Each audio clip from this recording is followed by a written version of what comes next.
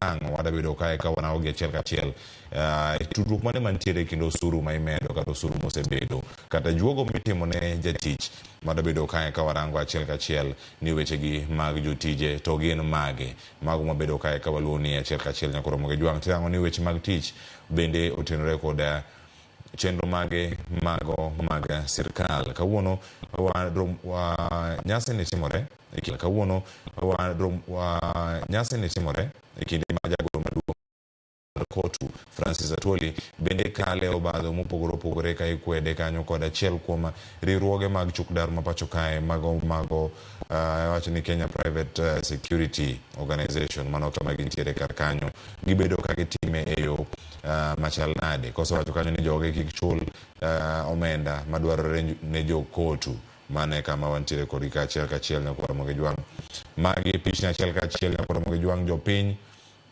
medo mana donjo achiel kachiel kacha ay alapno mar Uhuru Gardens mano kama gintiere achiel kachiel ka nyasi ni bende ibago e kinde ma ng'anyo mag lakteche bende dhi nyime mane gimoro madabedo ka bende ka warango achiel kachiel mondo mi wabed kod ng'eyo ni time yo machal nade okinyi ma kawuono nyaka Ramogi Jwang'. Mago pichni maneno kanyo jafwambo marwa Chris Owino nitiere kar kanyo e county ma Nairobi ka kendo en ma oluono chenro achiel kachiel mondo mi okonwa ni odiochieng' ma kawuono gin ber mage madhi bedo kar kacha kineno bathe kanyo nitie jogo madonjo korwako uniform machal girwako shiki gidonjo mos ka gitemo mana neno dieri ni chenro gi dhi bedo ka biro e yo machal nade adhi bedo kae kod welo ariyo oselos podium mano kama gidhi bedo kanyo ka giloso nyasi ni ka dhi bedo kanyo ka itele kod ogai mano kata jagoro maduong' mano mar kotu ma pacho kae Francis Atwoli kotene kod jotelo mamoko mag kotu ka gidhi bedo kar kae riwruok mag lakteche bende osegolo milome margi kaponi en nyasi mano mar neno kata dhialo kenge mosego ne jotich ma pacho kae en gimoro malit ni lakteche pod ntiere ng'anyo kendo pok odok e tijegi mopogore opogore. Jopiny medo donjo kwa Ramogi Jwang' range koseyaw kanyo arita kwe oridi ji medo mana donjo kanyo mondo mi ginene dier gichopo e yo moro manikare wacho ni kanyo e kama bende gichope achiel kachiel okinyi ma kawuono iwacho ni koth pod medo nyidho e county ma Nairobi ka kuonde moko bende ohula medo sase oganda mopogore opogore mano ka wabedo kae mondo mi warangi ane okinyi ma kawuono ni gin nade abedo ka kod CPA Zakayo Masiro mabende nitiere studio ma Kisumu kachiel kod ka daktari mano Dr. Fred Ato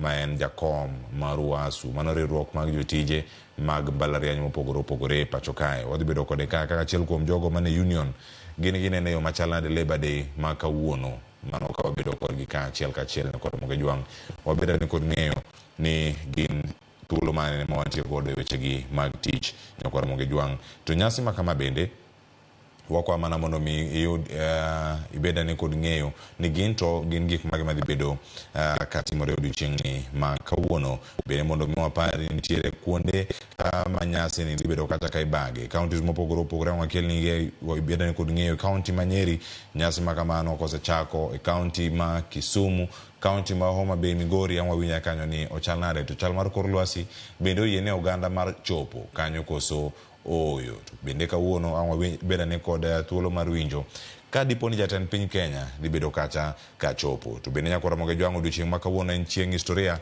mapek ahinya ne piny Kenya to ok en piny Kenya kende en odiochieng'no idhialo e piny mangima mano kama gintiere ka achiel kachiel mano ka warango kanyo tarik 1 dwe mar 5 higa ka higa mane kama nyasi ma kama bedo kata ka ibago kendo mae en marango bende jotich kata jotich mopogore opogore ratiro magi olueyo makare bende gichung' kar kendgi motegno e historia mar piny Kenya mano ka odok chien nyaka higa mar 1950 kod ariyo iwacho ni yare 1960 kod adek odiochiengni mar leba osebed kanyo ka idhialo higa ka higa, kendo osebedo thuolo ma jotije ma yudore pacho kae mondo mi odonje alap moro amora ka mibage nyasini mondo mi gibedane kod ng'eyo.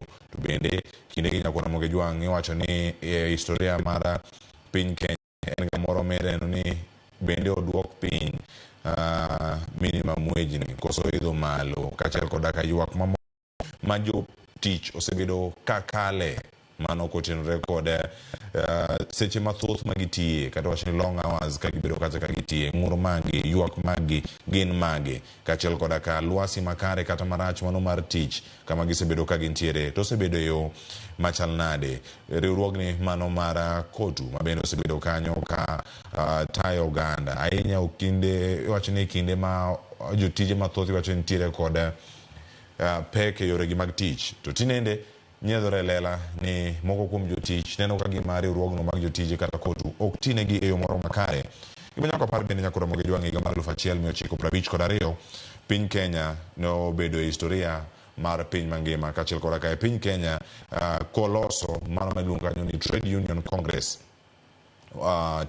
Congress of Kenya mabende luongo kanyo ni TUC. Mano e higano kanyo nochopo kanyo mondo ne adieri ma e chakruok mar kedo mager ahinya kendo maber ne jotich ma pacho kae. Osebedo kanyo ka en siro ne jogo ma osebedo kanyo ka luwo chenro achiel kachiel nyaka jogo ma nyaka sani Nyakwana Mogejwang' bedo kata kod midhiero makagi kata wechegi mag tich. Wabedo kodgi ka pile ka pile mondo wabed ni kod ng'eyo matut ni nyaka sani en ang'o ma bedo kata ka timore. Labor Day mokwongo Nyakwana Mogejwang' kata odiochieng' Labor ne odhial mokwongo e piny Kenya higa mar 1960, mano e kindego mane nitiere telo mano mag jowagunda, kendo kanyo bende nong'ere mana kaka Workers Day. Ma bende kaka ong'ere pinje mamoko Nyakwana Mogejwang', mano kiranga e pinyno ma Nigeria puluonge kacha ni Workers Day, ka nyaka sani weche mathoth pod nitiere kar kae ka waluwo nigi achiel kachiel. Pichni mineno ka Nyakwana Mogejwang' gin pichni mabiro ni achiel kachiel ka wuok e alap ma Uhuru Gardens mano mantiere bor Nairobi,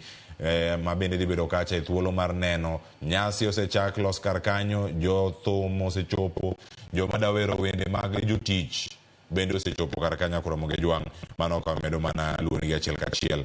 Workers Day ni bende Nyakwana Mogejwang' ni mano mane wacho ni bedo kanyo mondo mi ochop moro achiel, nokelo kanyakla riwruoge mag jotije mopogore opogore kata trade unions mopogore kaachiel koda ka workers associations mag ne gin riwruoge mag jogo mosebedo ka timo tije ma opogore opogore. Gibiro kamoro achiel mondo mi gine okenge ma gisegoyo ka nitie masinde manyien mosedonjo kanyo manyamiyo tijegi odhi e yo moro makare. Waseneno kata kinde mokalo Nyakwana Mogejwang', jogi ne bedo kacha ka pangore ka kinde machon ne itime alapni ma Uhuru Park. Bang' ka lose yangore ni giyudo thuolo mano mar loso kata mar bago rombe mopogore opogore Nyakwana Mogejwang'. To kiny ma kawuono nyasi ni wabedo kwa kelongi achiel kachiel kowuok Uhuru Gardens kanyo mantie thuolo mar bago nyasi machalo kama. Ineno kanyo jotelo medo mana donjo, to ng'eni kinde mabiro kae bang' seche madhi kata sa achiel wadhi bedo kanyo kwaneno ka jotelo mopogore opogore osechako thurore e dhot rangach mantiere piny kanyo mondo mi girakre kod lokruok mar kor lwasi kik gibed kama tek ka koth ochako chwe to nyasi pod dhi mbele, ji pod pangore ka ginyiso kit tich ma opogore opogore ma gibedo kata ka giluwo. Nyakwana Mogejwang' nyaka sani nyasi ni bedo kanyo ka ibago e counties mopogore opogore kaachiel koda ka e piny Kenya jotije kaachiel koda ka askeche mopogore opogore mago mantie sectors mopogore opogore osebedo kacha ka girango. To en ang'o maduong' ahinya ma jotije girango ga higa ka higa odiochieng' machal kamae ka idhialo odiochieng'ni mar Labor? Gibiro kumoro achiel kendo gibedo gi thuolo mar paro gigo okenge magisegoyo, lwenje magiseloyo, kaachiel koda ka chiwo thuolo ka gichiwo ler kendo gimedo kono oganda ni gin gik mage maginyabedo kae ka gidhigo nyime mano ka girango wechegi mag tich kata mag mwacho gin labor issues. Kawuono piny Kenya dhialo nyasini mar Labor kendo dhi bedo kata kod oganda mopogore opogore. Mokwongo nitiere parade madhi bedo kar kanyo, mano ka waneno anena kit kembe mopogore opogore ma gin jo kanyo mag riwruoge mag jotije ma opogore opogore. Mano dhi bedo kata ka warango parade ma kamano, kato bang'e nitiere twak kata speeches madhi bedo kata ka wayudo e kinde mokalo nyakoro mogo jogo masebedo kacha ka waneno gi jotelo mag kotu dhi bedo kacha kaloso mano ka giwuok kanyo ka gichopo nyaka malo e telo maduong' mar kotu Francis Atwoli kama bende kodhi bedo kaso dochi makawuono kapo ni jatend piny Kenya kanyo ka entiere gi lendo modhi bedo kacha ka otimo ne oganda jo Kenya odhi bedo ni otimo mane odiochieng'ni ma kawuono. Kata kamano wabedo kicha ahinya mondo mi wakoni ni gin gik mage madhi bedo kae ka timore achiel kachiel ka wuok Uhuru Gardens ma bende nitiere buo Nairobi kaka Kristo nitiere yango konwa ne matut ni gin gik mage mosebedo kata ka timore are okinyi ma kawuono gin gik mage ma bende osebedo kae ka oneno kata ka owinjo achiel kachiel ni gin mage odiochieng'ni ma kawuono. Nitie gik mathoth ahinya kora mogo jong madhi bedo kae ka waneno to bende ka wadok chien e higa mokalo gin gik mage manotimore mano kotenore kod nyasi gi mag Labor Day tarik 1 dwe mar 5 higa mokalo.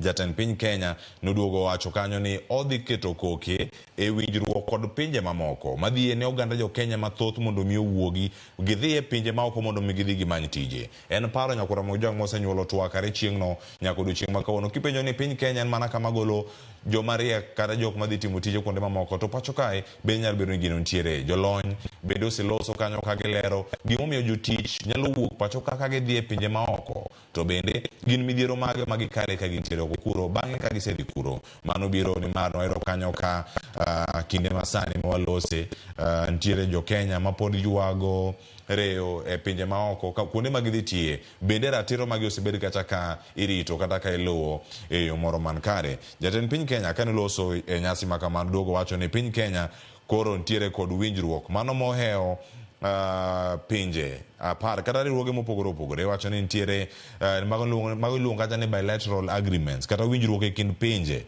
mopogore opogore mondo mi jo piny Kenya odhi otie e pinje mago mag Ulaya gidhi e pinje mag Amerika kod mago mag Middle East to Middle East kanyo wasewinjo achiedh nade ma opogore opogore e kinde mokalo. Nyasi ma kamano bende no bag Uhuru Gardens kama jatend piny Kenya ne ochope kowacho kanyo ni ero nitie joma thoth bende mosebedo kata kadhi e pinyno mano mar Jerman. Kata kamano jo piny Kenya osebedo kod penjo mathoth ahinya tije nitiere kanye singo michiwo higa ka higa piny Kenya pod nitiere kod obadho maduong' ahinya kotenore kod wechegi mago mag jotich kata wechegi mag osuru mosebed kata ka imed lu konde ma opogore opogore nyakora moge jwang mano nyasi mano bagi e higa mokalo to bende mae ne wakoni kani wamanyo Chris Owino ka wayude kaje county ma Nairobi kae kama nitiere Uhuru Gardens mondo mwane chal mar wach ni nyaka sani jok mosechopo kae to gichal nade kapok wayudo kata Chris CPA Zakayo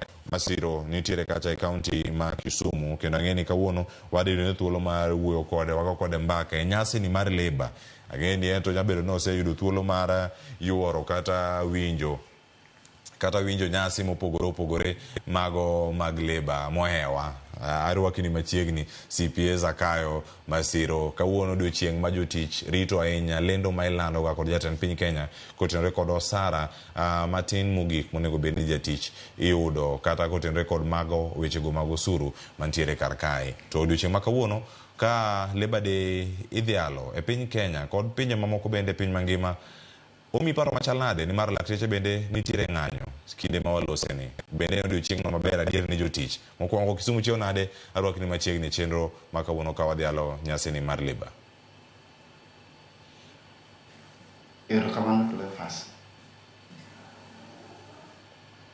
Erokamano ahinya ka intiere kanye county ma Kisumu nitie gik mathoth ahinya madhi bedo ka timore odiochieng' ni ma kawuono tadani mondo mi ikonwa in koro kakori nyasi ni mar Labor Day ochal ni nade odiochieng' ni ma kawuono kama lakteche bende pod wadhi nyime kod nyasi moro bende ma wadhi winjo ka iloso odiochieng' ma kawuono gino mane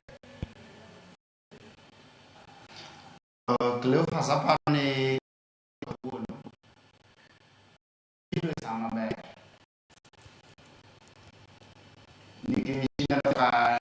dakteche bende ng'anyo kacha jopuonj bende winjo kosegolo pachgi kanyo ni ka ok omigi contract makare to gidhi ng'anyo koro seche ma gik makamagi timre to kotu bende kanyo nigi celebration ma kawuono we wawinjo ni jatend piny dwa wacho ni gigi duto gitacho labor laws chike mag jotich kod gik machalo kamago to jotich sani ng'anyo moko bende buogo ni dwa ng'anyo koro aparo ni en nyasi mobiro sama kare to we wawinjore nang'o matimre to gin mana mar jotich mang'anyo kende tie kata moko bende mantie offices mopogore gibende gin gi ng'ur moko mamekgi ng'ama winjgi maonge kata forum magidhiye magi complain maonge koro aparo ni nyasi ma kawuono en kare but again wawinjore ni jatend piny dhi lando negi ang'o to ipenja ni geno mara en mane geno tok lich ahinya nikech kumbuka mokalo cha Labor Day mokalo jotich nowe nono nonyisigi ni onge gima ni medogi koro wang'iyare gima dhi pile kata kigeno to kigeno ahinya nikech kin gigeno ahinya to bende inyalo hinyri sama ok omi gima pachi dwaro koro we warit mondo wawinji. Nitiere gik mathoth ahinya matimore kar ka erokamano ne nyasipie Zakayo Masiro to bende iwacho ni kata ka warito gik mathoth ahinya monego bed ni timore kar kae oganda nitiere kod geno mopogore opogore mano bende achiel kuom gigo ma warito ka mondo mi ang' wayude ne achiel kachiel ni giyude e yo machal nade odiochieng' ma kawuono ka iwinjo ni nitiere obadho kata achiel nade moro mantiere riwruok mar kotu winjruok e kind kweth achiel mano man kata kod Fazul Mohammed mano motelo ne jo private security organization Kenya Private Security Organization kaka jatatije kiwinjo kanyo niero kono joge niero kik uchwal omendau ne kotu kata riwruok mar kotu oketi kama chal nade kaka jalonyo wechegi mag osuru kata ka warango gi achiel kachiel e piny Kenya gino ma waneno ni osebedo kata ka irango jotich bende osebedo ka golo omenda machalo kamato ka gigole bende gin gi ratiro mar kwayo services moko makare e kinde ma gigi timore. Cleophas aparo ni mago contributions to the trade organizations to best placed people manyalo duoko penjo kabisa ni gin activists mag the trade unionists but kalure gi yore mag ng'ado omenda of course gigi ok gin gik michuno go ng'ato but biro ni kambi ka kambi nigi policy mare financial policies to kendo gin gi policies mag organizations mag inyalo join ok kambi ka kambi biro yie ni a member kata mana staff mare join a given trade union koro gima ni Fazulo wacho no to bende kare ibiro yudo ni samoro adieri ng'ato yudo gimoro ma tin kata ma ok ochomo yo ahinya to sirikal dwaro usuru kanyo to trade union dwaro bende contribution margi kanyo to sana tij trade union en aparo ni en mondo gitete haki mar jatich okay to jatich ma member margi ok mana jatich kata nikoro ni ana atiyo kamoro tamino ta member dito kotu ditateana mara mingi gitateana members maggi kata any trade organization trade union tetea members maggi to aparo ni Fazul ka wuoyo apano ong'iyo the take home amount ma ng'ato dhi kendo ni pesa ma ng'ato dhi yudo e bengi mare to kosechule moseng'ado osuru mamodong' to ayudo kendo yiene tiyo koro ibiro yudo ni samoro ng'iye kalure gi kaka ji yuto to sana sector mo concentrate kaka koro ineno security sector mag waluongo gi nang'o chuk dar ma private ibo yudo ka osebet kichulo gi marach to penjo mantie to kochula marach ochulo ni pod nyaka achul any trade union or an organization mademiyo matero dala koro bedo matin to ere kaka giteteana koro aparo ni mag gik ma ok nyal aparo ni pod en policy formulation ing'eni sama iloso chike kata chike matayo chenro mar organization kata department moro amora nyaka bed ni ywaruok chako ni bete kata sama ng'ato wacho pache kata jatelo moro wacho pache inyalo ne ka gima oyware to ok ni ywaruok moro nitie aparo ni gikore to be pod ji biro mna winjre mang'ene okay ginyalo join trade organizations to mage. Nikech bende aparo ni nitie policies mag forming the trade unions. Is there anyone? Samoro bro bet ni is there any magi gi approve? Samoro nitie moro mag bro bet ni gi approve mondo ang'o matimo mondo jogo join. Koro kapar ni sani pod en tamruok. Pod en mana policy formulations, but there are a lot of don'ts and do's. Tene nitie timma kikitimma, timma kikitimma. Koro pod wan e stage no. Pero kamano ahinya, kamano e paro, kendo kama wantiere nyaka sani, mano e kama oganda ntiere, ipenjo kanyo ni winjruok mage mantie kar kae. To ahinya e wechegi, ang'e nitie gi wendo machielo ma ja-union wacho ni yudo thuolo mar mondo mi ang' oduokane penjo ni kotenore kod kaka omenda gi ichoko madhi ne kotu, to bende itimega e yo moro minyalo wacho ni en moro ma ng'ato nyalo demand ne services makare kawuok kuom jokotu, kata ka odoko ni gidok negi e yo makare. To bende iparo ni adieri japiny CPA Zakayo, bende japiny ofuke otuch ahinya kaka mar osuru mantiere sa mwandu mopogore opogore nyaka omenda mapod imedo juogi. Iwacho ni kawuono jatich madhi e nyasi mar Labor Day kata mantiere dala onge mora ahinya e chunye, nitie osuru mathoth ahinya modonjo kar kae. Osuru ka tenore kod choko michoke kendo kamikete. Japiny omenda meda yuak kabedo chieng' ma kawuono. Cleophas mokwongo, abro duoko penjo mipenja ni to bende nitie ratich a member mar trade union mondo demand gik ma o demand gimoro amora gi the fact no contribution mare to the trade union. Trade union nigi representatives margi. Chalo school, like wawachi ni wane class 2 kata wane class 8 kata wane class 1. To ni ng'ato ka ng'ato nyalo bet ni wuoyo gi japuonj e sama ene modwaro. Ni jite iwuoyo tiende ni nitie order. Samoro iting'o badi to kiting'o badi tisiemi. Koro kata mna trade unions gin gi representation margi. Tiende ni gin gi jok motelo negi e branches. Bro ni Nairobi nigi branch mare, kibiro Kisumu nigi branch mare. Koro wachre kaka koro Kotu nigi branch mare samoro Kisumu, kidhi Western Kakamega kacha gintiego. Kamano. To piny ku e branches go nitie jomotelo negi. Koro kabe ni nitie jotich moka man gi tabu kata madwaro ni mondo winjgi. To aparo ni onego bed ni gidhi e office mar the trade union magini a member kata magini e jokanyo. To ka gisedhi kanyo to gichiwo pachgi.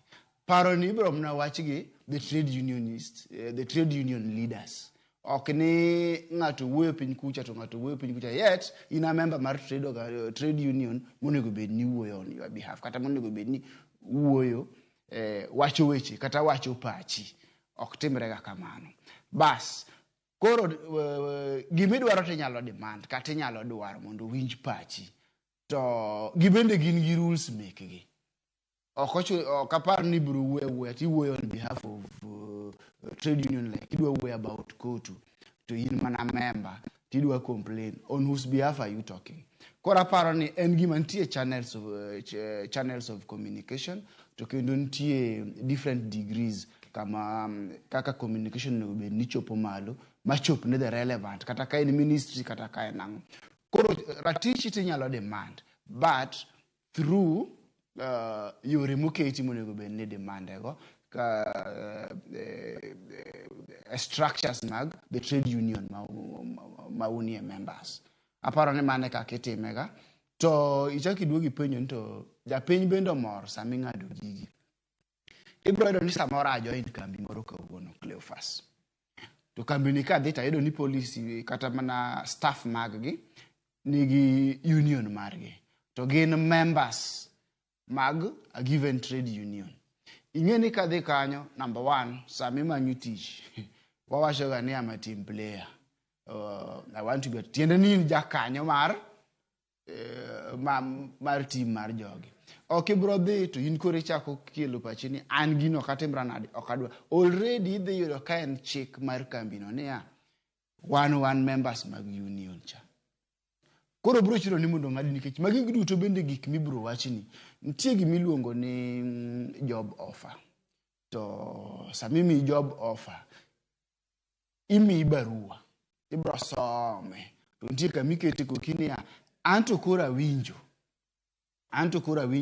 yore mag ang'owa yore kaka kambini tiyo kaka idhi chula gik monego atim gik moko onego atim leave mara ni kama ayudo maromo nadi e higa gik machalo kamago ti sign kise sign tiende ni I agree to the terms iketo kok tiende ni iyie ni mage chike makoro dhi mage chike midhi luwo to mane kaka idhi tiyo to mane gima tawala koro it becomes refresh tiende ni sasa ma itimo makosa ibro nyisi ni to sama employment contract mari wacho nang'o kama koro penjo ni chatiende niya ok ibro buogri ni bende koro ikwedo gik mane sign kitimri nadi kichopo to niyudo gi hagen kanyo koro samoro ibro dhi ok mor kata tishe midwaro lakini gie chunyi maiye ting'e ni gini to ok onego bed ni ng'ada but en policy kata en chik mar kambi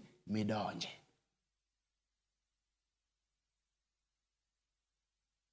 Kayo masiro ilere yo makare ta okoni ka bende nigi ja union mabende koro wadane walos kod achiel kachiel en studio karka kendo wadane amiye thuolo mondo mi omos oganda okono ni nyasi mar Labor Day ni ten mare maradi ngini ne ose diale mathoth moewa kata kamano ang ukona ukinyi makawono antiere kae kod daktari Fred Ato ma en jakom mar riwruok mag jo tije mbalariany mopogore opogore kata mano mar UASU rwakini machiegni ahinya ukinyi makoni Ramogi TV imosi oganda wa erokamano Cleophas jokanyana mamuso ukinyi makawuono kendo arwako uwe sherehe maduong' mar Labor Day makawuono kata ka ji nie sherehe to koth chwe jomoko nie floods jomoko pitero jomoko be kech chamo pesa be onge lwet ji koro ji nie sherehe to giywak iwacho ni en nyasi makawuono mar Labor Day jatich ntiere karaka ntie jok mondiko gi ntiere riwruoge mopogore opogore kama untiere bende ntiere jou teno odiochieng' makawuono mang'anyo bende dhi nyime ka ng'anyo koro donjo odiochieng' mar 40 kod 9 mano mag lakteche pacho kae omi paro machal nade odiochieng' ni mar Labor kama oganda bende osebedo kacha gi ywak mathoth osuptende ni ng'anyo ni oborumo karang'o po en gima pek ahinya ne jopiny moloyo nikech lakteche kod nurses ni oko manyiso ni thieth ok dhi maber osiptendewa in fact en gima sani koro collapse sa ahinya e mier ma oko madala kuchucho makoro kata mana kaka ji chopi kar thieth bende tek nikech koth to en gima rach ahinya nikech onyiso ni sirkal ma wantiere godo ok honest sirkal ma wantiere godo ok oikore mar luwo winjruok ma gisebet godo gi jotich aparo ni dikonywa ahinya ka sirkal nyalo dok chien mondo giwach ni gima nwasendikore gi jotich nyaka watim kaka nwawinjore kech mane mabiro kelo lokruok nono to pod ji dhi hinyore mbele ka to moloyo ka koro gi koth ma koro chwe ma pi tero ji pi muomo mier sani koro tuoche dhi medore moloyo to ni nyithindo tuoche ma suno kelo tuoche mag pi mogudore e mier ji dhi hinyore mathoth to kuma ji ring mondo dhi ogore onge nikech lakteche ni e pap bende gire ni gimoro achiel midhi wacho odiochieng' makawuono e romo midhi baga Uhuru Gardens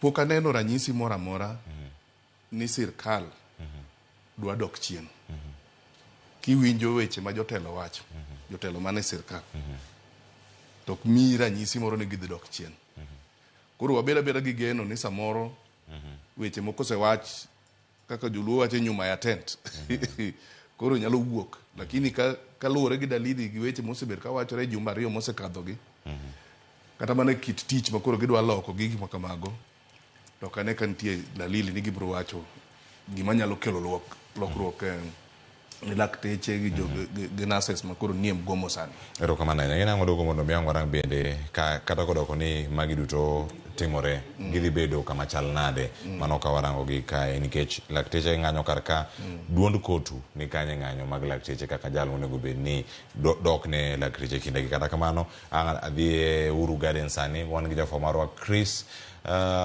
Owino ka ni Uhuru Garden so da mi wane ler ni nyaka sani chal mar wach to en mane nyaka sani okiny ma konare ochop kacha en Omondo kendo osewinjo gik mopogore opogore mago ma osebedo kacha ka iluwo kendo ka oganda osebedo ka thurore kendo donjo e alapno mar Uhuru Gardens. Chris Owino kinyalo bedo achiel kachiel ka iwuok Uhuru Gardens inyalo kono ni nyaka sani chal mar wach en mane to jopiny nyaka sani bende osedonjo jotelo ni kure to igeno ni nyasi dhi chako kar sa adi kamae ka warito odiechieng' ni ma kawuono. Chris.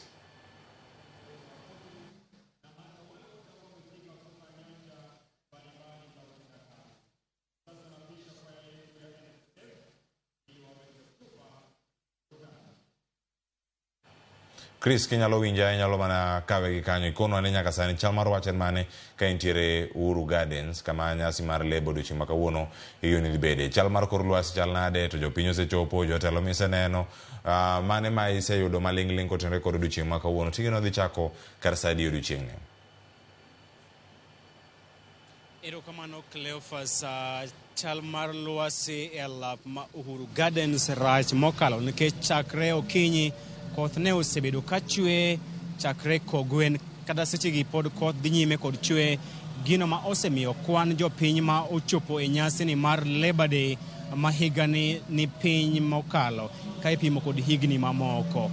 Nyaka sani jotelo ma owacho ni oseyuoro kakae onge riwruoge mag jotich ema osechako chopo kae kidam kod kwan matin mag jopiny ema osechopo kaluwore kod koth ma pod dhi nyime chwe e alak ma Uhuru Gardens e boma Nairobi kod e pacho kae mangima. Cleophas bende kae nyalo paro en ni odiochieng' ma kawuono kane ochopo odhiambo manyoro ne pod onge ler malong'o ewi kama nyasi ni idhi tim to kopo ni jatend piny William Ruto nyalo yuoro e nyasi ma kamae. Kata kamano ler mwaseyudo en ni jatend piny Dr. William Ruto biro yuoro e nyasi mar hingo odiochieng' jotich ma kawuono matimore kae alak ma Uhuru Gardens ma oba kod riwruok ma jotich ma iluongo ni KOTU kata Central Organization of Trade Union ma otelne kod Francis Atwoli kaka jagoro maduong' mar KOTU e pacho kae. Magi timore e kinde ma riwruok mar KOTU bende yudo piem kowuok kuom riwruok moro ma jotich midendo ni TUCO kata Trade Unions Congress of Kenya motelne kod Charles Muhwaya ma bende obago nyasi maket kamae e alak ma KICC mar dhialo odiochieng' jotich. Ywaruok e kinda KOTU kod TUCO osebedo ka dhi nyime e pacho kae chakre higa mar 2014 e kinde ma jatend migawo ma jotich machon Kazungu Kambi ne opuodho chako ayanga riwruok mar jotich ma idendo ni Trade Union Congress of Kenya kata TUCO bo Charles Muhwaya ma bende otelo ne riwruok mag jopuonj mag mbalariany kata KUSU e pacho kae. Koro odiochieng' ma kawuono TUCO e bo Charles Muhwaya obago nyasi margi mar Labor Day e alak ma KICC e kinde ma KOTU e bo telo mar Francis Atwoli obago nyasi mare obago nyasi mare Uhuru Gardens, nyasi ma waseyudo ni ibiro yuore kod jatend piny William Samoei Ruto. Kendo en nyasi mana kaselore ni Cleophas. Ok en nyasi man kod ndhandhu mare ahinya kaluwore kod chal mar kor lwasi koth onjao nyasi ma kamae. Mar ariyo obiro e kinde ma jotich bende ni kod kibaji kod kihondko kaluwore kod kaka piny owacho osebedo ka tayo weche motenore kod jotich. Mokwongo e kinde ni riwruok mar lakteche KMPDU dhi nyime kod ng'anyo margi ma odiochieng' ma kawuono nyono ndalo 49 e kinde ma gidwaro ni piny owacho oket moko kuom winjruok mane gikete koki higa mar 2017 kata kata CBA mar 2017 kama onego bed ni interns doctors kata mago lakteche ma interns onego bed ni ichulo osara mar shillings 206 bang'e e kinde ma gichako tich magi kaka interns doctors e pacho kae kaachiel kod medo lakteche osara kaachiel kod medo gi ngas mag tich kata promotions. Gino ma sirikal osenyonore kawacho ni gionge kod omenda moromo mar keto tim winjruok makamago ma giwacho ni biro ka omenda makore lach ma osemiyo lakteche osebedo kadhi e ng'anyo ma odiochieng' ma kawuono chopo e ndalo 49. Kopogore kod ng'anyo ma lakteche pacho kae, juma mokalo bende ne nitiere romo moyiedhi malose ewi osigo mar osara ma piny owacho tiyogo kata omenda ma piny owacho tiyogo e chulo jotich magi osara ma iwacho ni nyaka sani osechopo atamalo 47 mar osuru kata mar omenda ma piny owacho choko kata osuru mag jopiny. Ma en ataro kod chik mayango ni omenda ma sirikal tiyogo e chulo jotich mage osara onego bed ni gin atamalo 35 mar osuru duto ma ichoko kod sirikal. Mae manomiyo sirikal kotelne kod jatend migawo mar jotich pacho kae mano Moses Kuria kaachiel kod duol mochung' ne ng'iyo osara mag jotich e pacho kae Lynn Mangich ne ong'ado ni kochopo higa mar 2027 osara ma ichulo jotich nyaka bed atamalo 35 mar osuru duto ma ichoko ma ok atamalo 47 kaka timore e kindeni. Ma bende nomiyo Moses Kuria wacho ni achiel kuom gigo ma piny owacho geto mar keto e tim chenro mar chopo atamalo 35 mar omenda mitiyogo e chulo jotich osara e pacho kae en seche moko ng'iyo winjruok mag tich kata contract mar neno ni jotich okete contract moke okondik gi tich mongirore kata permanent. Koro en gima jotich pod kia ni en chung' mar sirikal, to bende kopo ni sirikal okawo chung' makamano jotich ibiro ndiko e contract kose ibiro ndiko gi permanent kaluwore kod chung' mar Moses Kuria. Kopogore kod mano, Cleophas bende osara mag jotich bende jotich ywak ni nengo ngima oidho malo, kata kamano osara margi pod ni piny. Koro magi gin weche ma okwako nyasi ma kawuono mar Labor Day. Kendo jotich e pacho kae mangima ang'e ni ochiko itgi mar neno ni to sirikal dhi medo gi osara kaluwore kod pek mar ngima kose ok dhi med gi osara. Mar ariyo, bende girito jatend piny William Ruto kod jagoro mar kotu ogol chung' mare ewi weche mane Moses Kuria owacho ni sirikal dhi chako chenro mar ndiko jotich e yor contract moka e tich mongirore kata permanent kaka osebedo e pacho kae. Mar adek, jotich bende kata jopiny bende dhi ng'iyo ni sirikal dhi kawo chung' manadi ewi ng'anyo mar lakteche masani onyono odiochieng' mare mar 49.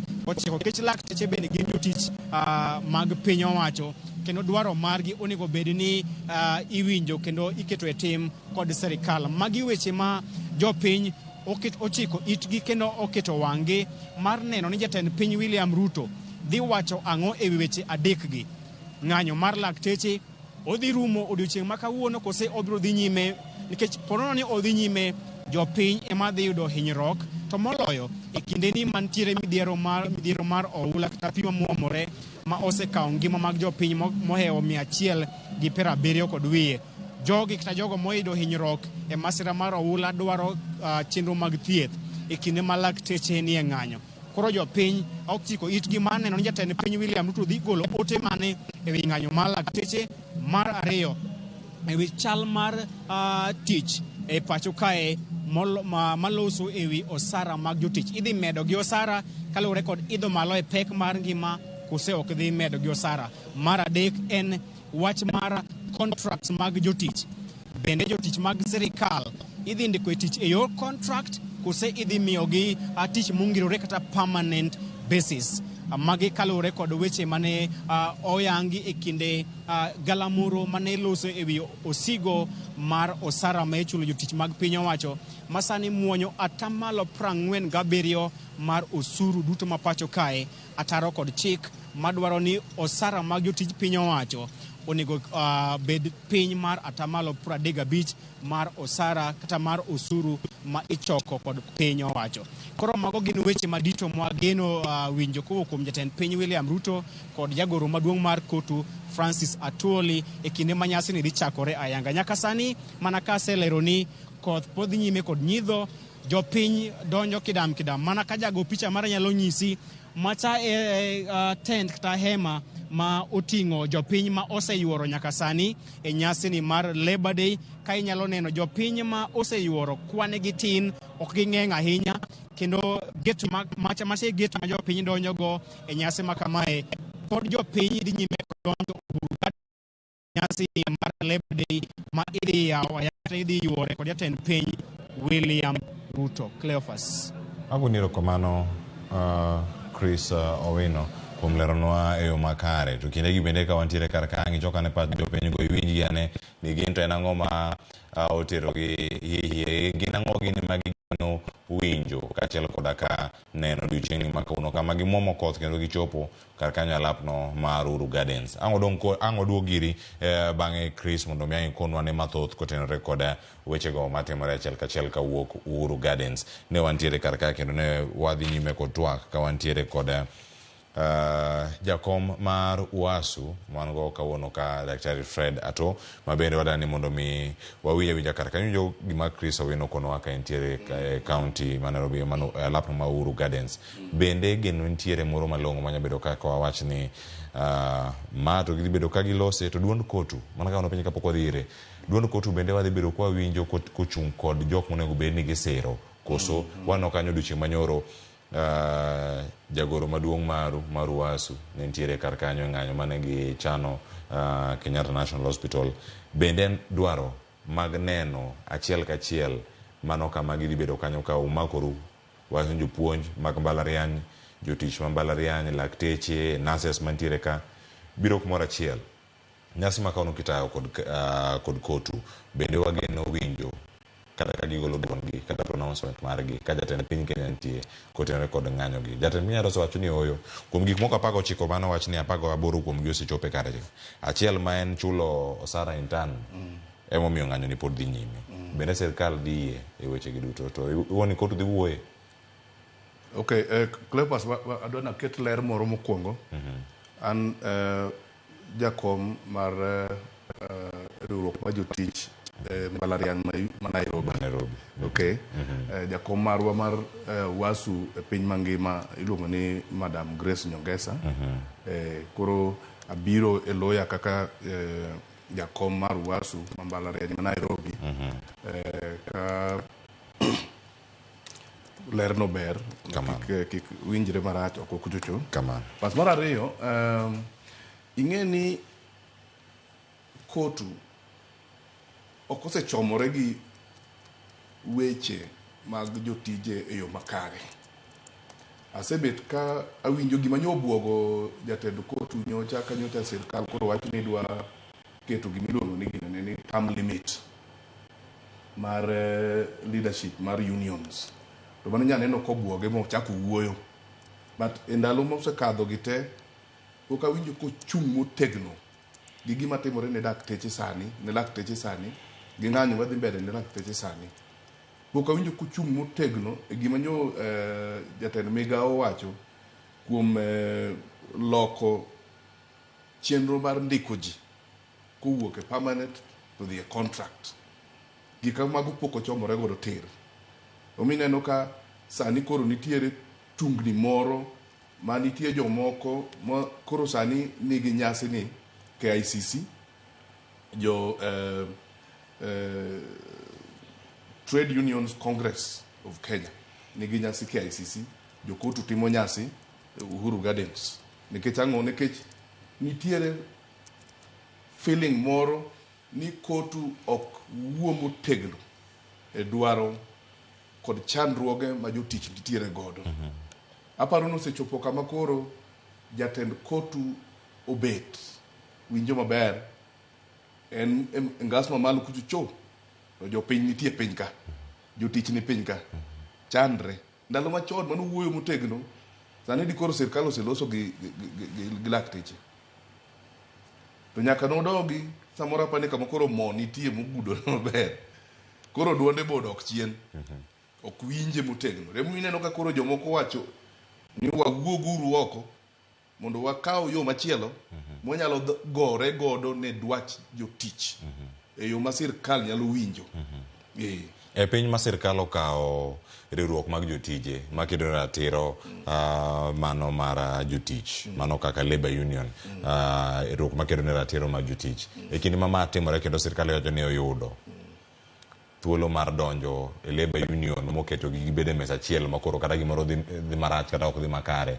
labor union oling' thi kako neno ka kotu kapo ni mane chal mar wach kama nitiere oketo jotich magi represent kama chal nani mano sida ma wantiere go nikech trade union in the world over en force motegno ma samoro determine kata mana future mar a country kuma piny dhiye ka trade unions ochung' kanyachiel to sirkal chiko itgi to nwachopo kamoro ma ng'ato nogo okang' odok chien koro yudo ka samoro jatend riwruok mag jotije wuoyo ka gima en speaker mar sirkal owuoyo ka gima en spokesman mar sirkal manyiso ni koro jotije are on their own and we are saying ni unions nyaka chung together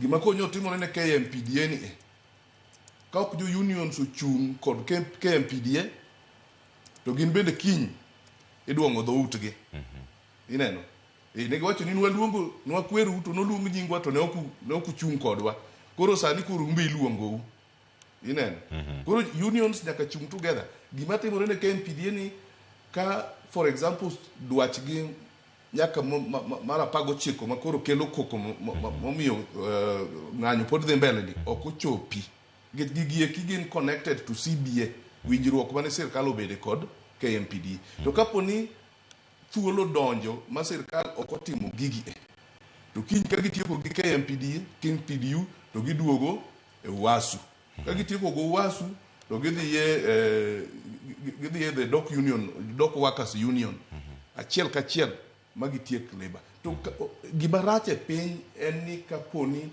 labor rights ok obedo respected ok obedo honored then workers are on their own gin kendgi yes to mano en gimarach kabisa nikech ok dibed mamor ni dhi osiptal tithiedhi gi daktari kata gi laktar ma chunye ng'ur ineno opiendi e kitanda kanyo idwa ni mondo yang'i to ng'ama dwa yang'i ni endi chunye ng'ur en gi ich wang' en gi lit ineno ok dibed mamor ni idonje klas kaka an kora jambalariany nadhi puonjo nyathi takia kaka ngadok oda adhi puonjo nyathi tan nyathina to nie ot pok ok anya chulo ne school fees ineno adhi puonjo nyathi machielo to chiega ne osiptal aonge kata pesa madhi chulo osiptal mondo thiedhe ka wanyalo weyo ma jotich chope level makoro gitiyo ka ging'ur to onge gima biro tiyore e piny ni yes nyakoro mago jwang' iwinjo chenro ni kata iluwo achiel kachiel ka wantiere kae kod wendo iwinjo kanyo chiwo lero makare kendo kamano daktari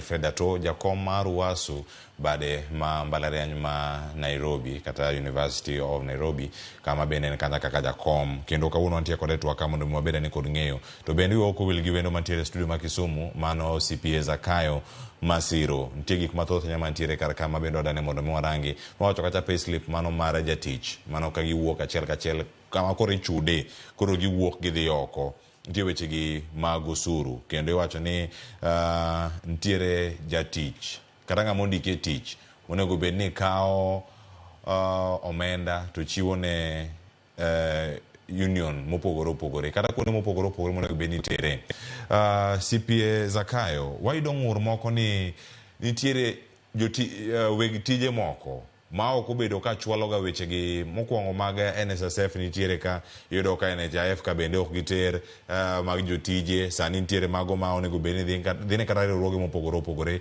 nyabedo ni moko itero kata e sako ok ter kanyo, ratiro mag jotije bende ok luwe yo makare. Ana ni mulego korka osuru monego bed ni ng'ado jotije kendo yoro ne bede migepe mopogore opogore.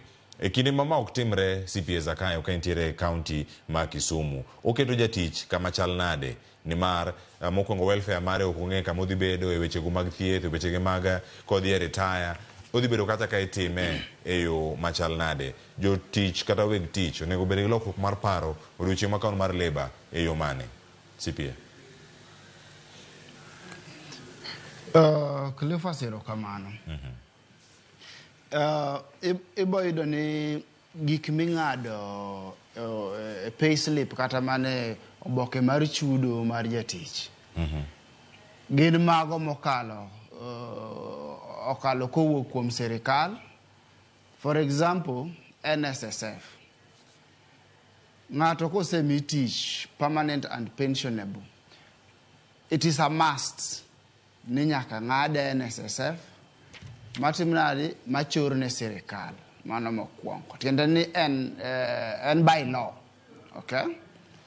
Chike mag gibiro through chike mag omenda kata chike mag tich ma e Kenya ka. Again, ibo yudo ni nitie gimoro kaka pay as you earn, income tax, okay? To koro ka income tax mwawuoyi en pay as you earn, tiende ni en giming'adi dwe ka dwe tichore ne sirikal. Ng'at ma ng'ade en wuon tich, ok en responsibility mar jatich mondo ng'ad pesa no to mi sirikal. En tich, en tij wuon tich mondo ng'ade, to kose ng'ade to choro ne sirikal. Jatich yudo mna pesa mare modong' monego bed notigo gimiluongo wacho ni net salary ema yude bank account mare. To ibo yudo ka mano bende en chik. Koro kata kwa tiyo gi gik waya, nitie jok ma bende nie trade unions ma already can be nigi contract with a given trade union ni. You are our members, each member will be contributing this much e ginene, e kiti marwa. Wang'iare ni kanyo bende samoro mamuhimu bende kanyo ne wan gi NHIF chien kanyo. Ero gidhi change nyinge to I think yes an IF or something like that. Koro ipenjo ni gigi kok otim gi yo kok otergi keto jatich kama nade. Wachak gusuru. For example, pay as you earn, income tax, tiende ni osuru michajie e yuto mari. Gini sami gole kaka wawacho ni en tij wuon tich mondo kawe ogole osacha ae to tere ne sirikal. To kokitere tiende ni keto jatich e position moro marach. Tiende ni kano bedo filed, tiende ni kano keti osendike ni ng'ane ogolo pesa makama, to ino kitere ok ichule, chieng' moro sirikal biro penji ni to pesa makama ne pok ochulwa, ang'o momiyo? Tiende ni idhi kata manyo service moro kuom sirikal, to nitie gimiluongo kata ni tax compliance certificate. Tiende ni en oboke manyiso ni in iluwo chike mag omenda tichule kaka dwarore. Kosemiyi oboke ni en ticket mar yudo service machielo. Iwinjo? Koro ibiro penji ni to ang'o momiyo in ok ichulga osuru? Ok ni ne ma ok ichule, ng'acha mano kawe to ok otere. Koro sechego nitie danger moro modhi ketie mbele, tiende ni ibiro tuoni oboke ni to koro kidwaro service machielo e bed migawo mag sirikal to ok iyudi nikech wuon tich no kotimre nade no ok otere. Koro tiende ni oketie tax liability, oketie expose to gowi kata oketie gowi moro mano konego bed ni timo ang'owa ni bete. Koro jotich weg tich duto mawinjowa, sami kawo pes jatich igolo in terms of pay as you earn, kawo pesa na achiel kachiel ter ne sirikal. Ok en pesa ni. Gima bende weg tich nyaka giga Cleophas en niya, pesa no kogoli osacha ok en mari, en mara kaka jatich. emoka pesa na to tima nade to nego beni tero ne sirikal. Koro kise kawe to kikine pek mar tero gini ne sirikal nikech iketo jatich e position moro kata kamarach manyiso no bro yware gi sirikal mbele kata kionge samoro in kama nitie no nisewuoke kata mna higni 10 mokalo kore ka gini luwi ngeni records to nitie kore ka gini luwi kendo to higni 10 mosetimre nade mosekalo. Koro weg tich ke kao pesa bar jatich tafadhali ter mondo kiket jatich tabu. Aya kendo moko wadhi are kaka koro NHIF ma ing'eni muhimu zaidi e ngima mar jatich kata ngima mar ng'ato ming'ado mare. Iyudo ka weg tich odhi mong'ado gini NHIF amount ni to kutere kucha ko kitere Cleophas again tie records NHIF de records mag members gi kata the registered members must submit their monthly contributions. Okay, gintie grades mopogre lure ni an pesa di gisani Cleophas ginoko kitero to wawache ne hawe marach kati iwuok e chiro idho pikipiki kati do kodi kati idho matatu ido kodi hawe marach yuda jali idhi thiedhi sechogo fuko ne nono gini en gimonego bedni take care of your future kata onego bedni en gima ng'iyo ngima ni mambele masani kod mambele ka gimoro timre ni sani bende nyalo yudo thieth ka gimoro timre ni seche mambele kata kinde mabiro mbele bende nyalo yudo thieth. Ibro mna yudo thieth ka your contribution kata ka chudo mari kata golo mari is up to date tiendane en gima ntie kare nyaka kawuono. Okay, to koyudi ka oken kare Cleophas bro chuni ni mondo chul sami chuni ni mondo chule ko mi thieth tindo ni dhigoli ofuki kaka jatich mondo dhi chule. Okay brother na employer ni nikech samoro in already isedonjo hospital inini otanda mar thieth ere kaka idwa ng'ise employer ni dhi chul samoro en kata kaka koro odiochieng' ma kawuono idwa mondo top up kata mondo chul mando golo cha ndeka mi thieth. Koro keto jatich e position marach ni pod nyake many pesa mondo dhi top up NHIF mari mondo kitimri nade eka mi thieth.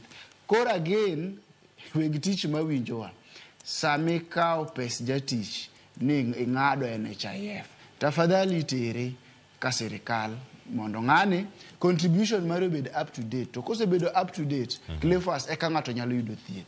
Tiende ni iketo ng'ani bedo vulnerable ma ko hinyre kata ka en gi emergency kata ka nyathine tuo kata ka en motuo kata ka jaode matuo family member mare ma is registered under this cover tuo ikete position marach ni jogi duto e henyo na jatijno kende sipieza kama masira kwa mondo miwakao yuyo matin walos mana weche mag tudruok moko kaga achiel ariyo adek to bang'e oduogo mondo dhi nyime nyakora mojwang' chenro ka wakelo achiel kachiel nyasi ni mar leba ka yuyo masane ka waduogo chenro pod nitiere chenro yudore achiel kachiel Ramogi TV kikidhi mabor.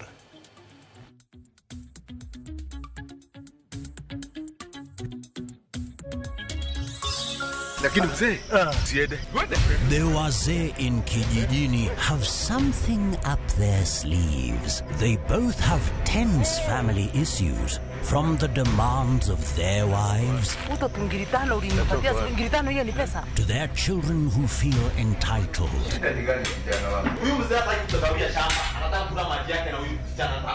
But unmarried Kamau has no place to counsel the married ones. Watch this exciting and hilarious series Kijijini only on Viusasa. Dial *487*1# or visit viusasa.com to renew your subscription.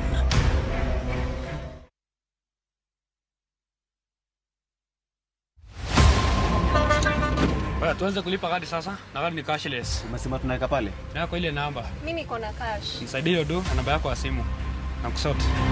Kain jawuoth mar matatu e safar machiegni kata mabor. Non kendo yang ni chulo fare mari kokalo e yor mbui. Non ane ka yudo risit mari e simbi. Kama sira ujuki kendo idwaro ni uchuli gi kambi mar okumba. Risit mari kata digital receipt eneno mari ma ibiro golo. Ka in wuon matatu dwarore kokalo kuom okumba mari mondo ibed gi yore mag chudo kokalo e lony manyasani. Mondo matatu mari oyud okumba. Mambo ni digital. Tudri gi jal ma uso okumba mondo ing'e mathoth.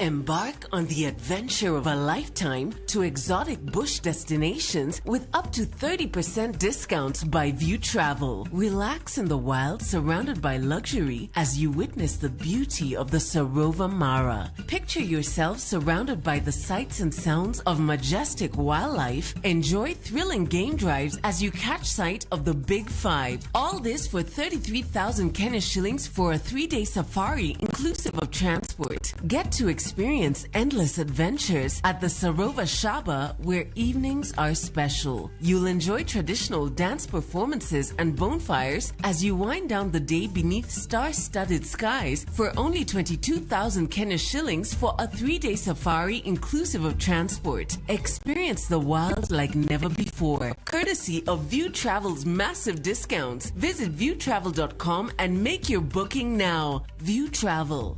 Dream, explore, discover.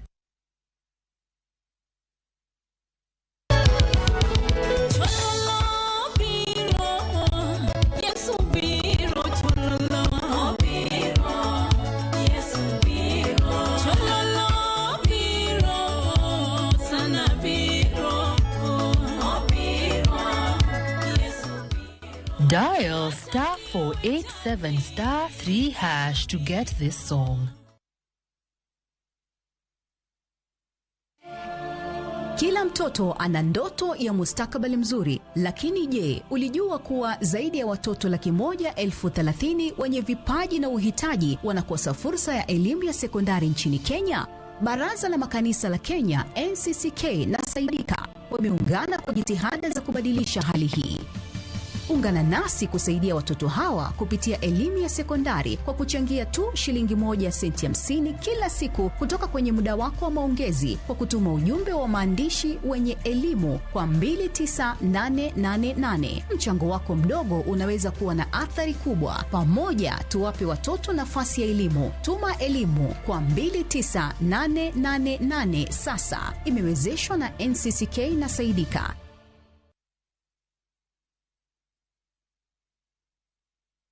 Ageno ni ano kawiro makeup mang'enya hinya. Angadio ni nitiere nyako kae momoria hinya. Introducing Kundali Bhagia in Luo. This is a story of two sisters who lost their father, and in their quest to find their mother in another town, they find love. Anaere inya Prita. Tokendo gimora more wi mora. Enjoy this romantic drama of Kundali Bhagia in Luo on viewsasa.com. Mano bera hinya. Era mit, era odake kindwa.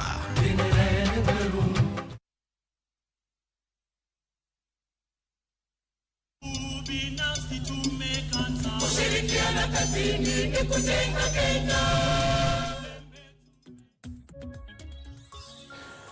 Nyakora mogejuang machiegni wantiere kendo kae chenro mwamedo koloni odiochiengni mar leba nyasi matimore konde mopogore opogore mapacho kata yenye kaunti ma Nairobi kae kama nyasi obagi Uhuru Gardens wan gi jotelo mopogore opogore mago mabiro kumora achiel wan kanyo jomiel nitiere kar kanyo gimedo mana joso ganda ikore yore mopogore opogore mano kama gintie jalup jatend piny Kenya Rigathi Gachagua bende osichopo kar kae tiwacho ni ero nitiere jotije mopogore opogore ma bende osichopo kar kanyo koro majuso kanyo kwaya mano mar jo kotu ma bende nitiere kar kae achiel kachiel Chris Owino nitiere kar kanyo e county ma Nairobi alap ma Uhuru Gardens angwa yudo thuolo mar mondo mi angwa tudre kode achiel kachiel kiani wantiere gi duol matin mwanya winjo gima dhi nyime Uhuru Gardens kato bang'e angwa duoge e studio ka wadhi nyime kod welo mantiego matin kar ka wanyalo yudo gi ane achiel kachiel gin gik mage matimore e alworano mano kama gintie kacha Uhuru Gardens koth nyalo bedo kar kanya kura moge jwang kendo nyalo bedo ni gintiere piny ahinya mano kama gintiere kar kanya kura moge jwang okinyi ma kawuono wan ka kod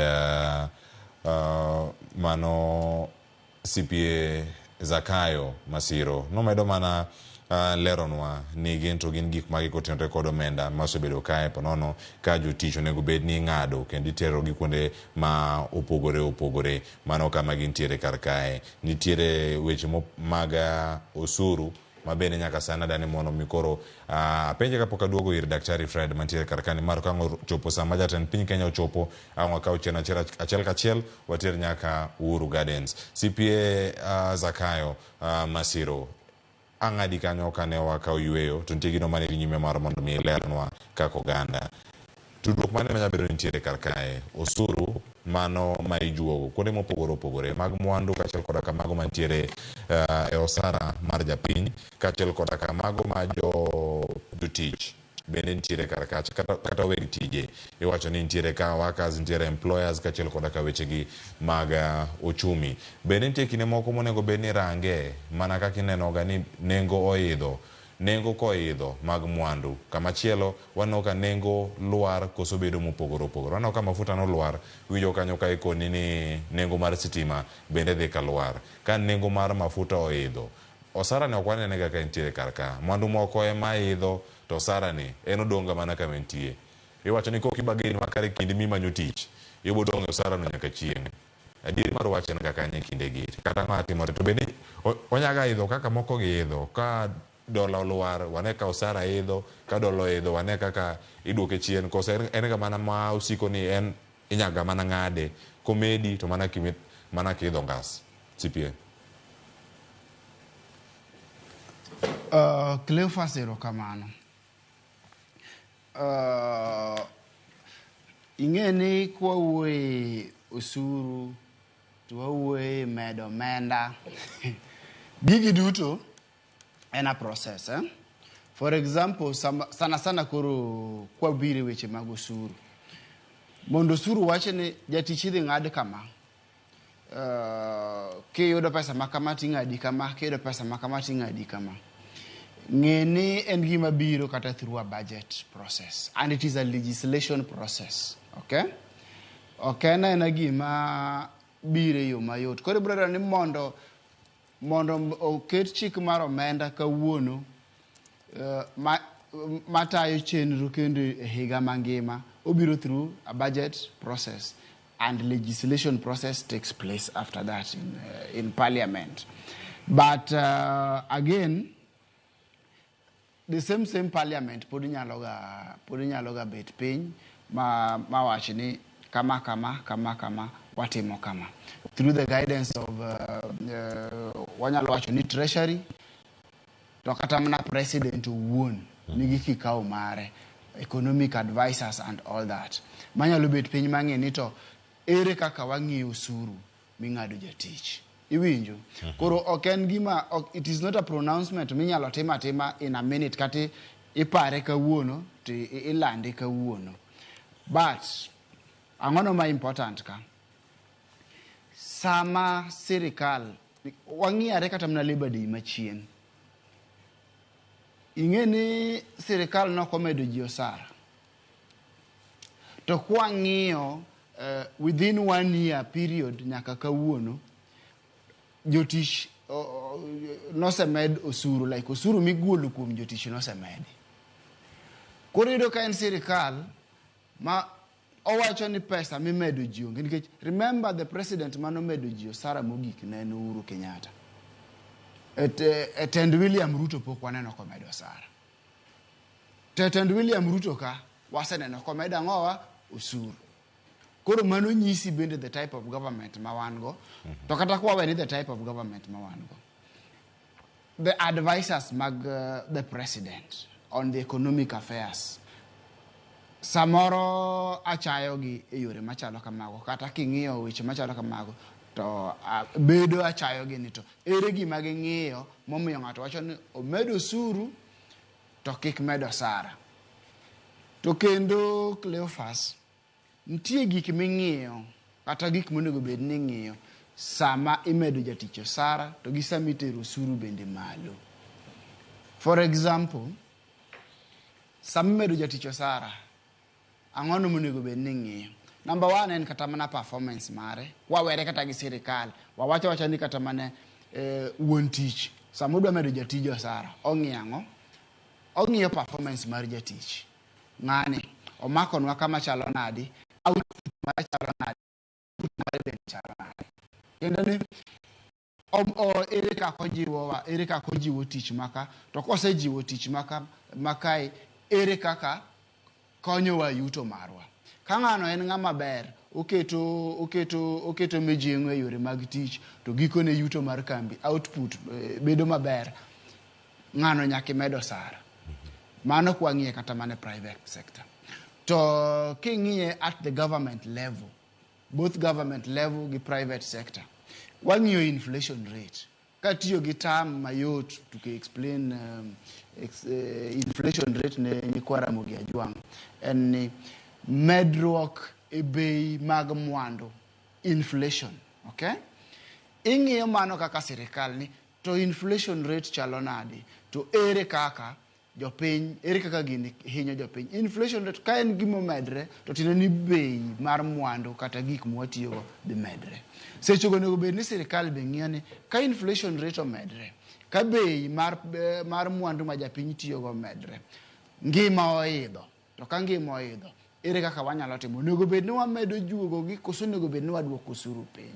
Onego bed ni wamedo gi osara, koso onego bed ni gicha dong' kama ne nitie cha? Two things. Onego bed ni sirikal medo jotich osara, to kendo onego bed ni kata mana osuru sechego dok piny. Iwinjo Cleophas? Koro nitie gik ming'iyo, to kang'e ni sirikal ne ng'iyo ang'o sama giwacho ni wamedo jotich osara kata ok wamedi.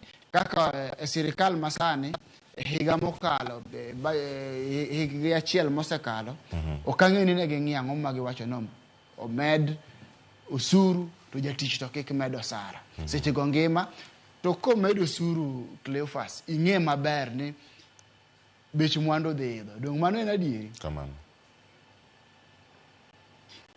Sama ing'iyo well-being mar jatich, kata ing'iyo ngima mar jatich, ok en mana osara moyudo no kende. Wang'iyo kata mana osara neno koseyude, to odhi time nadi? Nyaki survive. Tiende ni nyaki chiem, nyaki tim gik nyithindo nyaka dhi skul kamano. Ang'o gang'o momedre e yore gik modhi timo gosara. To mage makoro inflation rates donje, to kanye makoro yudo ka other taxes donje kaka moko manyegi medo chien kacha. Tiende ni taxes go affect bei mar mwandu ma japiny dhi timo nade, ma japiny dhi yudo kacha. Koro sami medo osuru e osache, imedo bei e gik monego bed no chamo kata motiyogo e dala kata motiyogo e ode, to ability mare kata teko mare mar ng'iewo gigi tiduoko piny. Tiende ni medo ni osuru. Koro gigi to hinyo jatich. Kamano. To gigi generally affect kata mana economy. Wawachi ni koro Cleophas, sama ability mar japiny odok piny, mar new purchasing power or purchase power mar japiny odok piny. Kamano. Kata mana sirikal wuon obende ok onyal yudo pesa modwaro. Tiende ni konego bed nadhi nyiewo mwandu moro e supermarket, kata onego bed nadhi nyiewo e duka, dawinjo ni bech omedre to pesa na onge go, ok abro dhi nyiewo mwandu no. Iwinjo? Sama ok anyiewe, ta en gosuru moro e wiye, sirikal bende ok otimre nade, ok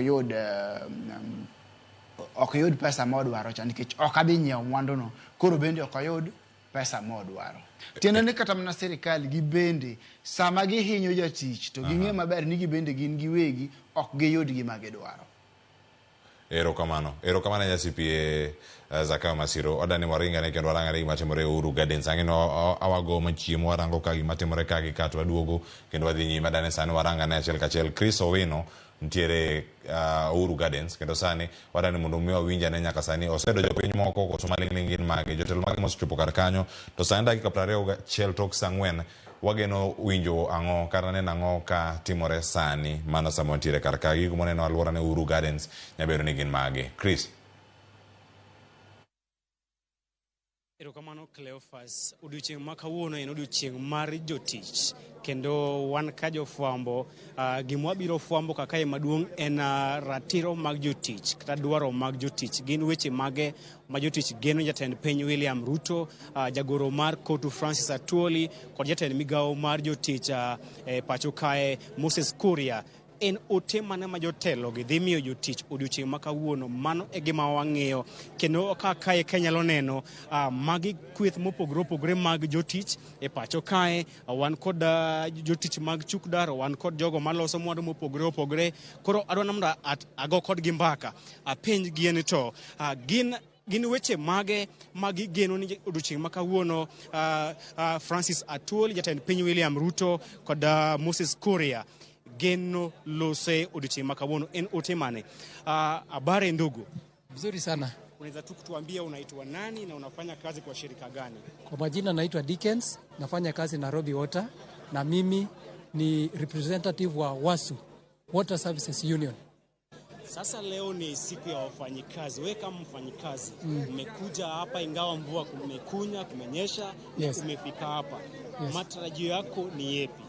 Yes, matarajio yangu na expect Bwana Atwoli atusaidie, atuokoe katika hii uchumi ngumu ya hii serikali. Tunasema ya kwamba Bwana Atwoli asimame na sisi, na sisi tuko na yeye kama Nairobi Water, kama water services sector. Sherehe hii itawenda kuidhinishwa na Rais William Ruto. Je, ni ujumbe gani unatarajia kutoka kwa Rais William Ruto? Kama rais wetu, Rais William Ruto, tuna expect mazuri sana kutoka kwake, kwa sababu uchumi imekuwa ngumu. Tuna expect atuongezeka kitu ndani ya mfuko, tafadhali, kwa sababu kwa saa hii mambo ni ngumu huko nje, kuna floods, kuna mambo mengi.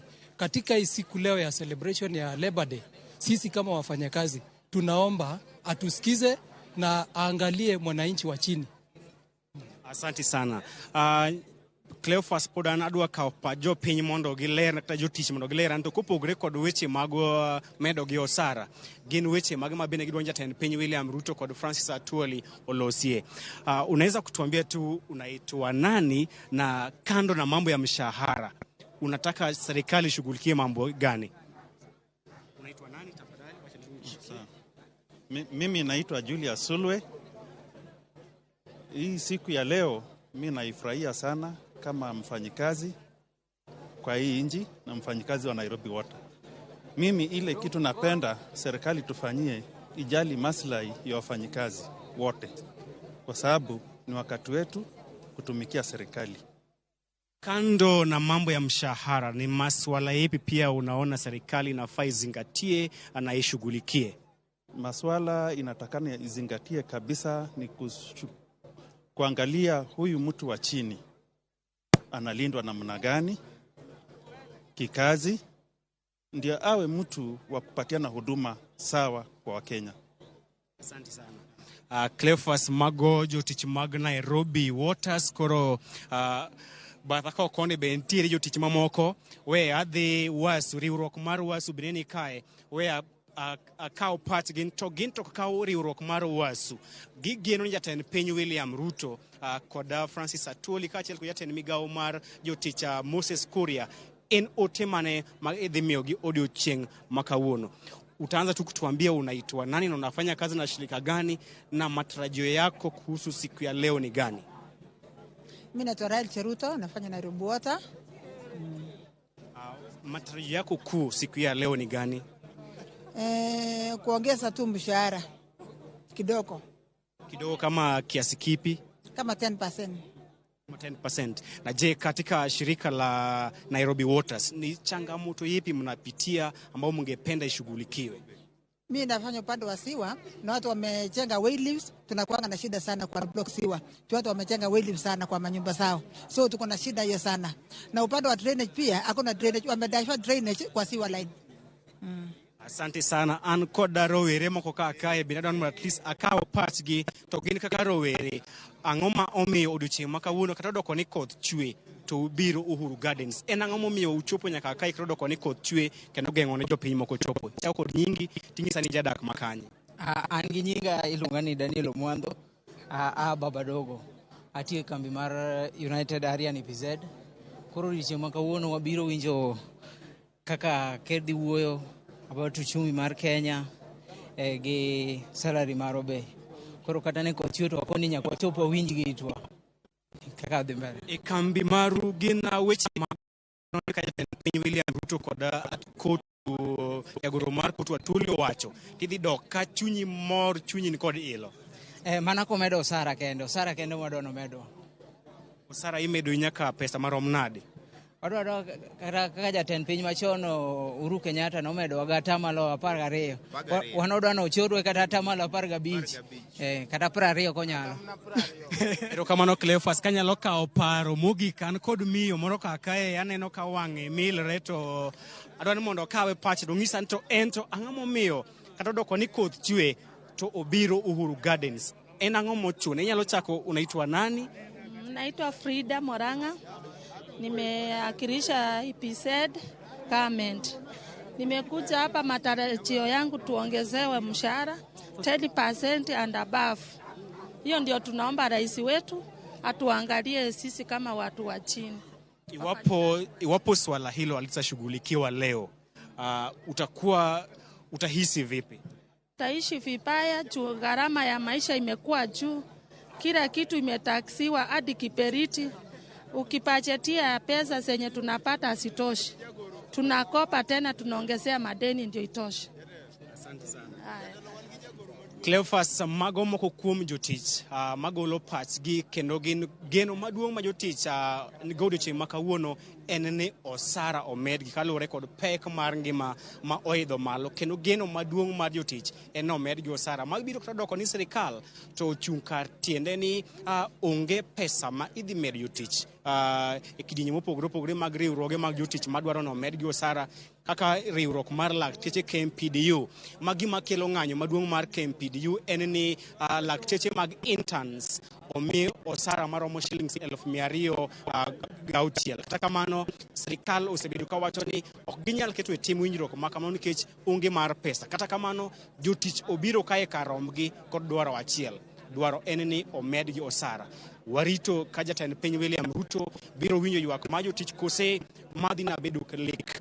Cleophas, mana kana aselero thuolo moro amora kochakre sechegi, wageno ni jagoro mar kotu Francis Atuli kod jatend migawo mar jotich Moses Kuria biro chopo kakae motelo ne jatend piny William Ruto, kendo odiochieng' ma kawuono to nyasi ni ibiro yawo ayanga kod jatend piny William Ruto. Mana ka ineno grube mopogore opogore mag jotich osemolo kakae, kendo geno margi en winjo ote mar jatend piny William Ruto. Cleophas. Erokamano ahinya Chris Owino, kendo ilere yo makare. Gin bathoth ahinya matimore kar kae, kendo erokamano kuom yudo duol jopiny kama nitie ka kanyo. Ni mano e gima wadwa twak sani kod welo man e studio. Sani anga we mondo imany weche mamoko mapod nitiere kar kanyo e kaunti ma Nairobi ahinya alapno ma Uhuru Gardens. Sani iwinjo chal mar wach Dr. Fred. Mokwongo nitie jogo madwa ni omedgi atamalo 10. Atamalo 10 ka en ng'ama ichulo siling 3,000, 30,000 odhi bedo koyudo 3,000. Ka en ng'ama ichulo 40,000 odwa ni omede kanyo siling 4,000 e wiye. Moko bende wacho ni ka gidok pacho kawuono ka weche mag medo osara ok omul e yo moro malong'o, gidhi bedo ka chunygi ojok kata chunygi ogore ahinya. E kinde moloso ni jatend piny Kenya osewacho ni you must live within our means. Onge medo osara, wage bill onego bed ni rango, nitie gope ma piny Kenya chudo kaluwore kod twak ma jatend piny Kenya nowacho kinde mokalo. Iwinjo jopiny kaloso, omi paro machal odiochieng' ma kawuono, geno. Nitie jok ma chunygi nyalo bedo ka ginyalo wang' ahinya tok twak ma kawuono, koso gidhi adhiya dala ka onge geno. Cleophas, gima rach en ni jopiny oket e ngima moro mar secho. Nikech adier ok onego bed ni chieng' mihango chieng' jotich ni ka sirkal lando ne ji ka gima gimiyou reward moro ni wadhi medo osara atamalo maromo kama kata maromo kama. Adier onego bed ni kaluwore gi tich mitiyo kod nweng'o mabiro e kambi kamitiye kata migawo mitiye, kochopo thuolo e higa kaka wachakre ka higa koro lokore, to Msachi medore ameda e yo moro ma sirkal noseketo mochano maber. No kiduogi ni bire Labor Day nikech idwa winjo Nomedo Sara. Komedio Sara kata ko komedio Sara. Onego beni manen gimena nene girene Osachi kochopo tarik makama ing'e ni kochopo dwe makama tarik makama to Osacha dhi lokore gata malo maromo kama. To seketwa kiwango moro makoro jopiny secha. Waonge kod chir kineno kiwinjo kaka ji wuoyo kanyo jomoko bira ni giwinje no med gi osara jomoko be biro ne ka komedwa tanga dok mana ot ka kuyo tiwinjo ka background usemiwa en ni jara to rwak longne otwang longne kaluore ga ngone gi size ne bed ni sara mimi no endo ipangri godo mondo rit go ngima ni kaka dhi mbele to ing'eni gima rach kendo king'iyo gi ni Cleopas en ni msara mwayudo mwatero utewa en mane nikech kaki kawe no oseng'ade osuru kichako dhi nyiewo kode kibrit kaka winjo ka miyo moro wacho kanyo kibrit no bo chako ng'ado osuru kidhi nyiewo mafuta midwa kete gari mano bo ng'ado osuru yani no osuru gimoro amora kata mana muya makoro wayueyo sani mano osuru ing'ade so wantie kabarach omiyo ji onge gi geno ineno kaka ji donje pap ka ji tin onge geno ang'o ma dhi timo kuno moro materi malich ahinya onge to nego kaka sirkal kaka piny onego wawuoge kiwango no wago okang' mamalo walos programs chenro mabeyo ma jatich ng'eni tarik makama Msacha lokore kech ngima bende lokore odiochieng' kodiochieng' kaka nyakono jogi no pichna chel ka pod wan gi weno Daktari Fred ato jakom marwa subade ma mbalariany ma Nairobi kachal koda ka CPS akayo masiro kane studio ma Kisumu na jalonye weche gi mago suru picha me nombeli kanyo koro moge jwange picha achiel kachiel mawuok ni Uru Gardens nitie jalup jatend piny Kenya kanyo Rigathi Gachagua wan kanyo kod jotelo e county ma Nairobi kwano kanyo governor e county ma Nairobi nitie kar kanyo achiel kachiel wan kanyo kod Florence Bore wano kar kanyo Fangi Francis Atwoli jotelo mag kotu nitiere kar kae nyakora moge jwang mondo mwabeda ni kod ng'eyo ni ginto gin gik mage ma opogore matimore ahinya e county ma Nairobi okinyi ma kawuono ka wamedo mana luwe nyakora moge jwang mago moko kuom weche morito ka jatend piny Kenya igeno ni dhi chopo kae kinde moro amora kowuok sani jatend piny Kenya dhi bedo kacha ka chopo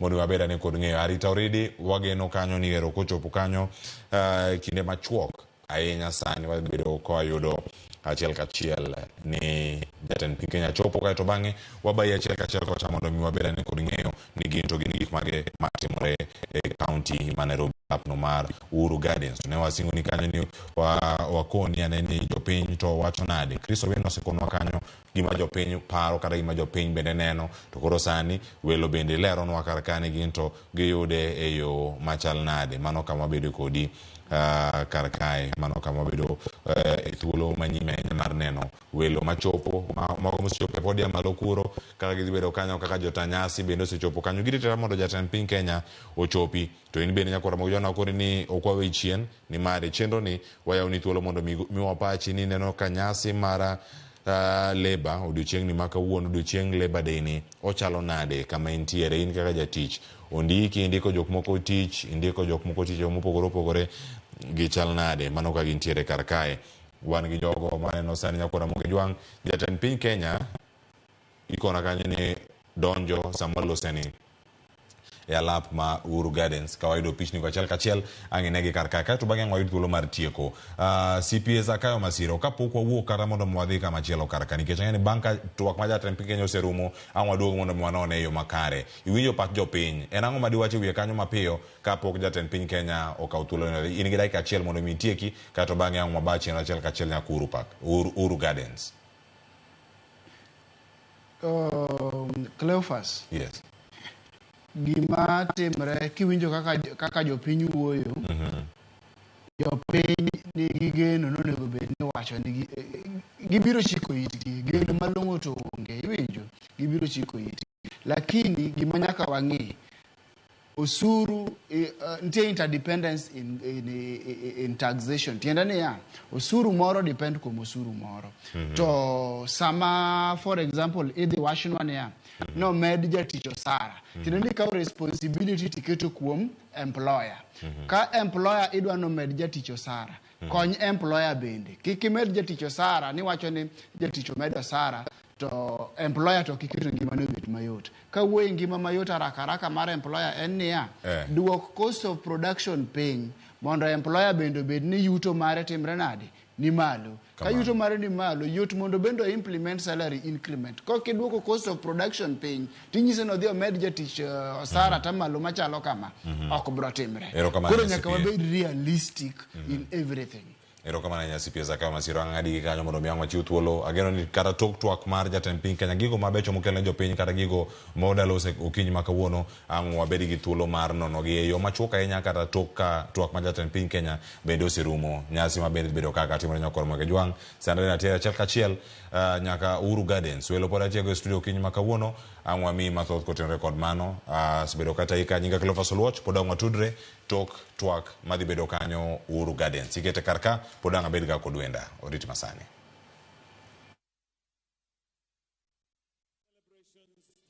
2024 mgeni wa heshima tayari amefika, Mheshimiwa Rais wa Jamhuri ya Kenya. Kama ilivyo desturi, tutaanza kwa wimbo wa taifa tukifuatilia na maombi kabla tuendelee na hafla zingine, lakini kwa sasa tunaendelea kumkaribisha Mheshimiwa Rais wa Jamhuri ya Kenya Daktari William Samoei Ruto.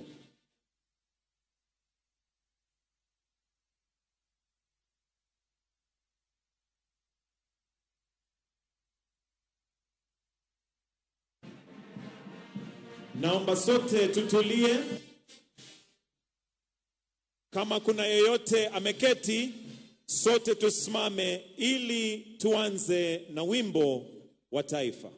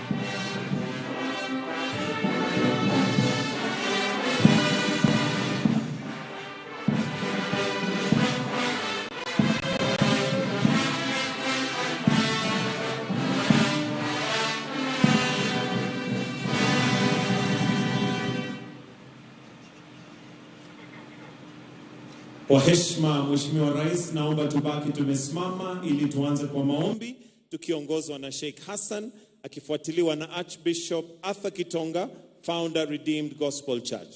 Sheikh Hassan, karibu.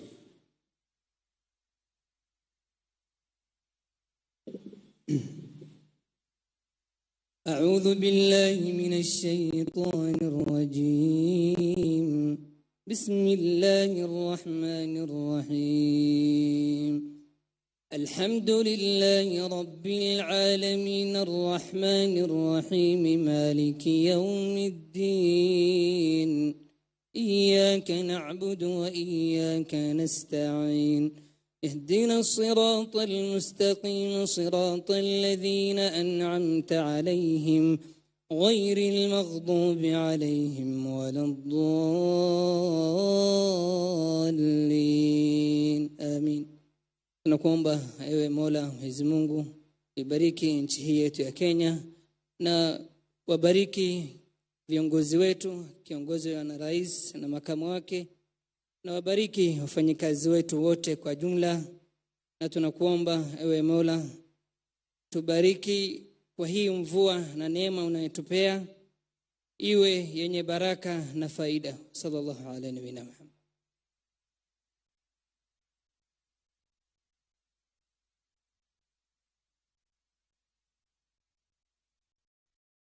Sote tunaita vichwa vyetu mbele ya Mwenyezi Mungu na tuendelee na maombi.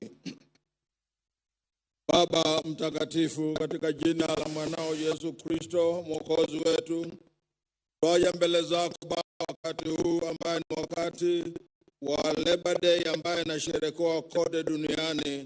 Tunaungana na watu wako wote Bwana dunia nzima, ili Bwana pia ukaweze kuwabariki. Neema yako na itoshe katika nchi ya Kenya.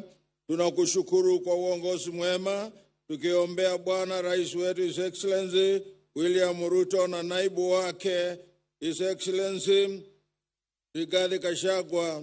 Tunaomba hata wakati huu tukikumbuka mama wa taifa, tukimwombea mahali aliko, Bwana umbariki. Tukiombea hata pia mama wa taifa wa pili pia Dorcas, umbariki na kazi zile wanafanya Baba. Excellency Rachel Ruto anafanya kazi nyingi katika kona nchi hii, na tunakuomba Bwana uwalinde. Hekima ambayo umepatia rais wetu Ruto aendelee vivyo hivyo, tukitangaza wakati wa Labor Day amani katika Kenya, tukiombea Bwana wafanyikazi wote wa serikali na mashirika mbalimbali. Tunatangaza amani kila mahali pote na watu kuelewana, kwa maana neno lako linasema amani tuwe naye na utabariki nchi ya Kenya katika njia isiyo ya kawaida, mpaka watu wote washangae. Bwana bariki wote mashika yote mbalimbali na viongozi wote. Bwana uwalinde, waendelee na kulinda nchi hii ya Kenya. Tunakushukuru sana kwa ajili ya wafanyikazi wote wa KOTU. Tunamwombea katibu mkuu Francis Atwoli na pia mwenyekiti Joel Chebii na board yote ya viongozi wote wa KOTU. Waendelee kufanya kazi wakiweka imani yao mbele zako Mwenyezi Mungu, na uwalinde mfalme wa falme, kwa maana nchi ya Kenya ni nchi yako. Tunaomba ulinzi katika nchi. Tukiwa na ulinzi, wafanyikazi wote watakuwa na amani, wataendelea katika njia mzuri. Bwana, tunaomba ulinzi, usalama wa polisi na jeshi wetu wote uwalinde, kwa maana bila polisi na bila majeshi yetu Bwana hatuwezi kuwa na usalama nchi hii. Walinde Baba, na walinde katika kila njia yote, waelekee na amani. Kumbuka kaunti zetu zote 47 Bwana, hata wakati huu tuko na mafuriko ya mvua ambaye imeangamiza roho za watu wengi. Tunakuomba Mwenyezi Mungu Baba yetu wa mbinguni, tukumbuke mvua hii Bwana, itulie Bwana, itulie Bwana, imeumiza watu wengi. Hata unashukuru kwa vile viongozi wetu wamejaribu kusaidia hapa na pale, wakiongozwa ni His Excellency Samuel Ruto. Wote wabariki, hata viongozi na wote wale wako na pesa wasimame na serikali, tusaidie wale wasiojiweza. Kila mtu asikie sauti ya Mungu vile atakuongoza, kwa maana tukisaidia maskini wale wanataabishwa ni mvua, mtaona Mungu akibariki nchi hii. Naomba Bwana hata wale wote matajiri wakumbuke wale maskini. Bwana, kumbuka nchi ya Kenya. Kumbuka nchi ya Kenya, na nilia nchi ya Kenya wakati huu. Tuone usalama ukipanda kilele cha juu, na kila kitu iendelee kwa njia sambamba, kwa maana nchi ya Kenya ni nchi yako Bwana. Wewe ndio muumba wetu, na Bwana tunakutegemea kwa kila wakati. Na wakati wa KOTU Bwana ubariki, na GS wa KOTU vile amekuwa na hekima ya kutosha, Bwana aendelee kuwa na hekima hii ya uongozi, na umpatie muda mrefu wa kuendelea na kuongoza kazi yako. Bariki viongozi wote pia, wale wa KOTU mahali waliko, wale wako hapa na wale wasio hapa, wakumbuke wote. Ninamalizia maombi yangu nikisema Amani, amani katika nchi ya Kenya. Kwa jina la Baba na la Mwana na Roho Mtakatifu, na watu wote waseme amen. God bless you all. Kwa heshima naomba tuweze kuketi.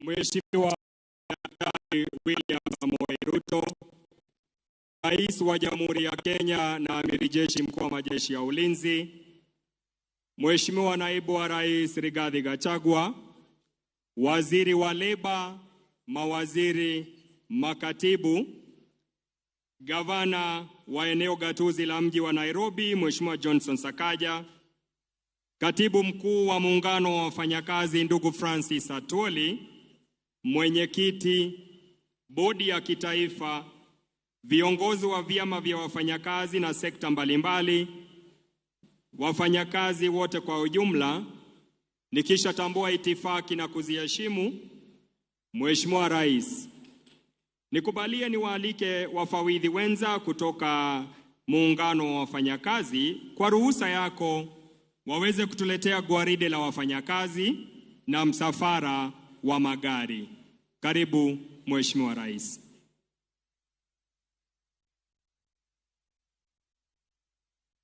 Asante sana mwenzangu,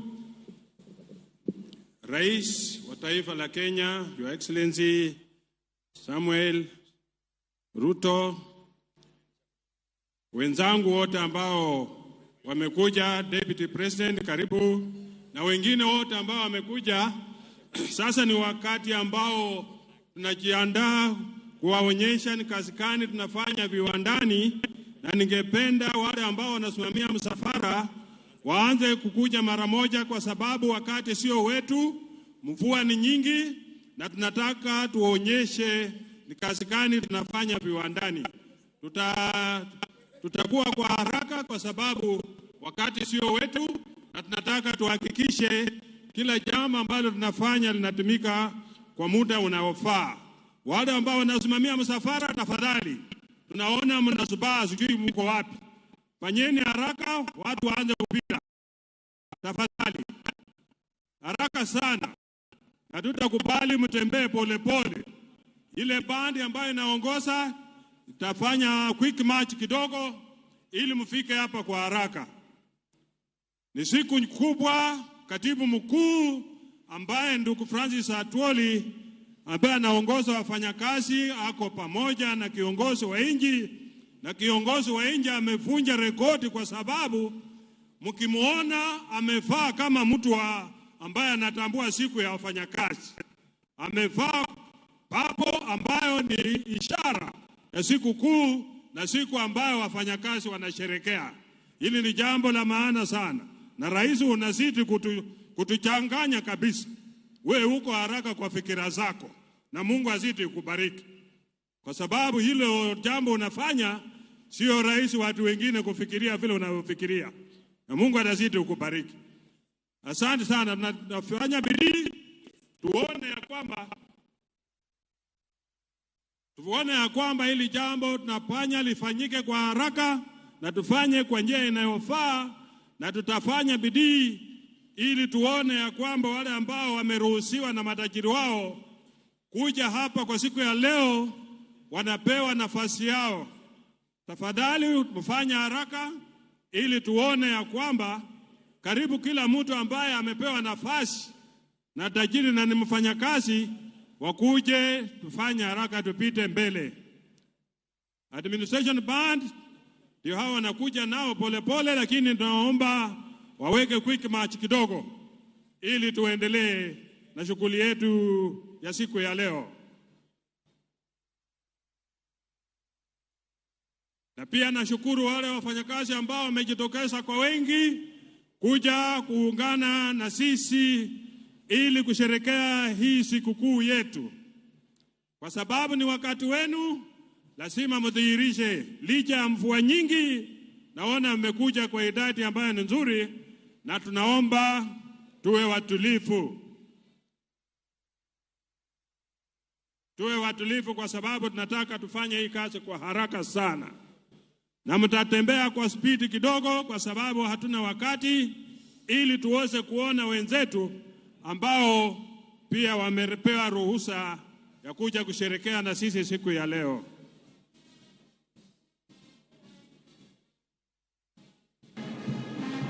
Ndio.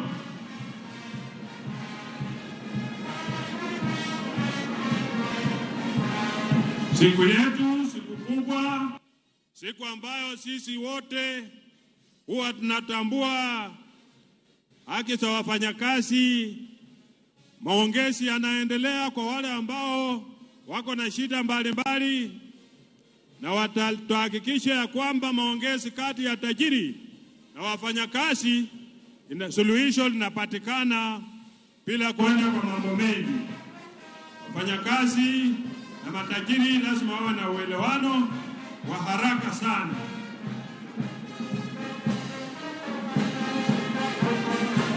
Ni siku ya 59 tangu tuanze kusherehekea Labor Day, na ndio sababu tunaona ya kwamba tusherehekee hii kwa njia ambayo inayofaa na njia ambayo itafurahisha kila mtu ambaye atakuja kukaa na sisi na kusherehekea siku hii. Asante sana President Bank. Thank you very much.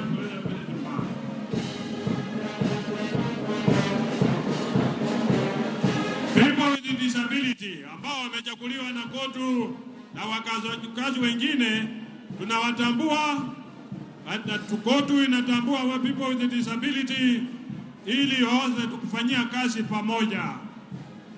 Kwa hivyo shukrani yetu kubwa ni kwenu, na muendelee namna hiyo. KOTU na employability yote inawezekana. Asante sana wale affiliate wa industrial affiliates KOTU Kenya. Asanteni kwa kukuja. Tunatambua uwepo wenu na tunajua mnaweza kufanya. Kenya Union of Government Workers Union, asanteni sana. Unakaribishwa na mzidi kuongea na kuelewana. Amalgamated Union ambaye inaongozwa na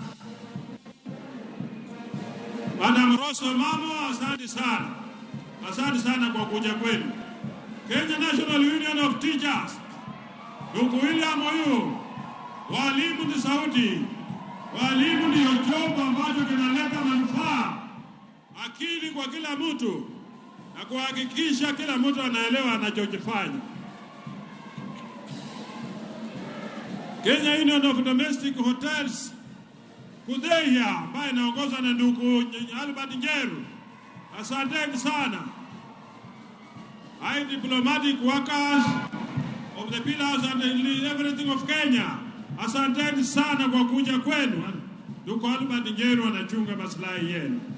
Kenya Engineering ya ndugu Nyamwata, asante sana kwa kuja kwenu. Kwa sababu bila nyinyi hatuna magari, hatuna nini, hatuna vyuma ambavyo zinafanya kazi nzuri. Pamoja na shamba Seva yote wako chini ya hiyo.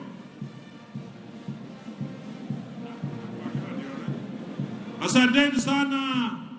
NABARAK Kenya Limited pia mnatengeneza vitu ambavyo vinafaa sana katika nchi hii na mnafanya kazi nzuri. Uwepo wenu tunawatambua.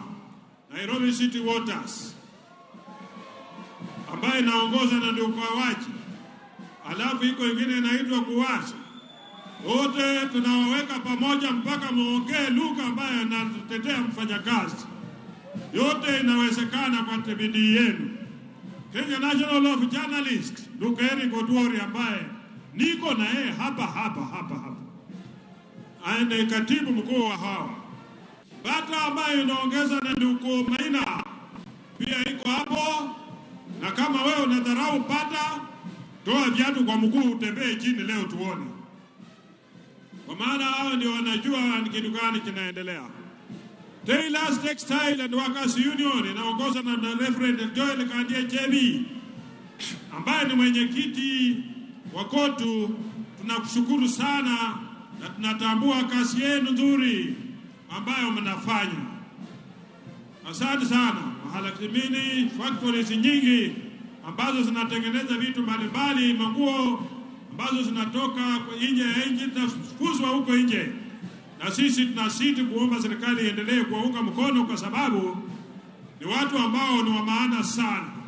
Kazi yenu ni nzuri, tunaitambua. Hiyo bado ni watu wa kushona nguo. Asanteni sana na mfanye kazi yenu kwa ustaarabu na bidii, ili tuone ni kitu gani kinaendelea. Kenya Union Commercial Food and Allied Workers ya nduko yako Chemeki Kabubi ndio hawa wanapita, ambao wanafanya kazi nzuri sana kwa kuhakikisha kila jambo linafanyika. KK security cards ndio hawa wanaingia, wanaongoza ndugu Andabwa. KK Security, one of the security firms ambazo zinatambulika na wanafanya kazi mzuri sana kuhakikisha ya kwamba kuna usalama, na hivi karibuni watapewa haki yao ya kuhakikisha hao pia wako armed properly well, ili kudili na majambazi. Kabla polisi wajaingia, hao watakuwa wamemalizana na majambazi. Asante sana kwa kazi nzuri mnafanya. Hao maaskari wa umma pia najua kazi yao, hao ndio wanasaidia kutafuta wale wahalifu popote penye wamejificha mpaka wapatikane. KK Security Camp. Asanteni sana. You are a very good firm and we will recognize you very well. Naomba wale wako mbali watembee kwa haraka, tusiwe na kampu katikati. Haraka sana. Nyinyi na askari unaweza kimbia, maji mwanzie mbele, wale wako nyuma. You rush so that we don't want that gap in between. KK Security, wonderful firm ambayo sisi tunatambua unafanya kazi mzuri mpaka mko na firefighting equipment. Hiyo ni jambo la maana sana. Kabla wengine hawajafika, nyinyi mtakuwa mmeingia. Asante sana, asante sana.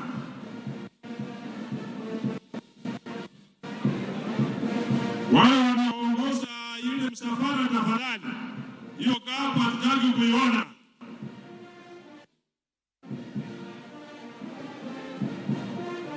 Okay, asante sana. Naendelea na kutambua security firms zetu zote ziko chini ya ndugu wetu Andabwa. Hawa ni wanachama wa Kenya Private Security na ni members wa KOTU. Members wa KOTU kwa haki yao, na walijitambua kuwa members wa KOTU, wataendelea kutambuliwa na KOTU.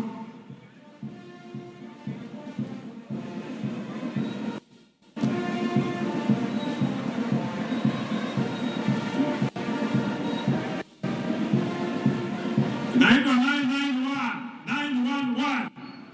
Hii ni kampuni ambayo pia na provide ulinzi kwa nchi hii, na wanafanya kazi mzuri. Wale wako nyuma security firms, tafadhali muharakisha haraka. Nataka tuone ni kampuni gani zingine ambazo siko, ili tumalize mambo ya floats, ili tungoje tusikize hotuba ya mkubwa wa nchi yetu ambaye ana mambo mengi ya kutueleza siku ya leo.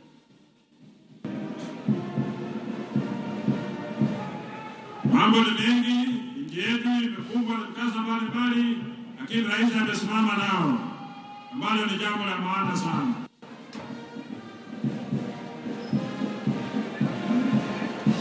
Asante sana. Wale security firm inapita hapo, wanajulikana kwa kazi nzuri ambayo inafanya, na tunatambua nyinyi kwa sababu mwelekeo wenu ni wa bidii na mnafanya kazi bila kuchoka na bila kuhurumia mhalifu yeyote. Mnalinda mali ya watu kwa njia inayofaa na hampendelezani na mtu iwapo anapatikana mkono mbaya wa kazi yenu.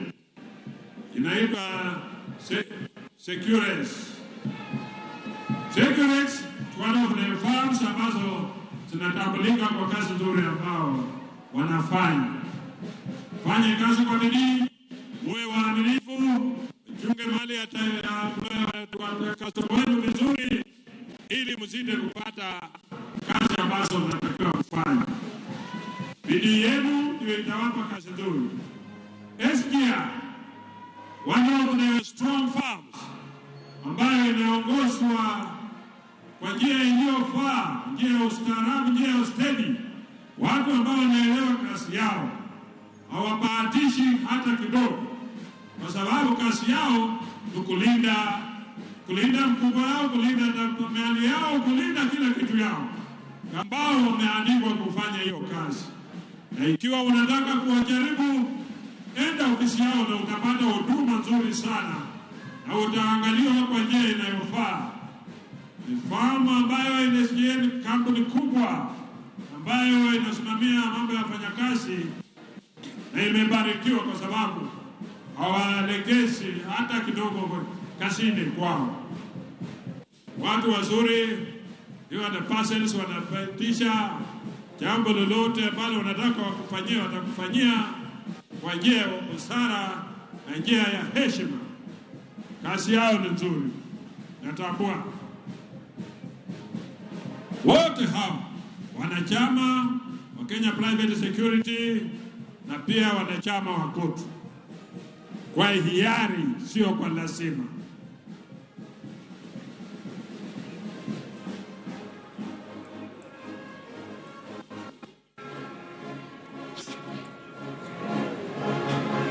Haya, mharakishe kidogo kwa sababu time sio yetu. Nataka tuwaone wenzenu ambao wanatoka nyuma, na natambua AA Driving School kwa sababu hao wanapeana mafunzo mazuri ya wale watu wanaendesha magari, na ukitoka kwa hiyo farm wewe umeiba, kwa sababu hautakuwa mtu wa kubahatisha kazi yako. A very excellent farm which knows its work. Once you are trained, you have a super driving license, na hiyo itakusaidia sana. PM Securities pia ni one of the farms ambazo kazi yao inatambulika, na wanafanya kazi kwa heshima, na wanafanya kazi kwa njia ambayo inafurahisha sana. Watu wa mbele wasonge, kwa sababu hatutaki watu kusimama hapa, nataka watu wasonge haraka. PM Securities, you are very lucky to have time to stop here and do your marching when you are stopping. Thank you very much. Na tunawatambua na tunajua ya kwamba mnafanya kazi nzuri. Asante sana. Mungu azidi kuwabariki. Mwendelee namna hiyo, kwa sababu kazi yenu ni kazi ya muhimu sana.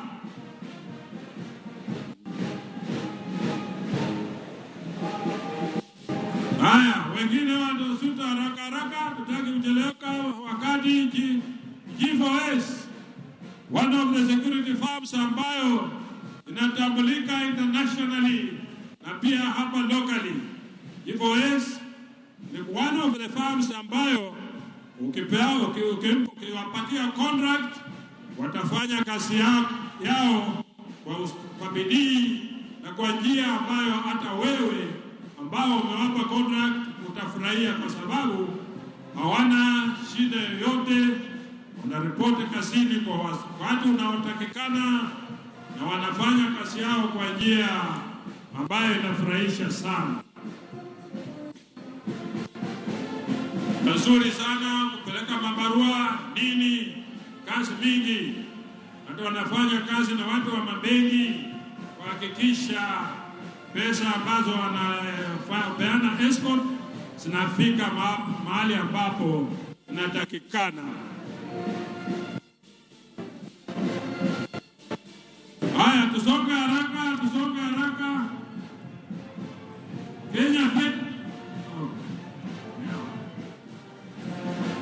Kenya Commercial Food and Allied Workers, karibuni. Na Kenya Veterinary ambaye inaongozwa na Dr. Miheso, ndio hawa wanafanya kazi mingi sana kuhakikisha mambo inaendelea vizuri. Pia kuna Kenya Commercial, Kenya Union of Commercial and Allied Workers wako kati yao, lakini Veterinary inaongozwa na Dr. Miheso. hawa wanafanya kazi ya muhimu kuhakikisha mambo yanaenda sawa sawa. Kazi yao ni nzuri, inapendwa, na tunahimiza ya kwamba wafanye kazi kwa bidii kuhakikisha tunapata mifugo zetu, tunapata dawa mzuri, sote tusiwe na njia yoyote ya kupoteza mifugo zetu kwa asili ya magonjwa yeyote. Livestock maintenance. Asante sana. Ketao ambayo inaongozwa na ndugu Ernest Nadome, watu ambao wanahakikisha kuna stima ya kutosha. Saa hizi hawana sababu ya kutopeana stima kwa sababu mahali generation plan zote ziko na maji ya kutosha. Sasa mambo ya blackouts, this is the end of it. Mambo ya blackout hatutaona tena kwa sababu wana generate enough electricity na wanahakikisha ya kwamba kila mtu ana umeme kwa nyumba yake na kila saa unatumia mbinu zote. Wako hata na generators ambazo zinahakikisha, wako pia na stima ambayo inaletwa na mvuke. Yote hiyo inahakikisha kuna stima ya kutosha.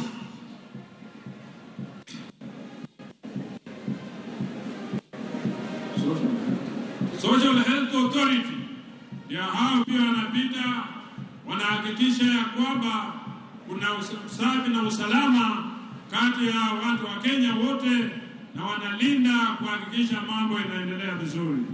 Watu wa Shoe and Leather yao wanakuja na Car Shoe and Industries ya Maina, ya Mr. Maina ambaye ni katibu wake. Kiatu kikubwa sijui hicho kinatosha shetani ama kinatosha nani. Asante sana. Na mwingie Kenya National Union of Nurses na ndugu Banyako, hao wanahakikisha ya kwamba kuna matibabu inaendelea kwa kiwango chao. Hawahakikisha ya kwamba wanaendelea kuhakikisha watu wanapewa matibabu kwa njia nzuri, njia ya utaratibu, njia ya kiheshima, na ndio wale watu wa kwanza kupokea mgonjwa wanahakikisha kila jambo linaendelea vizuri. Asanteni sana Kenya National Union of Nurses. Asante sana ndugu Kabubi na Commercial Food and Allied Workers. Hao wanatengeneza matunda mazuri sana. Ukikunywa utasikia kiu na afya yako inazidi kuongezeka, kuhakikisha uko na usalama na unasikia vizuri. Asante sana, karibu sana. Asante sana, unafanya kazi nzuri. Iwapo unasikia mambo ya presha, mambo ya nini kivyako, utafuna hizo swings na utaona ya kwamba presha yake inaenda chini. Haya, hao wanaongoza na bakery ambayo inaongozwa na ndugu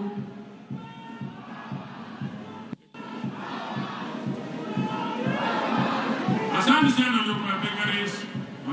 Halafu ni kubet wale ambao wanafundisha sisi kwa mambo ya elimu ya juu ya secondary schools and what have you, wakaongeza na ndugu Wakele Msori na chairman wao Momboko Melemba mheshimiwa, ambao wanahakikisha elimu iendelee vizuri na wana maneno.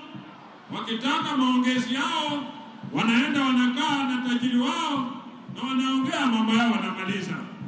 Kwa vyovyote vile walitufahamisha ya kwamba wao ni kuengage employer, talk to them, alafu tuone kumbre kupa ya ndugu dada yetu anaitwa Jerry, ambao pia wanahakikisha wanafanya kazi mzuri, waendelea kutengeneza makaratasi na vitu vingine.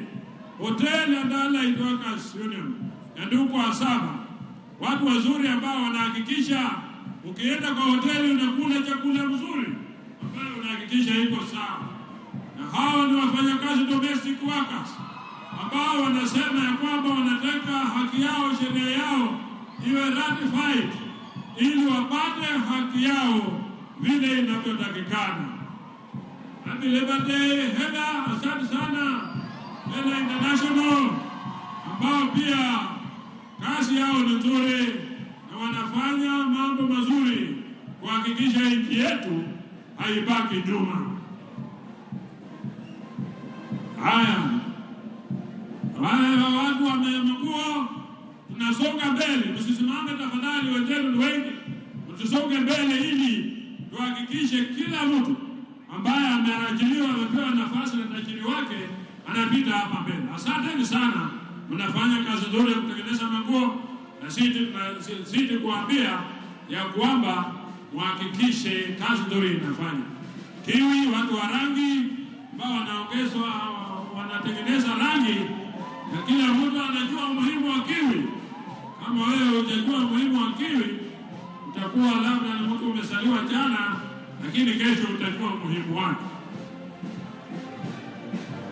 Railway Workers Union ambayo inaongeza na ndugu Chumo, ndio hao wanapita hapo mbele na wanahakikisha, wanaomba serikali inaendelea kufanya bidii kujenga, kuhakikisha SGR inaenda kila mahali. EPZ hao wanatengeneza manguo, MRM hao wanatengeneza mabati na vyuma, mambo ya kufanya roofing ni kazi yao.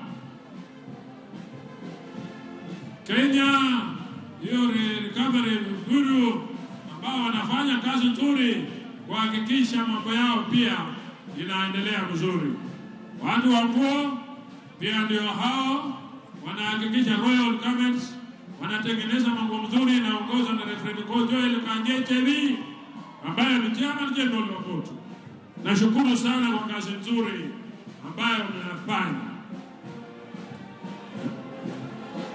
National Industrial Training NITA, hao ndio wanahakikisha watu wanafunzwa vizuri na kazi yao inaendelea kwa njia ambayo inayofaa, kuhakikisha watu wanapata mafunzo wakienda kwa viwanda, watu ambao wameiva wanafanya kazi ya muhimu sana. Alafu wanafuata pia wanafunza mambo ya mingi, ushonaji na kila jambo ambalo unaweza kutaka kujifunza kutoka kwao. Watu wa maana sana. Kenya Power and Lighting ndio hiyo tena, ndugu Ernest Nadome, na hao pia wanatufahamisha ya kwamba blackouts is a story of the past. So nataka muhakikishe ya kwamba kuna stima ya kutosha kwa manyumba za watu wenu. Tuharakishe kwa sababu karibu nafika mwisho ya nilitu, haraka kidogo ili tuendelee tuone ni jambo gani tunafanya viwandani. Viwanda zetu Kenya Power kuishi mambo ya kupanda miti na ngazi ziliisha, wako na mitambo ya kisasa ambayo wanafanya kuhakikisha wanarekebisha mambo ambayo yanaendelea kwa njia iliyo nzuri sana. Asante sana Kenya Power kwa kazi nzuri ambao mnafanya. Power generation kila mahali. Tuna nafasi kubwa ya kuhakikisha kuna stima ya kutosha. Hata ikiwezekana tuuze kwa nchi zingine, kwa sababu tuna huo uwezo wa kuzalisha stima ya kutosha na kuuza.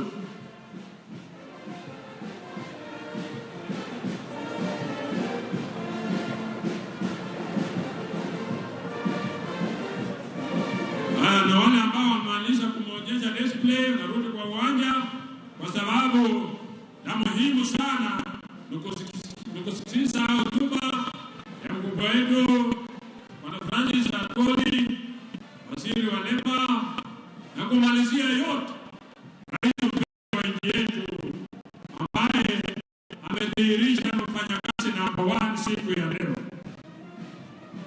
Asante sana.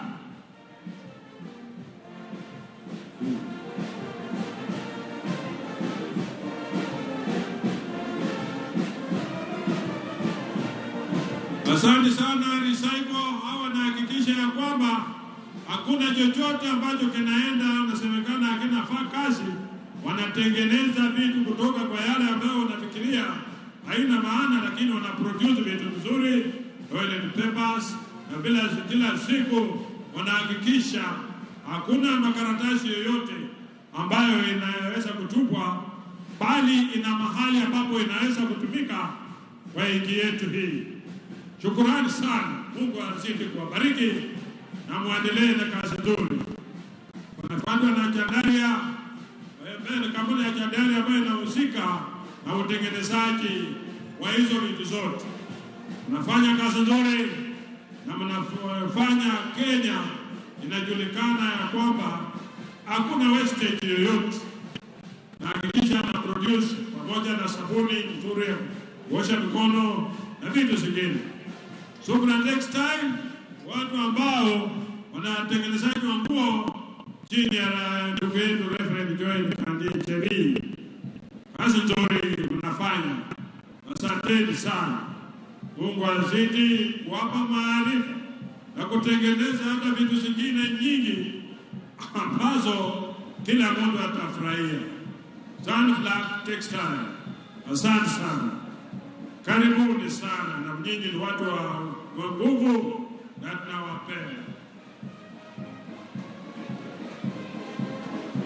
Tusonge mbele, wale watu wana control float, tafadhali mharakishe huko mbele. Hatutaki watu kusimama.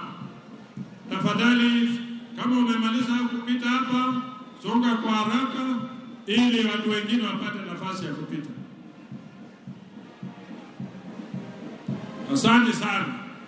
Hao wanatengeneza mabati ya kuhakikisha ya kwamba naitwa top roof. Watu wazuri sana, watengeneza mabati ya nyumba pamoja na matangi za maji. Wanahakikisha matangi zao hata upepo ikiangusha chini haipasuki. Waliniambia hivyo, sijui kama ni ukweli. Haya, our Landmax Construction, that is very Lexma Construction, kampuni ambayo inahusika na mambo ya ujenzi, na unaona wako na kila jambo linalodhihirisha ya kwamba wanaweza kufanya ujenzi na construction. Ndugu yetu Francis Marake ndio katibu wao. Haya, watu wa East African Industries, zamani mlikuwa mnaitwa East African Industries. Asante sana, asanteni sana watu wa Blue Band, na wanaongozwa na ndugu yetu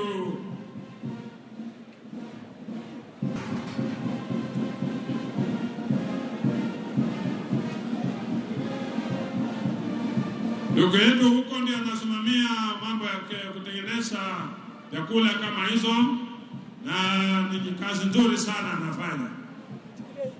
Asante sana. Napopita tunawatambua kwa kazi nzuri ambayo mnafanya, na muendelee kufanya kazi yenu kwa bidii ili mzalishe. For Kenya to be industrialized country, we gave ourselves a deadline at 2030. And 2030 is just about very few years from now. Na hakikisha ya kwamba we are industrialized. Ministry of Labor ambao wanahakikisha haki za wafanyakazi zinalindwa, wanahakikisha wanakirewa wale matajiri wote ambao wanaandikwa wanafanya kazi kwa njia inayofaa, wanahakikisha ya kwamba wale watu ambao wanapewa nafasi kwenda nje wanaenda kwa njia mzuri. Na nashukuru rais kwa sababu umeendelea kutafutia Wakenya nafasi za kazi nje ya nchi hii. Na hawa nao wanahakikisha kuna usalama sehemu za kazi, ili wahakikisha ya kwamba unapofanya kazi usipate ajali kazini. Hao sasa wanafuata Nairobi University ambao wanahakikisha ya kwamba watoto wetu staff pamoja na walimu wote wanahakikisha watu wanafunza vizuri chini ya ndugu yetu anaitwa Njeru Albert, chini ya Mudhea, na mnafanya kazi nzuri pamoja na wenzake ambao wanawakilisha mambo ya wafanyakazi. Mnafanya kazi nzuri na Mungu atazidi kuwapa baraka, kwa sababu wote mnafanya kazi ya muhimu, na Mungu atazidi kuwapa nguvu na kuhakikisha ya kwamba mnaendelea kwa njia ambayo inafaa. University, kazi nzuri ambayo wanafanya, na wale wote ambao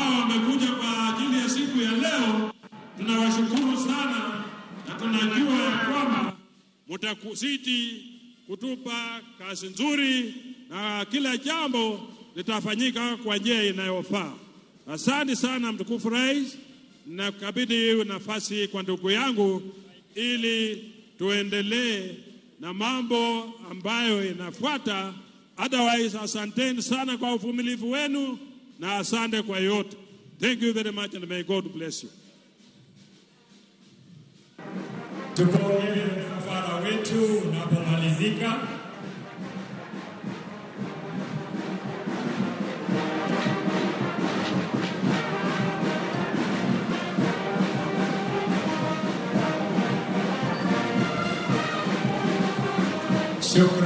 Shukran Bendi.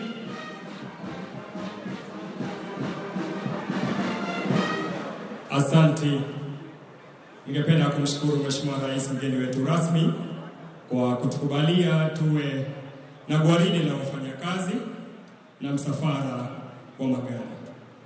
Mheshimiwa Rais, nikubalie sasa nimwalike mwenyekiti wetu, mwenyekiti wa muungano wa wafanyakazi, ndugu mchungaji Joel Kandie, ili aweze kufanya makaribisho kwa dakika chache. Mwenyekiti mkuu, karibu.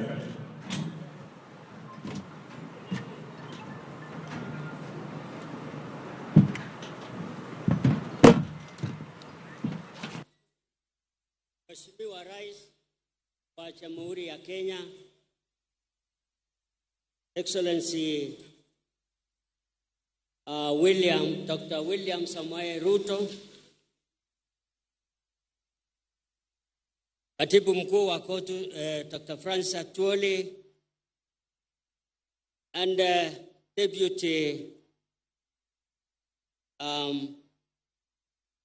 Deputy Excellency Dr. Rigathi Gachagua, and all invited guests. Kabla sijasema kukaribisha, ningeomba tumpe heshima mwenyekiti mkuu aliyetangulia mimi. Tulikuwa naye mwaka jana na Mungu akamchukua baada ya Labor Day ambao tulikuwa hapa. Ningewasihi kwa unyenyekevu tupeane 1 minute kwa kumheshimu kwa siku ya wafanyakazi siku ya leo. Ningeomba tusimame sote kwa heshima ya mwenyekiti mkuu ndugu Rachab Mondi.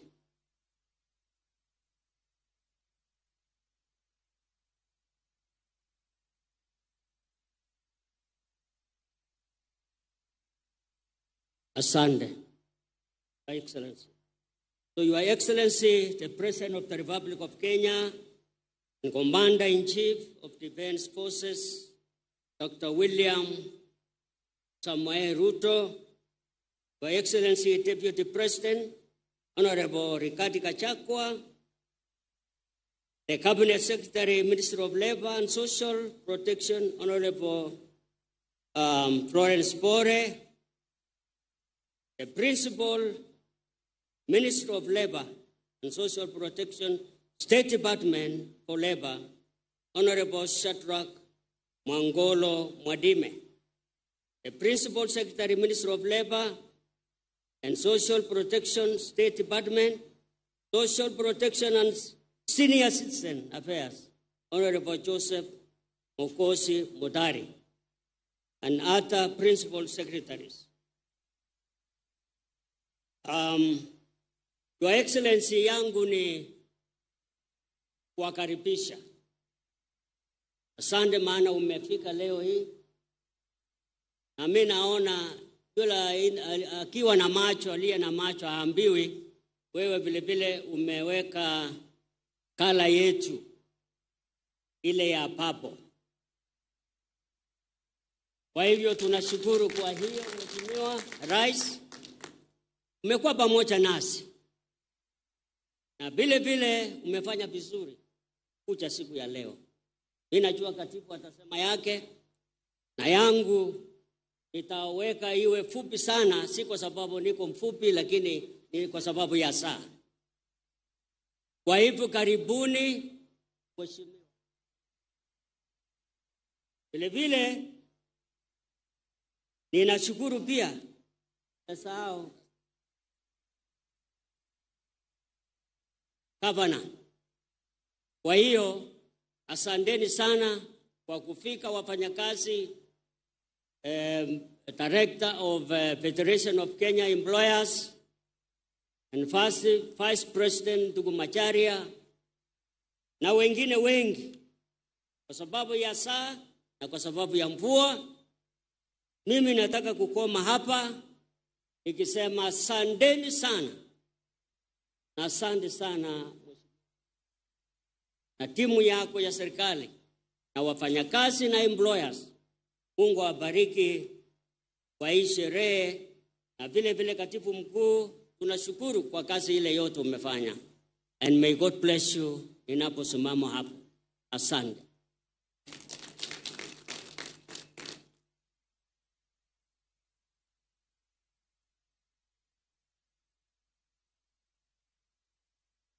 Kwa hiyo msishangae sana, nitaita Deputy Secretary General Ndugu Benson Okwaro, please come. Take over.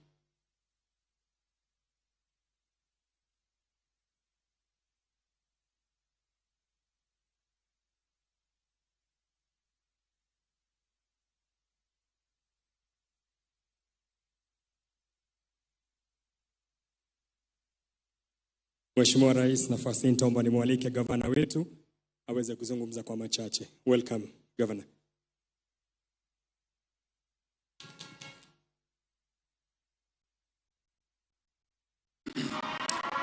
Asante. Asante sana. Your Excellency, our President, asanteni vijana. Your Excellency, the President, mfanyikazi number 1 wa taifa letu la Kenya. Your Excellency, the Deputy President, the Court of Leadership. Haya, tutulie. Tutulie tafadhali. Imetosha. Asante. Court Secretary General mzee wetu Francis Atwoli, the Federation of Kenya Employers, of course waziri wetu wa labor na mawaziri ambao wako hapa na makatibu ambao wako hapa, all the leaders of the different trade unions that we've been able to see who have displayed their different sectors, wananchi wa Nairobi, wananchi wa Kenya, hamjambo.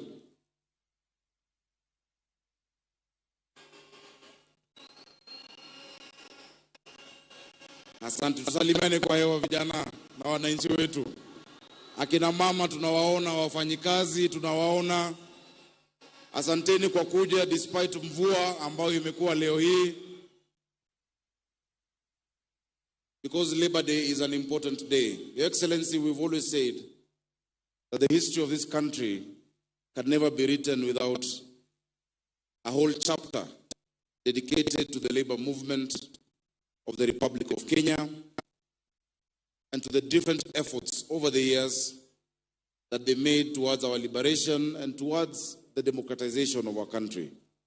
From the days of Tom Mboya and those who followed, including our late former chairman and our Secretary General. Sisi wafanyikazi, leo hii ni siku yenu kuambia tunawapenda, tunawaheshimu, tunawadhamini. Na ukiona leo vile rais wetu amedunga, or rather pole rais kwa kishengi kuvani kudunga, vile umedunga leo hiyo purple ni kuashiria ya kwamba you stand in solidarity with the workers. Your Excellency, this year's Labor Day comes at a time when we're grappling with a lot of challenges in our country. It comes at a time when we've lost a number of our people, and we want to really commit their families across the country, that God may give them strength and fortitude, awape subra wakati huu ambapo wamepoteza wengi ambao wamebebwa na mafuriko, sio tu Nairobi, sio tu Mai Mahiu na maeneo mengi. Na tumefurahi kukuona wewe pamoja na makamu wako na viongozi wa serikali wakienda kuwa na wananchi hao. Just being there with them, that solidarity means a lot to the people of Kenya. Your Excellency, hapa Nairobi tumekuwa na changamoto sana sana kwa sababu mito yetu, the 8 rivers and the 3 main ones, Ngong River, Madari River na Nairobi River, have burst their banks. Jana usiku nzima tumekuwa na watu wetu wamelala kwa roofs pale viwandani na Kayaba. Nimekuwa kwa Ruben juzi, Katina Kawangware, nimekuwa Madhare, nimekuwa Ruaraka, nimekuwa Utalii, nimekuwa Mabatini, nikaenda Mwiki ambapo kwa bridge watu walibebwa na maji. Tumeenda Infinity. Jana tumekuwa tena Madhare North tukipeana chakula tukiwa na watu wetu hadi Isili Kiambio. Leo hii, Your Excellency, I'd like to report to you because hao ambao wameathirika wengi ni wafanyikazi. Thank you for the multi-agency approach that we've taken, working together under the leadership of the head of public service ambaye ako hapa. Tuko na daraja kama 17 ambazo zilikuwa zimebebwa na maji, na leo hii I can confirm to Your Excellency that we are starting the reconstruction of all of those bridges to make sure our children can be able to go to school and to cross over. We thank you. Na tulikubaliana juzi, tumekaa na viongozi. Tumekuwa na senator na wabunge wote wa Nairobi pamoja na viongozi wa government administration. Tumekubaliana ya kwamba wale walikuwa kwa njia ya maji wasirudi pahali walikuwa. Na tukizungumza na wananchi wamekubali hawatarudi hapo. Let us secure the riparian so that we can be able to save the lives of our people. Hata tukitoka hapa, Excellency, tutarudi kuwa na wananchi wetu. Your Excellency, pahali tuko hapa panaitwa Lang'ata. Tuko na mbunge wa Lang'ata ako hapa, anaitwa Jalas. Nafikiri itakuwa vizuri tu akipunga akisalimiana. Njoo Jalas usalimie watu wako. Kisha women rep wetu pia atasalimiana dakika moja. Karibu Jalas.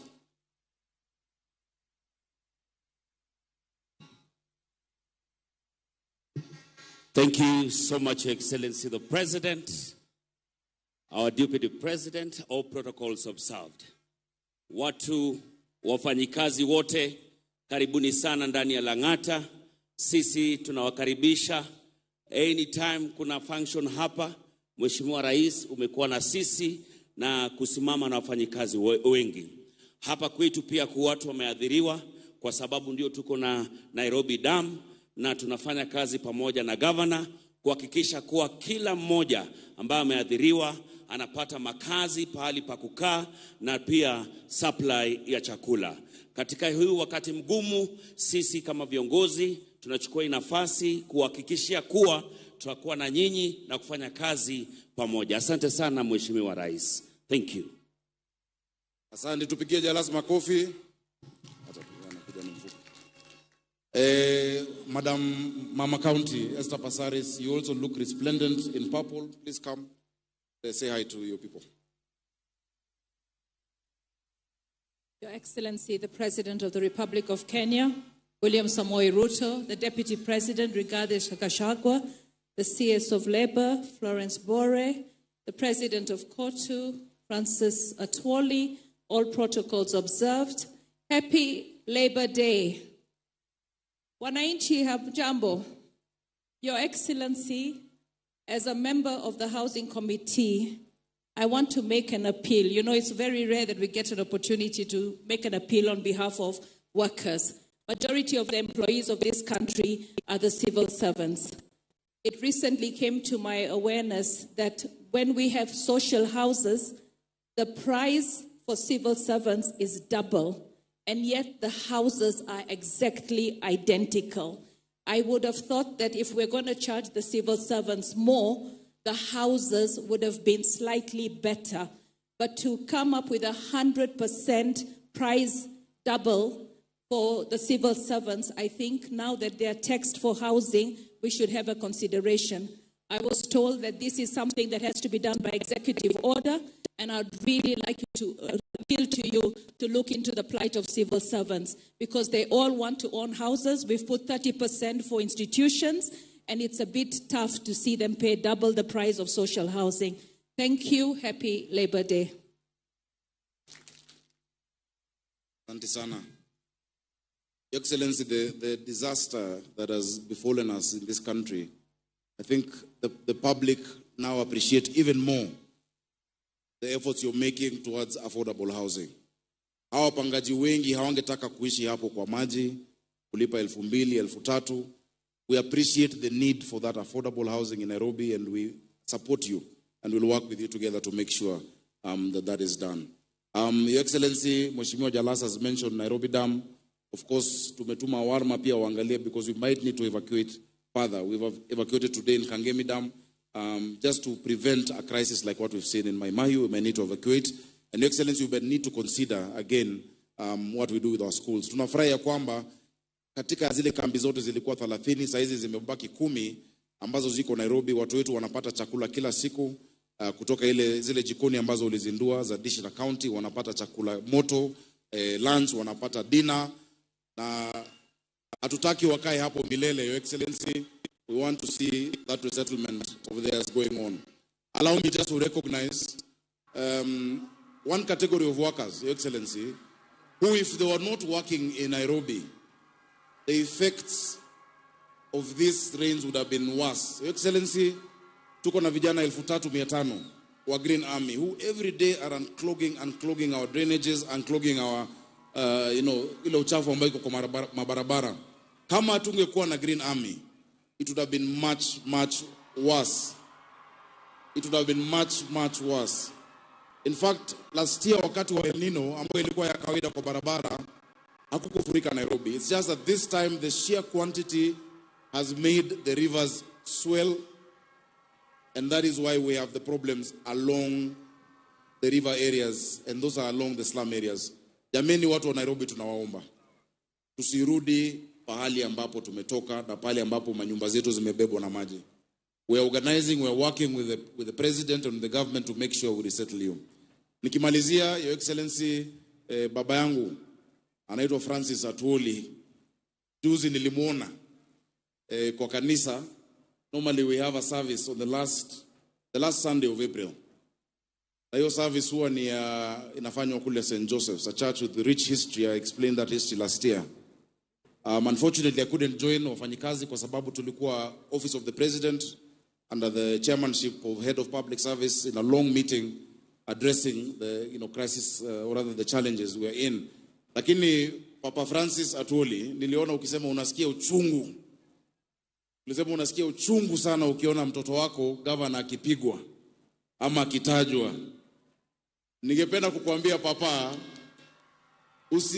usisikie uchungu, ni kawaida, ni siasa. Na hiyo siasa huendelea, sisi ni viongozi. Ile kazi ambayo tunafanya Nairobi, kuna watu ambao wanataka tupoteze focus. Hatutapoteza focus. We know what needs to be done. We know the progress we are making. So usisikie uchungu. Unajua hata mimi nasikia uchungu nikiona wewe ukipigwa. Na nimeona umeanza kuchokozwa. Lakini usife moyo pia wewe Papa. Wale wametumwa kunichokoza pia ndio wametumwa wale wanakuchokoza. Na itaisha. Hiyo ni siasa ya kawaida, itaisha. Stand strong, stand firm. You're the leader of the trade union movement, not just in Kenya but in Africa. You must be respected. Francis Atwoli apatiwe heshima yake kama kiongozi wa wafanyikazi katika sio tu Kenya lakini katika bara la Afrika, na pia wafanyikazi wetu wasitumiwe vibaya. Papa Atwoli, unajua nimekuwa patron wa private security workers. Niliwapeleka State House, and Your Excellency, the other day we were with them at Uhuru Park. They're asking, asanteni, they're asking, tulieni, wanauliza pia waje kukuona. There are 1.3 million of them in the country. Wale maaskari wetu walikuwa zamani wanaitwa watchmen, siku hizi wanaitwa private security workers, officers. They want to come to State House to see you. We have asked Raymond Omolo, PS, if you integrate the workers in the security sector to our security infrastructure, we will have a safer country. Ni wako zaidi ya nyumba 10, hao ni nyumba zote. In Nairobi, we have more than 450,000 of them, guarding several installations. So tumesema mzee Atuoli, don't worry, na usinisikilie uchungu. Ni kawaida, sisi upigwa kila siku, wanasema nyanyako ni mchawi, wanasema sijui ulifanya nini. There will always be something. Even if you do the right thing, people will always speak. But the president told me one day, if you're a politician and a leader, and you want to be popular every day, resign and sell ice cream. Ukiuza ice cream, nata uuze bure, ndo watu watakupiga. Lakini kama kiongozi, there will always be an opinion about what you do. So we thank you, wafanyikazi wetu, tuko na nyinyi, tunaomba madaktari wetu jameni, turudi kwa meza, tumalize mazungumzo yetu, ili turudi kutibu watu wetu. Sana sana sasa, ambapo tuko na jangwa hili, la mafuriko na la mvua, we need all our doctors. Nashukuru madaktari wa Nairobi walirudi wengi wao, around 80% are back there. Wale ambao wako nje tafadhali, hakuna jambo ambalo haliwezi tatuliwa, tuweze kurudi. Mungu awabariki, tunawapenda, asanteni sana. Asante sana Governor Nairobi na viongozi wa Nairobi pia walionena machache. Kwa heshima Mheshimiwa Rais, sasa naomba nimwalike Sister Jacqueline Mugo, Executive Director, Federation of Kenya Employers, anene machache. Karibu.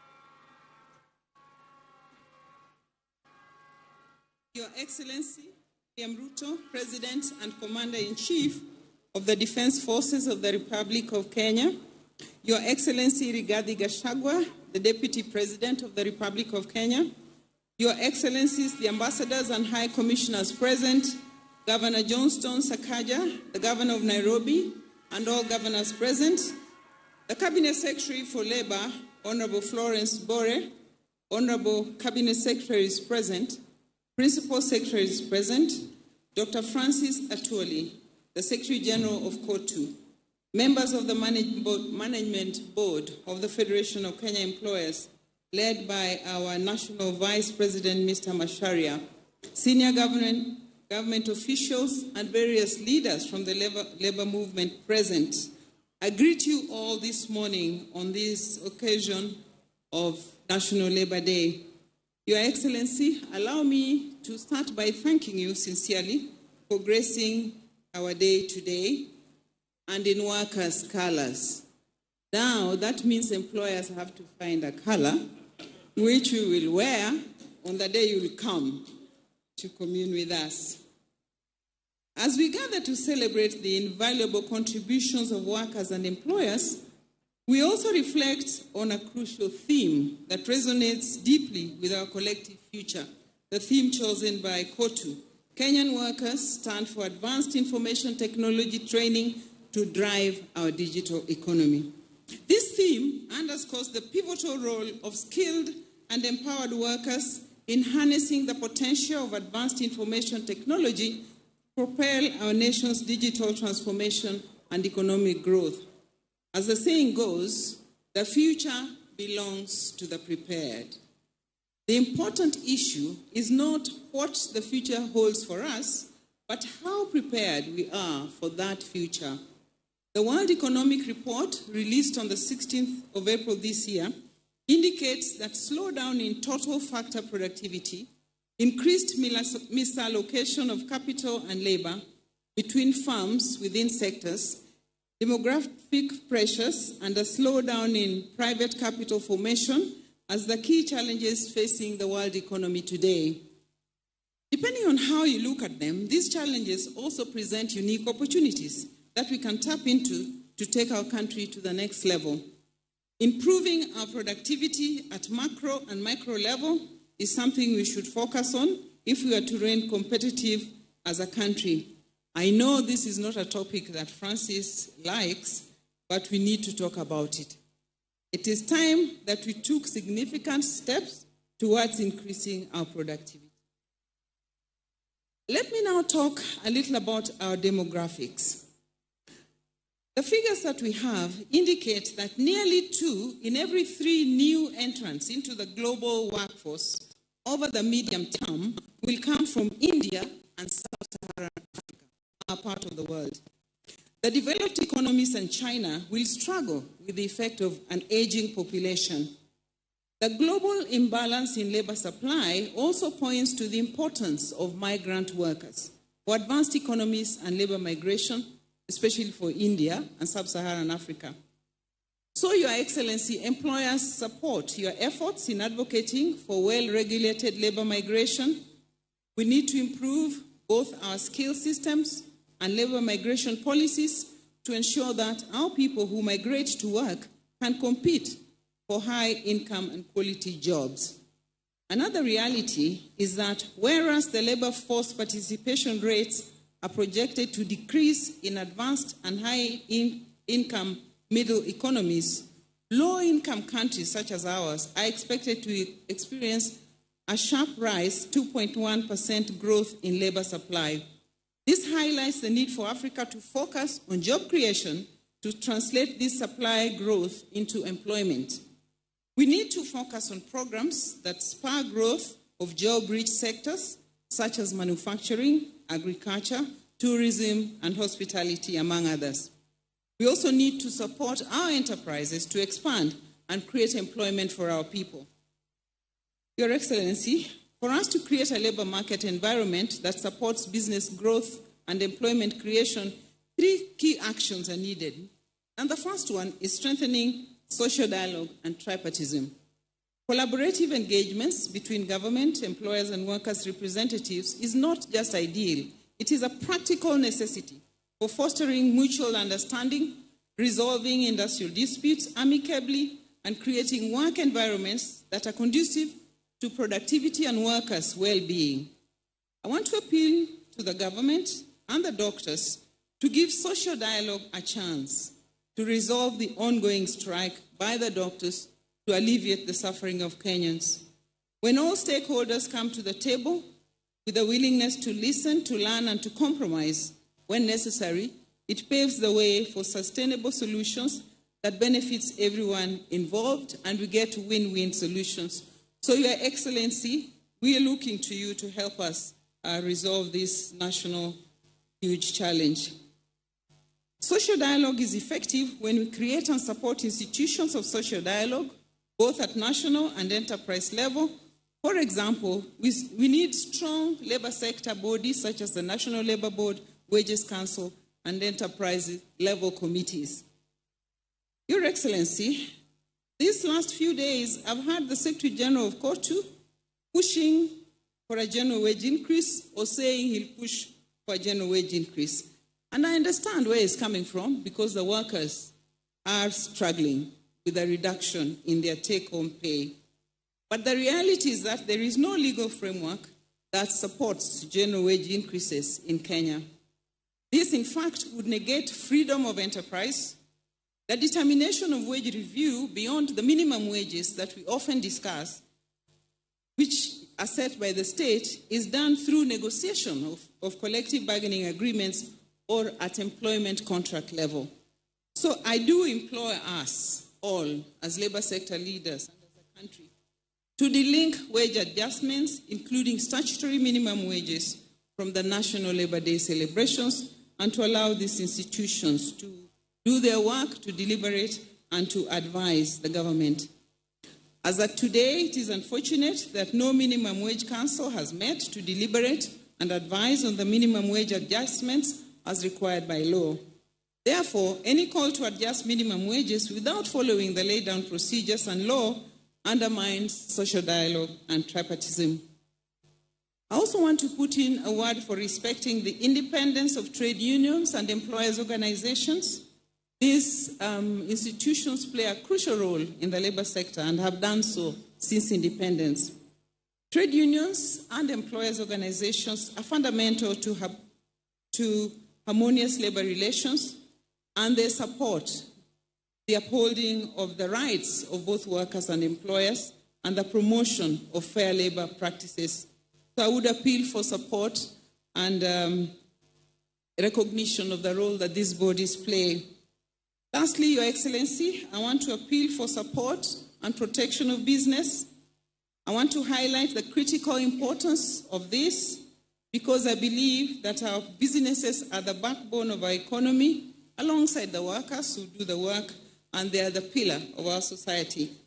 So supporting business means creating an enabling environment for enterprises that fosters innovation, entrepreneurship, and investment.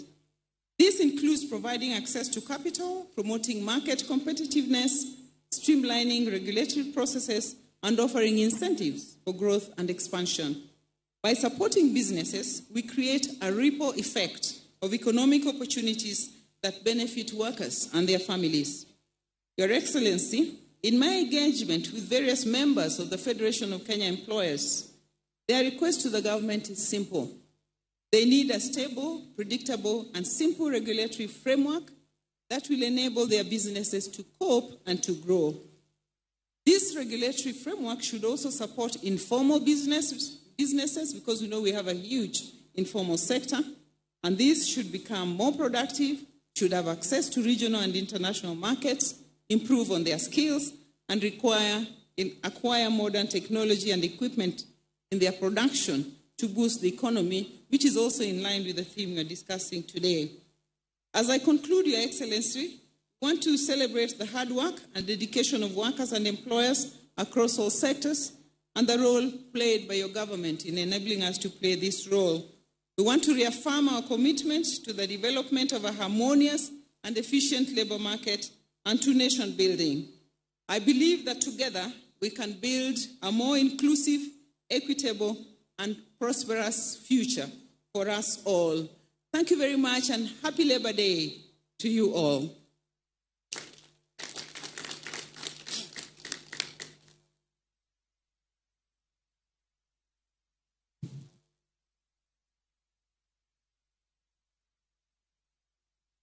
Your Excellency, Honorable Dr.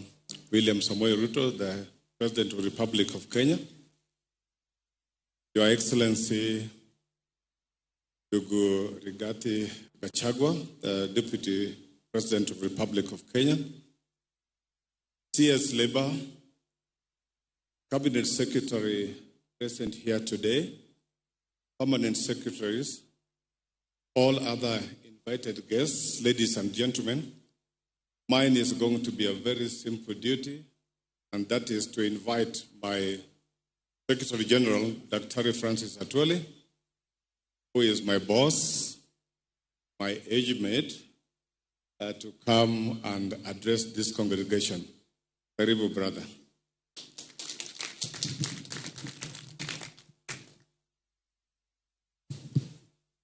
Thank you very much, my brother Ben. First and foremost, we must start by thanking His Excellency, the President, the Republic of Kenya, who is the Commander-in-Chief of our Defense Forces, Dr. William Samoei Ruto, particularly for having honored this day in solidarity Kenyan workers by putting on a purple suit. We cannot take this for granted. We recognize that you recognize workers, and also in your position as a worker number one. I know I want to be very brief, but I want also to tell all of you who are here, who have assembled here to listen to us, that mvua haitanyesha. Kwa ajili kule nakotoka, wana uwezo wa kusimamisha mvua tukiwa na sherehe kama ya leo. Na hiyo kazi imeanza kufanywa. Tulituma mmoja wetu anaitwa Mheshimiwa Omboko Miremba kwa ajili grandfathers wake ndio huwa wanasimamisha hii mvua kutoka kule sehemu za nyumbani. Na nataka kumshukuru Mheshimiwa Omboko Miremba, who is also the chairman of KUPPET, for the good work you have done, and it will not rain. I want to recognize our Deputy President, Honorable Rigathi Gachagua, who came here earlier and who has been supportive to workers' cause. and also recognize Governor Sakaja. Wengi wenu mnajua wakati wa Labor Day mimi niliwauliza huyo kijana mnipatie Mheshimiwa Sakaja, and you did a good job kamfanya senator wa Nairobi. Sakaja grew up with my children. Sakaja has been part of my family, and that is why. And we are not saying that the performance vis-a-vis his position might not be satisfactory, but we must develop channels such as the one I've developed, and I communicate to him on issues of informal sector in Nairobi and what is happening and how we can make our city to be beautiful without really throwing stones at him. I want to recognize my cabinet secretary, who is also a former labor leader from the Union of Kupet, Sister Florence Bore, who has been with us, who has worked closely with us, who has opened her offices for all labor leaders in this country, and I want to thank you, Mama. Those cabinet secretaries who might be around here with us, recognize you. Our principal secretary, Minister of Labor, Social Protection, State Department for Labor, Honorable Shadrach Mwangola Mwadime, Principal Secretary, Minister of Labor and Social Protection, State Department for Social Protection and Senior Citizen Affairs, Honorable Joseph Ogosi Motari.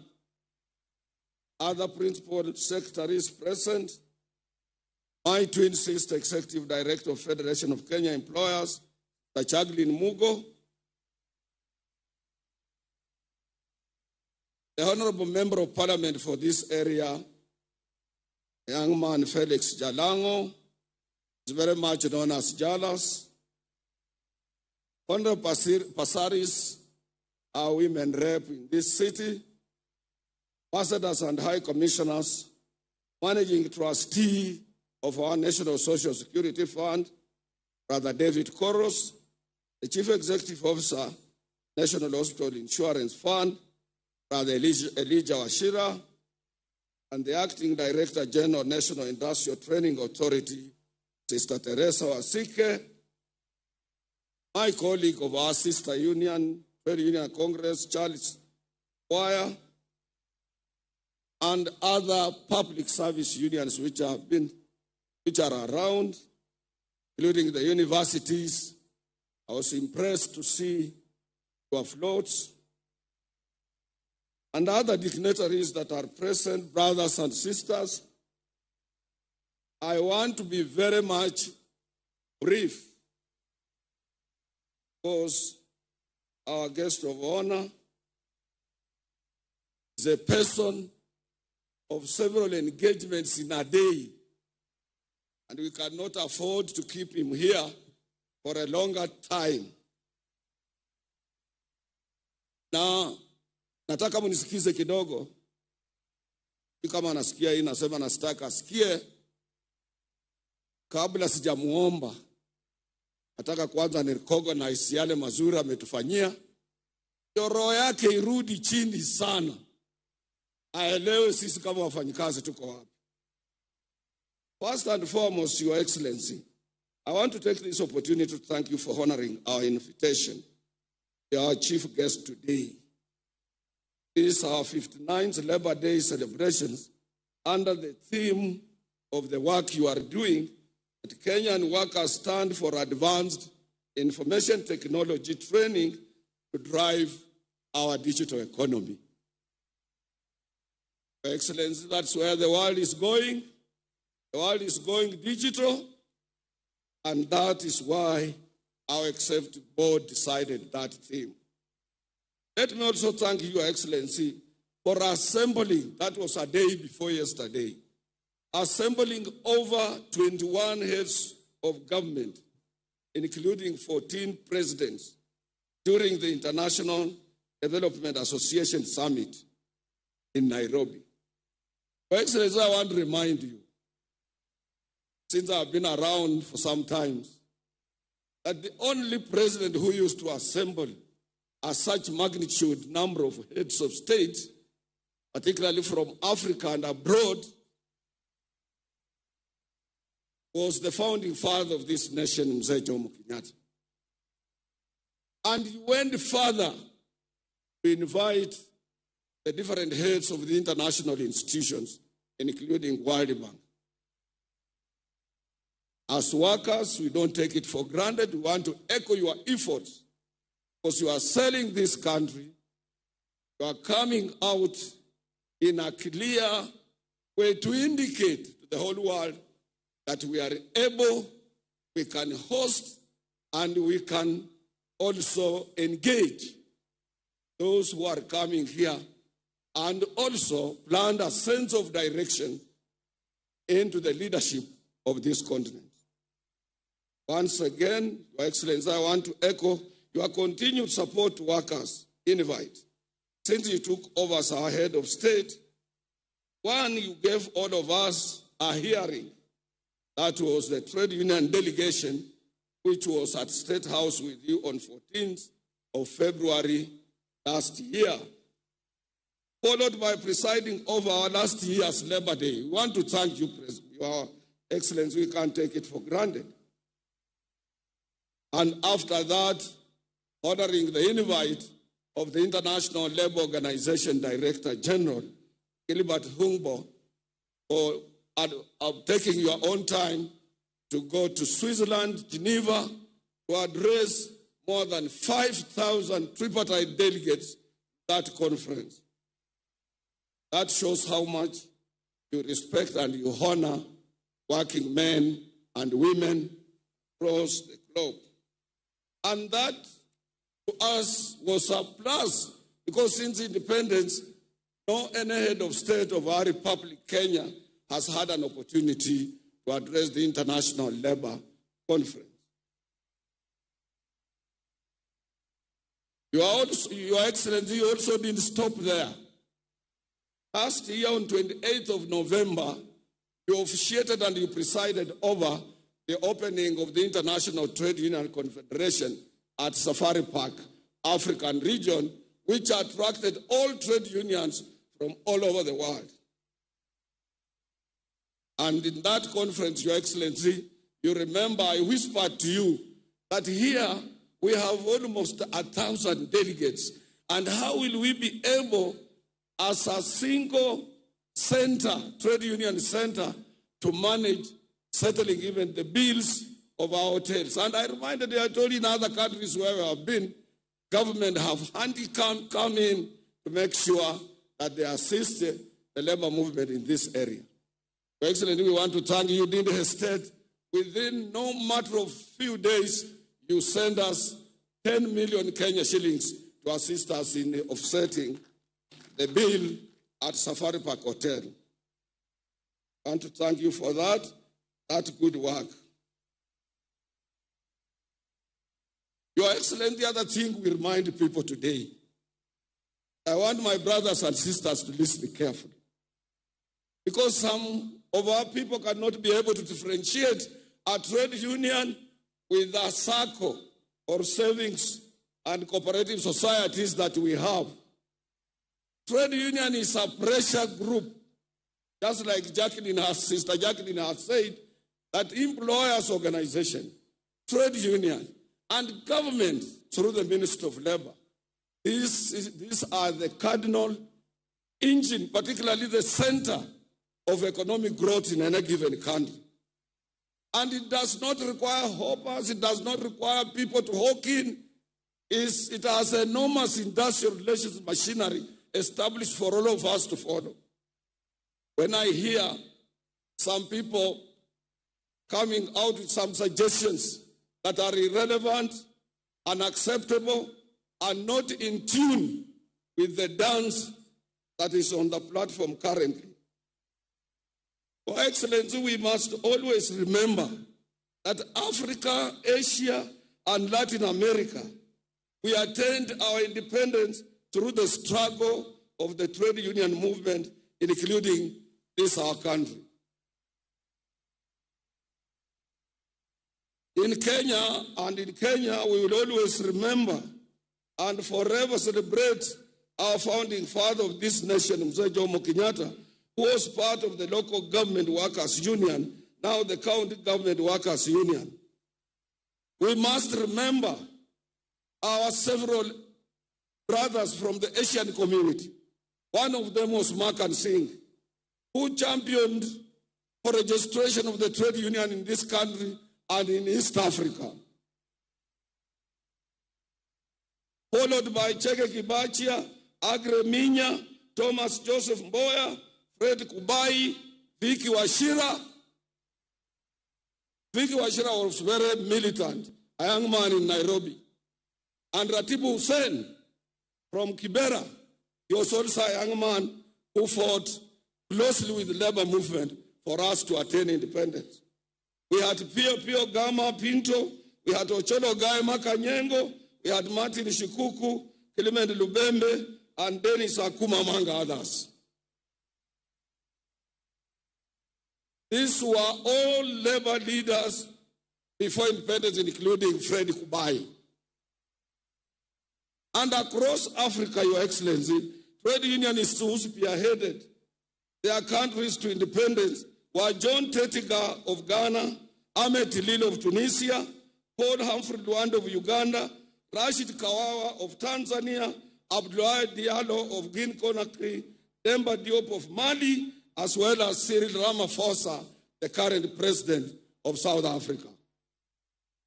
These are the gallants, fearless fighters, people who set us free from the labor movement.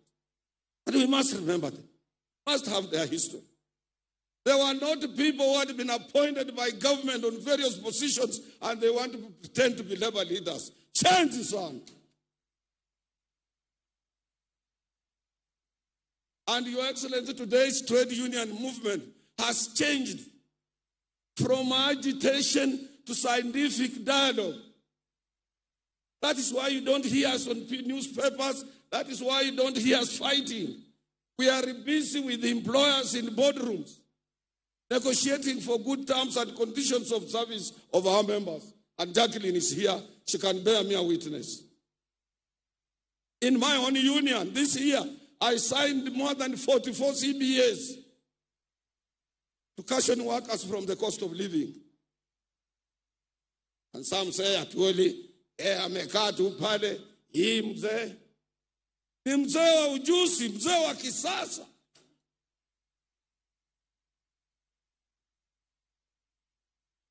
We have moved from issues of advocacy, agitation, and so on to impress upon dialogue between us and employers. And Your Excellency, nowadays, because of digital economy, e-commerce, or platform economy as it is known, we research through our Kotu Education and Economic Research Department to any enterprise before we engage employer. Tunaangalia huyu ametengeneza pesa ngapi.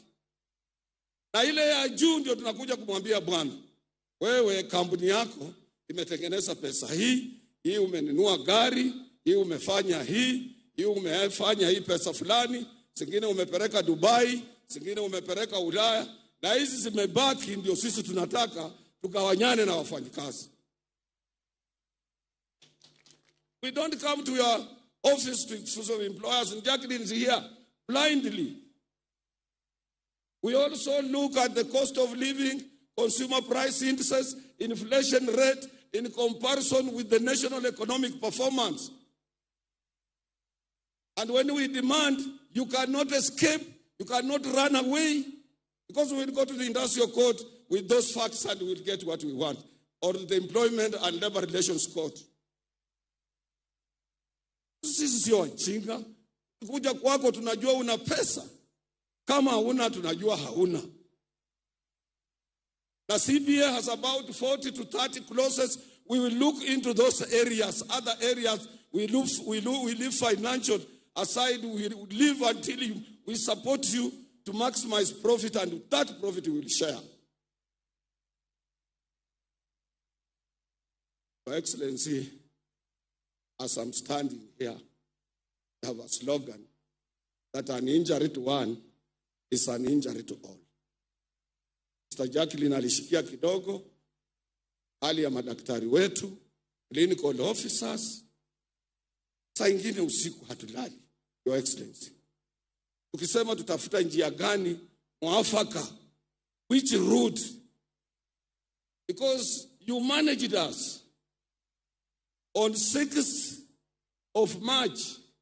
Wakati ulitangaza serikali haina pesa, you rendered court impotent, you rendered FK impotent, you rendered your Minister of Labor impotent, you rendered that committee that you had set out where my deputy was impotent, because as a worker number one, when you take over a dispute, we cannot contradict you. We can't. We have no leeway in any machinery to contradict the head of state. And we must look for channels. Pale unakaa, Your Excellency, sio rahisi kufika. Kule ndani wewe ulikuwa free. Zamani ulikuwa unakuja kwa nyumba yangu nyumbani, unajua familia yangu, ukitengeneza chama chako cha URP, ilikuwa mtu tu unaweza kutana na yeye kwa njia, unakula na yeye mahindi. Little did we know, even we people who are in Azimio, utatoka nyuma upite kwa sisi namna hivyo na uwe president. So that position ukufikia sio rahisi. But I know on each and every issue you have an answer. Hiyo tunakuachia, Your Excellency. Jacqueline Muga amesema tunakuachia. And I know you are able minister. We have been in touch all the time, even the Minister of Health.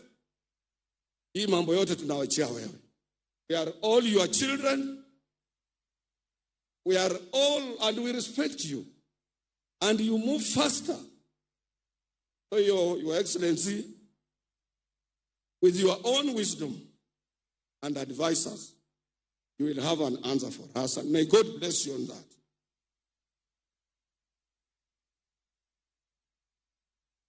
Hebu nimalize.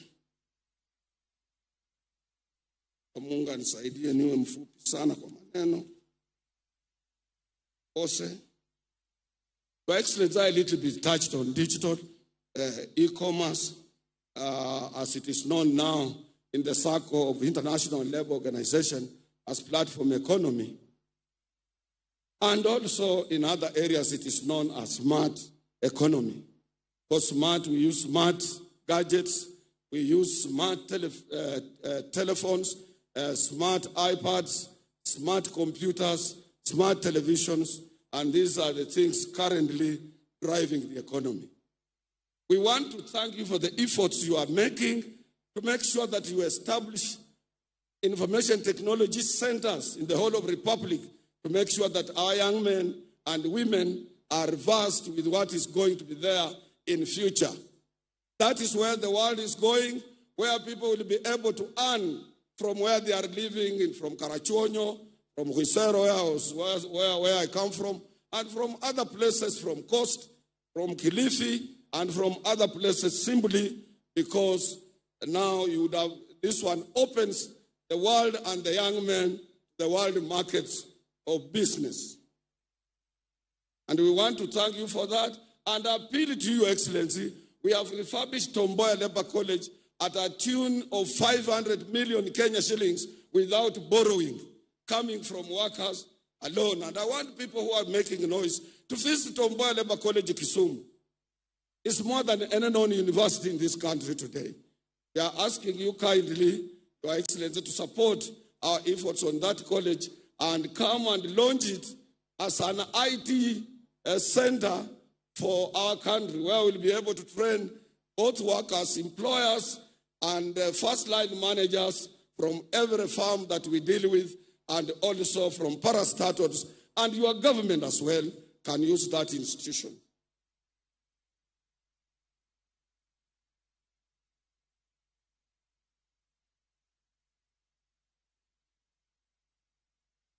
Your Excellency, you appointed me on Social Health Insurance Authority, SHIA. And we are migrating to this new authority from National Hospital Insurance Fund. We support you very much on this. And more so the people you appointed on this SHIA board are capable people, people who are committed, Your Excellency, to help you, including the PS Health, including the current acting CEO, and more so the chairman, Dr. Luenyi. But I want to appeal to you, Your Excellency. You need to come in and assist us to make sure that infrastructure is within the Ministry of Health, is dealt with quickly so that we can be within framework of making sure that as we start registration, everything is in order and everything is going on as planned. But we will support you in this area. Some of us, we are your eye there, as I'm telling you, it has capable members of the board that I've never seen in another board. People who are concerned, Your Excellency, to support you. Only little bit extend your hand in support of what they are trying to come up with. On the issue of housing, you remember you did lectures about this when last year during Labor Day, and you convinced us as workers that we must support you. And when I asked your ministry, which is in charge, whether workers will have an opportunity to be on that board, and after consultation with their office, they are allowed us, as per the current act, to appoint one of us on that particular board. The purpose is we as workers will support it financially. But the eye on that board also, when there will be allotment, because we have some shop stewards and workers who have even nowhere to sleep, they will have an opportunity to be housed in this new venture that you have started. And it is not only in Africa. Algeria, they did it. Egypt, they did it. And so many other African countries, they did it. And as I've said, the only problem with our country, Your Excellency, is that we were not used to paying taxes. And when you said everybody should pay tax, it became as an alien issue in this country. Because a normal Kenyan would like to eat without working, would like to make money without earning. And this is where the problem is. I want to end there, Your Excellency. I don't want to tire you. But the last area I want to ask you, because I said I will recognize all good things you have done for workers of this country.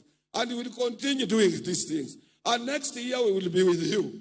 And other years to come. And we will give you support as a pressure group. And when we are called to kiitwa tutaitika sisi. Research yetu inatuambia, Your Excellency. But I don't know what is in your pocket.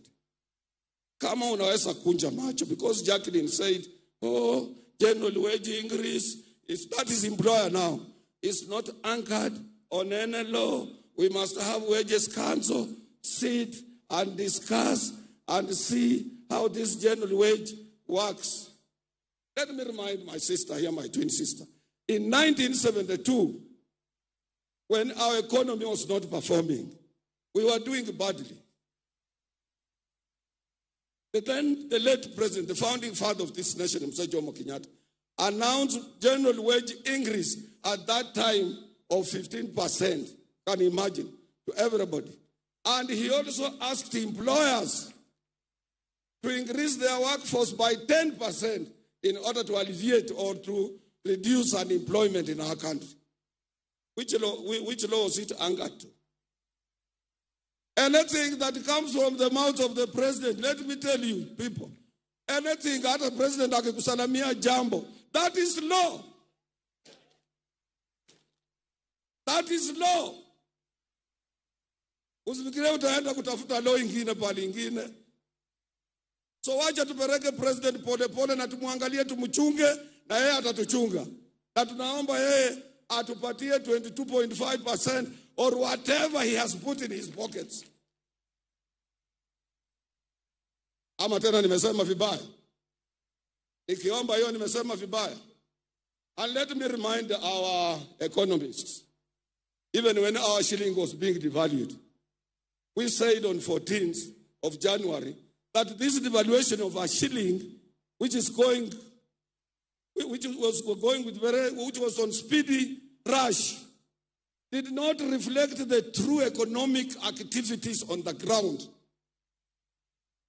Because most of you economists, you are around the year 2007 to 2009, when we had a global economic and financial crisis, when Obama was coming in. This did not affect Africa because our economy is driven, our formal economy is driven by informal economy, which has huge of deposits in our banks. We don't rely on money from outside.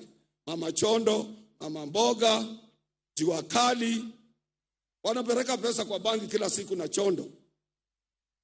And that is why our economy is steady.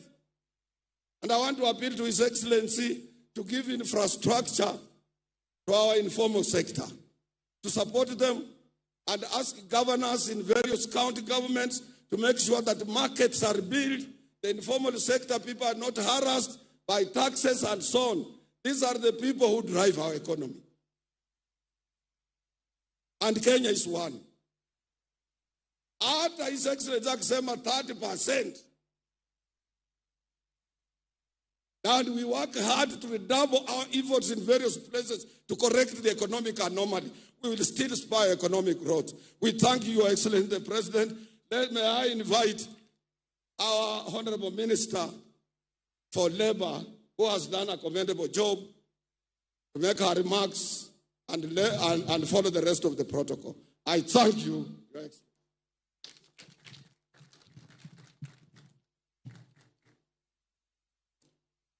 Thank you, Brother Francis Atwoli. Your Excellency, Dr. William Ruto, the President of the Republic of Kenya and Commander-in-Chief of the Kenya Defense Forces, Your Excellency, Honorable Rigathi Gachagua, the Deputy President of the Republic of Kenya, Honorable Judges present, Cabinet Secretaries, colleagues present, Honorable Johnson Sakaja, the Governor, Nairobi County, Principal Secretaries present, the Chairman and Executive Board members of KOTU, Brother Francis Atwoli, the Secretary General, KOTU Kenya, Sister Jacqueline Mugo, the Executive Director, FKE, Chairs of Committees of Parliament and Members of Parliament present, Ambassadors and High Commissioners present, all distinguished guests, ladies and gentlemen, Hamjambo. It is an honor to mark the 59th International Labour Day in the company of esteemed workers gathered here at Uhuru Gardens, Nairobi. I wish to express my sincere gratitude to you, Your Excellency, Dr. William Ruto, the President of the Republic of Kenya, for honoring our invitation once again to celebrate with workers on this special day. This is a testament of Your Excellency's commitment to the welfare of workers. We deeply appreciate this great gesture. Today, we join hands with millions around the world to observe the International Labour Day, a day in which trade unions celebrate workers and the fruits of their labor. The theme of this year's celebration, Kenya's workers stand for advanced information technology, training to drive our digital economy. It aligns seamlessly with the bottom-up economic transformation agenda 2023 to 2027, as it underscores the need for readiness to adapt to the changing world of work brought about by digitalization. The emergence of the gig economy signifies a profound shift in employment dynamics across the world as countries embrace rapid digitalization of economic activities in e-commerce and employment.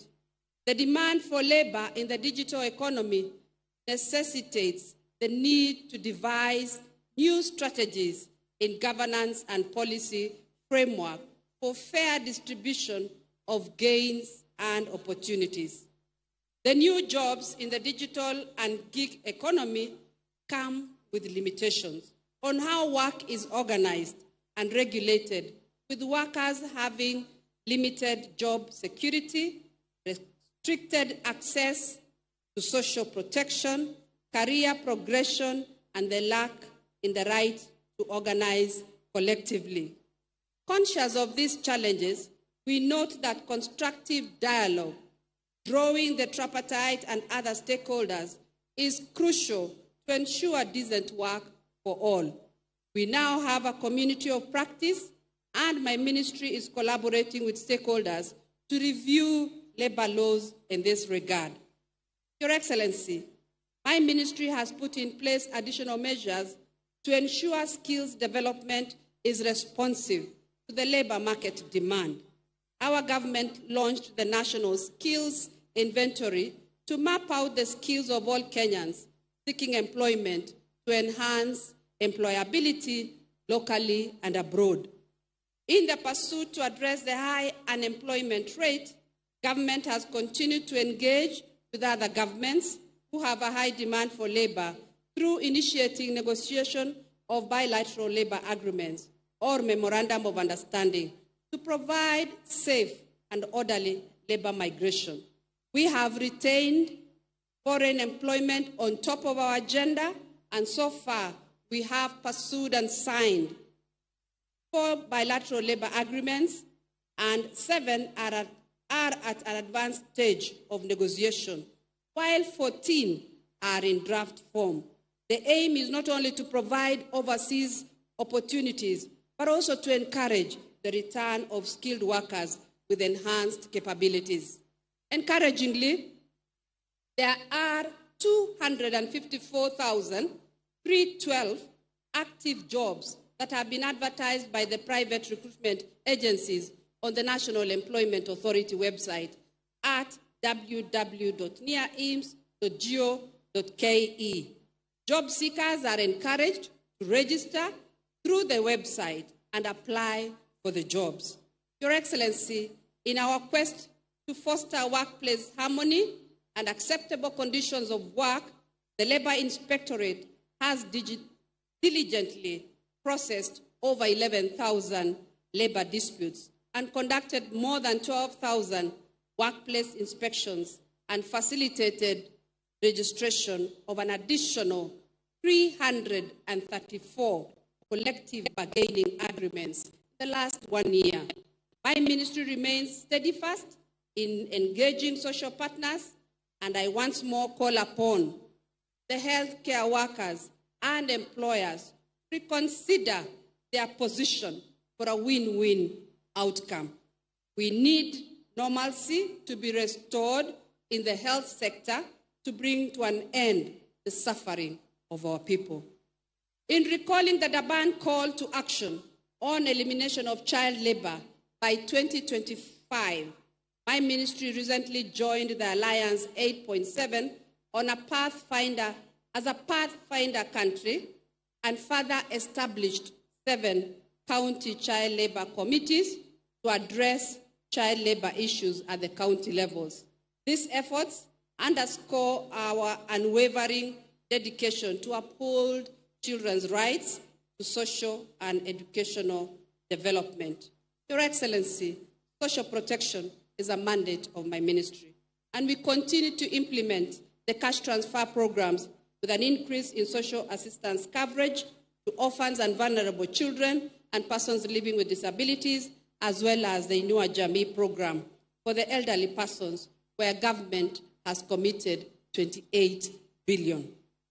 In a move to afford social security to those in the informal sector, we have intensified campaigns to promote Haba Haba program under NSSF, where members can access their savings plan through their mobile phones by dialing *303# to give members a chance to save 25 shillings a day, a minimum of 25 shillings a day, with an option of withdrawing 50% of their contribution after consistently contributing for a minimum of 5 years.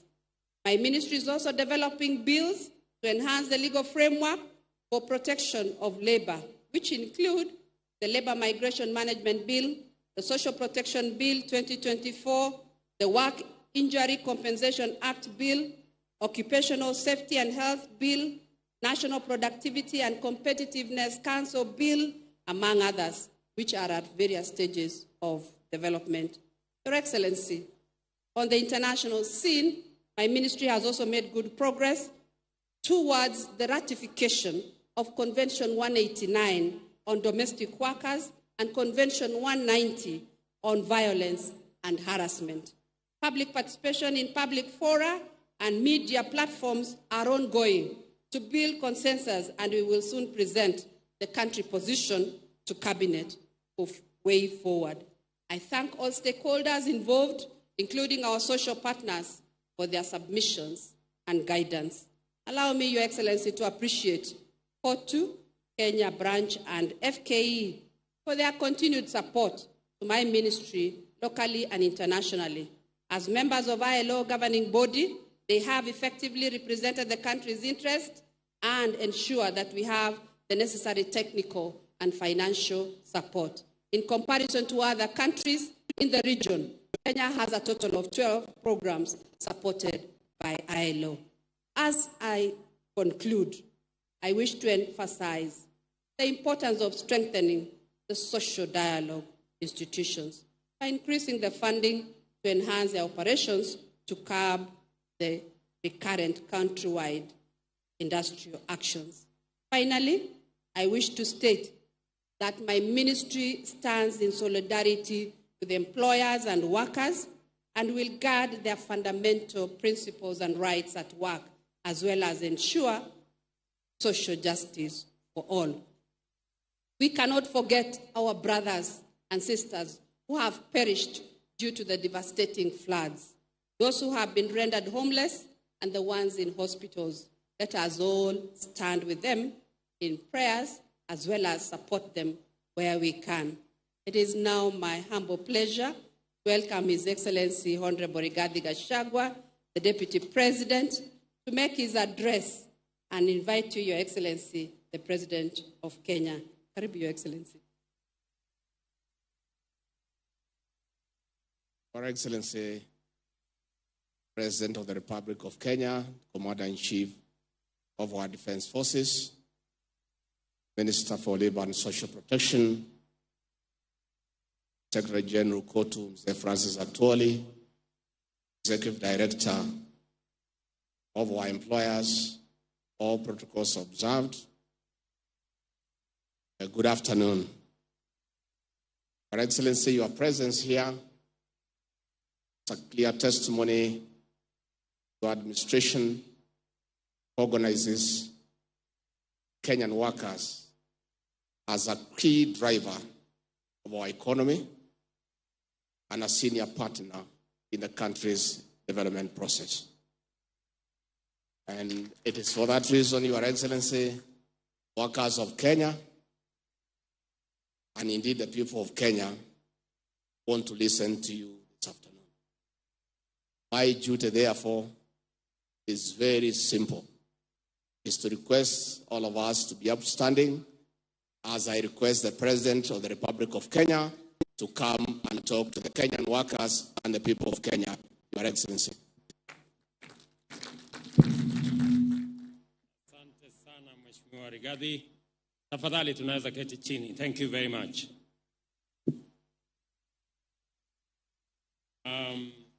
Mheshimiwa Rigathi Gachagua, Rais wa Jamhuri ya Kenya, Waziri wa mambo ya kazi, kiongozi wa wafanyikazi Secretary General Francis Atwoli, wafanyikazi wote wa taifa letu la Kenya pamoja na trade unions zote, hamjambo.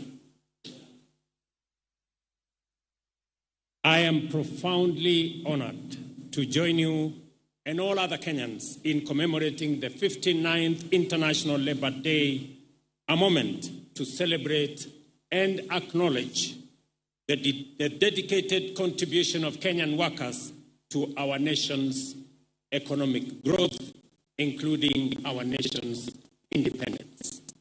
This is also a time to reflect with gratitude on the role of Kenya's labor movement in laying the foundation of our nation's freedom and also prosperity.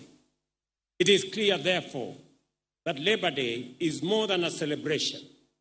Today, we also honor the labor movement's historical campaign for fair wages and decent working conditions, which continues to inform our commitment to improving the welfare of every Kenyan worker. We embrace the theme that you have laid out, Kenyan workers standing for advanced information technology training to drive our digital economy, which is not only aligned with, but also underscores the government's significant strides in digitizing our economy and integrating digital technology across various sectors and in the entirety of our economy. While Kenya is globally recognized for its advancement in digital readiness and inclusivity, there is still much to be done to achieve job creation and increase in productivity. I listened to our sister Jacqueline, and she emphasized on the issue of productivity, and we are all aligned that that should be the facing forward of our job market. Through strategic investments, we have built robust digital infrastructure, established, launched initiatives like the TVET Jitume program to boost youth digital skills. As I speak to you, Kenya Power, ICTA and the Ministry of ICT are rolling out the program that will give us an extra 100,000 kilometers of fiber optic and connect 100,000 other institutions, including markets, including schools, including homes, so that we can have a firm foundation to tap into the digital economy, whether it is digital jobs or digital commerce. Likewise, the Ajira digital program aims to empower over 1 million young people with digital job opportunities, showcasing our commitment to revolutionize the economy through our digital economy. Despite progress, workers still face precarious conditions. We are dedicated to updating labor. We are dedicated to updating labor laws to protect workers in today's evolving market. We are also committed to relevant government and private sector entities to expedite policy development and legal frameworks for this dynamic sector, ensuring full protection of workers' rights. Further, we have implemented measures to enhance our vocational training across counties. This is aimed at increasing their capacity to equip our workforce with the necessary skills to bridge the gap between available jobs in the market and suitably trained workers for these positions in our ever-changing economy. The pace at which jobs are created in our country is way lower than the rate at which new workers enter the job market. Every year, 1 million workers enter the job market in Kenya, while only 200,000 are absorbed into formal jobs, both in the private and public sector. Labor migration, therefore, is a critical component of our socio-economic development, benefiting both Kenya and counties that welcome our workers. As the Minister has said ably, this is the reason why we continue to negotiate bilateral labor agreements to facilitate safe and orderly labor migration, protecting Kenyan workers' rights and facilitating their access to international job markets. We are at the advanced stage of concluding several bilateral labor agreements with many countries, including the UK, Germany, Austria, Saudi Arabia, among others. Every Kenyan worker has the right to fair pay and a safe workplace. The 2024 Social Protection Bill, approved by Cabinet in January, underscores our dedication to address gaps in social protection, including fragmented legislation, coordination issues, and funding shortages. We are committed to enforcing labor laws and engaging in ongoing social dialogues with unions and workers to uphold their rights. Like every other right, labor rights should align with the public interest and the economy's sustainable financial capacity. Social dialogues aim to enhance mutual benefit and shared interests, recognizing our collective goal of advancing Kenya's welfare. While the right to undertake industrial action is enshrined in the Constitution and labor laws, it must be exercised responsibly with due regard to the well-being of the public, and I urge all parties involved to act in good faith and prioritize the interests of our citizens. Respect for court orders is paramount, and adherence to the legal processes is essential in resolving disputes effectively. We need to tighten our belts and live within our means as a country in order to make more resources available to manage our economic challenges and to invest in goods and services that benefit all, not just some citizens. It is neither just, proper, nor reasonable for any group to make demands that run counter to this imperative, elevate their claims above legitimate benchmarks, or exceed our economic capacity. I want to urge workers, including our daughters and sons who are doctors, that as social partners, we must swiftly address the pertinent issues at hand, ensuring that essential services continue uninterrupted and our commitment to serving our citizens remain unswerving. Looking ahead, to ensure industrial peace and manage disputes effectively, I have instructed the Ministry of Labour and Social Protection to activate multiple wage councils outlined in the 2007 Labour Relations Act. These councils include Council for Seafarers, Protective, General and Agricultural Wages. They will negotiate minimum wages in different sectors, enhancing conciliation, mediation, and industrial peace. Kenya operates within the global context, and our competitiveness is key to overcoming economic challenges. Progress has been made in managing inflation, stabilizing the currency, and addressing debt. Our economic policies have also lowered prices of basic goods, easing pressure on workers. As we continue on this trajectory, we need to appreciate that we must live within our means and manage the cost of doing business in our country as a way of enhancing our overall competitiveness. And it is the reason why, listening to both Francis Atwoli and Jacqueline Mugo, I think they are reading from the same script. And they are telling us the same thing. What they are telling us from my reading is that all of us, as the people of Kenya,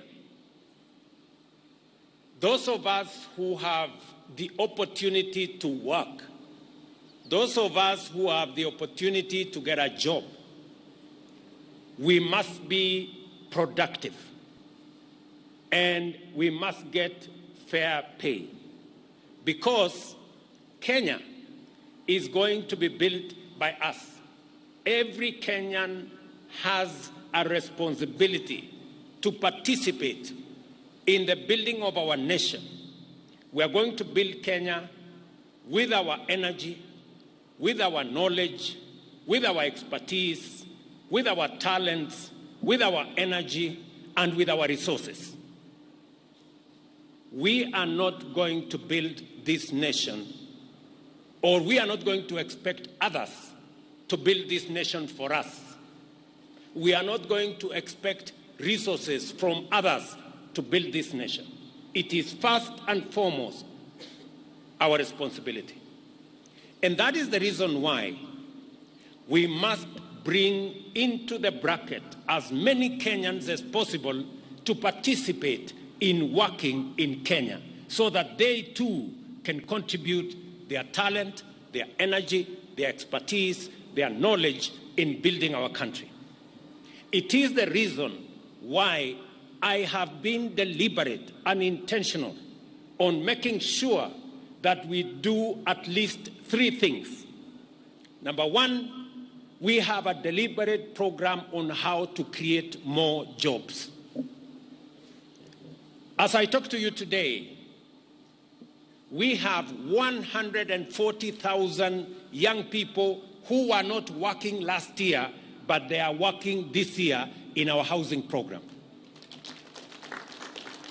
As I talk to you today here, we have another 120,000 young people in our TVETs, in our ICT hubs today who are earning salaries, who have a job, a digital job, 120,000 who did not have that job last year.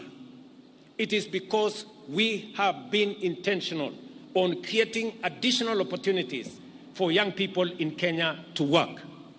It is also the reason why we are reorganizing labor migration, why we are signing bilateral labor agreements, because it is my intention that every year we should be able to send 250,000 Kenyans to work in different parts of the world, so that we can enhance and we can increase the number of people who are working abroad and also enhance our remittances from abroad. I am very happy that from last year to this year, we have increased our remittances by about 50 billion. And it is my intention that in the next 5 years, we should take our remittances from $4 billion to $10 billion. And I am committed, and I believe it is doable, because I can see we are in the right trajectory. Kwa hivyo, kwa sababu tumekuja hapa katika mkutano huu wa wafanyikazi, na mimi pia ni mfanyikazi kwa sababu nimeajiriwa na Wakenya, na nimekuja hapa kuungana na sisi wote, serikali, FKE na shirika ya wafanyikazi, sote tukiwa timu moja. Na ndio nimesema hatuna haja na ugomvi. Ni vizuri tunaweza kuketi chini pamoja. Tunataka kujieleza kwa njia ya taratibu, bila ya msukosuko ama bila ya kupigana, kwa sababu inawezekana tukubaliane. Na ndio nawauliza hata madaktari wetu, tumeweka kwenye meza yale serikali iko tayari kufanya. Kati ya mambo nafikiri 19, serikali imekubali mambo 17. Imebaki 2 kwa sababu haiwezekani kwa mambo ya fedha, na wauliza madaktari wetu warudi kazini. Mambo tutarekebisha, uchumi tutazalisha, na kila mtu atapata haki yake tukisonga mbele. That is what we must do. And we must be brutally honest with one another. Hakuna haja ya kudanganya. Hakuna haja ya kutafuta umaarufu. Tuambiane tu ukweli.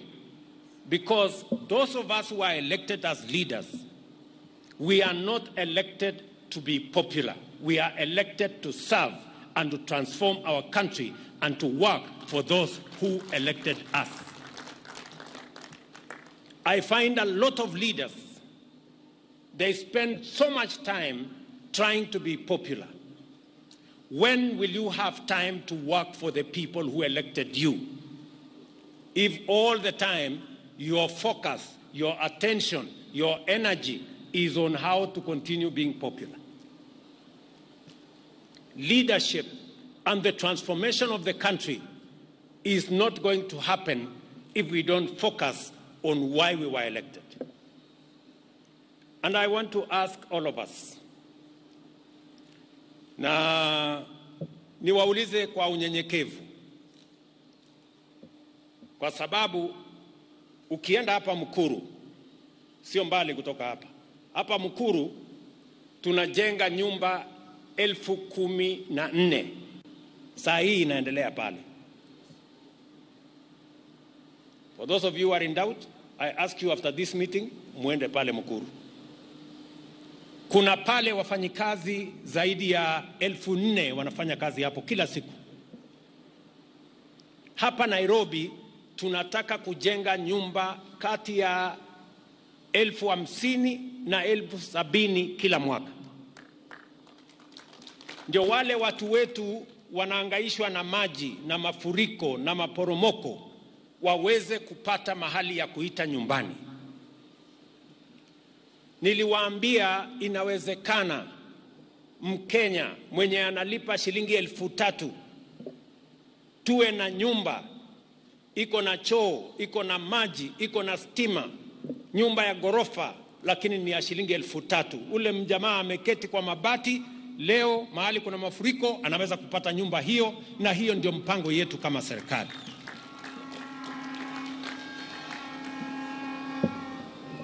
Na kabla ya mwisho wa mwaka huu, before the end of this year, kabla ya mwisho wa mwaka huu, mutaziona zile nyumba nilianzisha mwaka uliopita, kwa sababu nyingi zimeanza kuwa tayari. If seeing is believing, you will begin to see, so that you can believe that we are serious on the housing plan. Our intention is at least in the next 5 years, we must create 1 million new home owners in Kenya, people who have a place to call home that we have facilitated. Apart from creating jobs, we create decent livelihoods for our people. I want to tell the people of Nairobi, jana tulikubaliana kwenye baraza la mawaziri na tulisema wale wote ambao wanaishi katika riparian reserve tutawasaidia waondoke, kwa sababu hatutaki Mkenya apoteze maisha yake kwa mafuriko. Wale wanaishi katika vitongoji zile zingine karibu na riparian reserve, tumekubaliana tutatumia hazina yetu ya housing kuwasaidia kujenga social housing, ili hata na wao waishi mahali penye kuna heshima, mahali kuna maji, mahali kuna proper housing. Na tumesema wale wanaishi in our slum dwellings, they will be our first priority on matters social housing. Kwa hivyo nataka niwaulize wafanyikazi wote, sisi wa Kenya tujue ya kwamba nchi hii haiwezi kujengwa kimiujiza, haiwezi kujengwa na watu wengine. Wenye kujenga Kenya ni sisi. Nguvu yetu, akili tulio nayo, mipango tulio nayo, na pesa zetu. Na hiyo pesa inatoka kwa ushuru. Kuitwa Zakayo si jambo. Bora tulipe ushuru, Zakayo ni jina, hakuna problem. Tunaweza kusonga mbele. Bora tujenge Kenya hii, watu wapate manyumba, tuwe na affordable, tuwe na universal health coverage, watoto vijana wetu wapate ajira. Zakayo ni jina, tuendelee mbele. No problem. Kwa sababu tutakuwa tunajidanganya, na tumejidanganya muda mrefu, ya kwamba nchi inaweza kujengwa na madeni kutoka nchi zingine. It is not possible. And I have to be brutally honest to my fellow citizens. We must face up to the reality. We must build our country with our energy, with our knowledge, with our talent, with our effort, with our plan, and with our taxes. That's how we are going to build this country. Kwa hivyo, na wauliza viongozi wote wenzangu, najua haikuwa imepangwa ya kwamba tutaangalia vile wale ambao wanahusika wataketi chini ndio tuweze kupata nyongeza ya minimum wage. Mwaka huu lazima tuwe na mpango ya kuongeza minimum wage. That we must do. Najua Jacqueline amesema iko namna hii, lakini Jacqueline, this time round we must do something about minimum wage. And therefore, kabla sijatangaza hiyo, mimi nataka niseme ya kwamba wale wote ambao sisi tuko na nafasi ya kuwa viongozi, let us try and be part of the solution. Viongozi waziwe ndio part of the problem. Viongozi wote wa Kenya tuko na agenda. Tumepatiwa nafasi na Wakenya ya kuongoza. Wakenya wanalipa ushuru. Tunataka watoto wetu wasome. Tumeweka mpango mkubwa. Wabunge wako na pesa ya CDF, wajenge mashule, wapange basari, watoto wetu waende shuleni. Tuko na mpango ya housing. Tuko na mpango ya universal health coverage.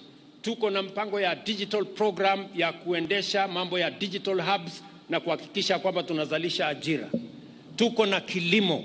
Na mimi niliwaeleza bila ya kudanganyana ya kwamba kufanyia maandamano njaa haiwezi kupotea. Mpaka tuende shambani, tuzalishe chakula ipatikane kwa wingi, ndio tuweze kupunguza gharama ya unga na chakula. Unga ambaye ilikuwa shilingi 230 si saa hizi ni karibu 100. Kwani ni maandamano tulifanya ama tulipatiana fertilizer wakulima wakazalisha chakula? So we must be, lazima tuambiane ukweli. Na hiyo ukweli mimi nitazidi na kusema mpaka sisi wote tuende barabara moja, kwa sababu hivyo ndivyo tutakavyobadilisha taifa letu la Kenya. Kwa hivyo nawauliza, ile mipango tumeweka, wakati nilisimama hapa mwaka uliopita, niliwaomba munipatie nafasi kidogo nipange mambo. Vile mambo yalivyokuwa mwaka uliopita sio vile yalivyo sasa. Dola yetu imekuja mahali mzuri, gharama ya chakula imekuja mahali mzuri, ile interest rate imeanza kuteremka chini, mafuta pia imeanza kushuka chini. Ile kitu tu bado iko juu ni makelele ya siasa. Tunataka pia hata na hiyo ikuje chini, ndio tuweze kwenda mbele kama wataifa. So nawauliza viongozi, tuwache makelele, hasa wale viongozi ambao wanatafuta mbinu na njia ya kugawanya Wakenya kwa misingi ya ukabila. Mimi nawaomba viongozi wote, mimi nawauliza viongozi wote, na washauri viongozi, ukabila haiwezi kubadilisha maisha ya mtu yeyote. Na mkiona kiongozi ambaye anaendesha siasa kwa msingi ya ukabila, huyo ni kiongozi bankrupt, kwa sababu mtu akikosa agenda, kama hana mpango, kama hana plan, anaenda kukwama kwa ukabila, kwa sababu ndio ile siasa duni ya nyuma ya mwisho. Please, mtu yeyote mwenye ako na sera kuja zungumza na Wakenya. Useme housing si mzuri, useme yako ni gani. Useme export of labor si mzuri, utuambie yako. Useme kuzalisha chakula na fertilizer si mzuri, utuambie isalishwe namna gani. Ukuje utuambie utaki digital jobs, watuambie yako. Lakini usikuje kutuambia ukabila. Hawa ni wakabila hii, sijui hawa ni wakabila ile, sijui wale ni wakabila ile. Hiyo ni upuzi na hiyo ni ujinga. And I say it without fear of any contradiction. Tumetoa nchi ya Kenya mahali mbali. And I want to ask the citizens of our country, especially those of us who have the privilege to be leaders, to desist from dividing citizens along tribal lines. That is retrogressive, that is primitive, and that takes us backwards. Tunataka tuende mbele. Tukubaliane, mshahara tutaongeza kwa njia gani? Mapato tutaongeza kwa njia gani? Tutazalisha chakula kwa njia gani? Na ndio mimi nataka sasa nimwambie waziri wetu wa Labor aite kamati ile inahusika na waketi chini, minimum wage tuongeze at least minimum by 6%, na mtaniambia vile hesabu hiyo itafanyika. Alafu pale mbele tutaongea na nyinyi vile mambo itakavyo kwenda mbele. As we commemorate Labor Day, let us rededicate ourselves to doing our best and contributing our utmost to enhance the welfare of every Kenyan. Thank you very much. God bless you. God bless our great nation, Kenya. Asanteni sana. Tumpongeze rais kwa hotuba yake. Asante sana Mheshimiwa Rais kwa hotuba yako. Na kwa sasa tumefika mwisho wa sherehe ya leo. Kwa hivyo naomba mahali tulipo tuweze kusimama ili tumalizie kwa wimbo wa taifa. Kwa hivyo naomba sote tusimame wima mahali tulipo tumalizie kwa wimbo wa taifa.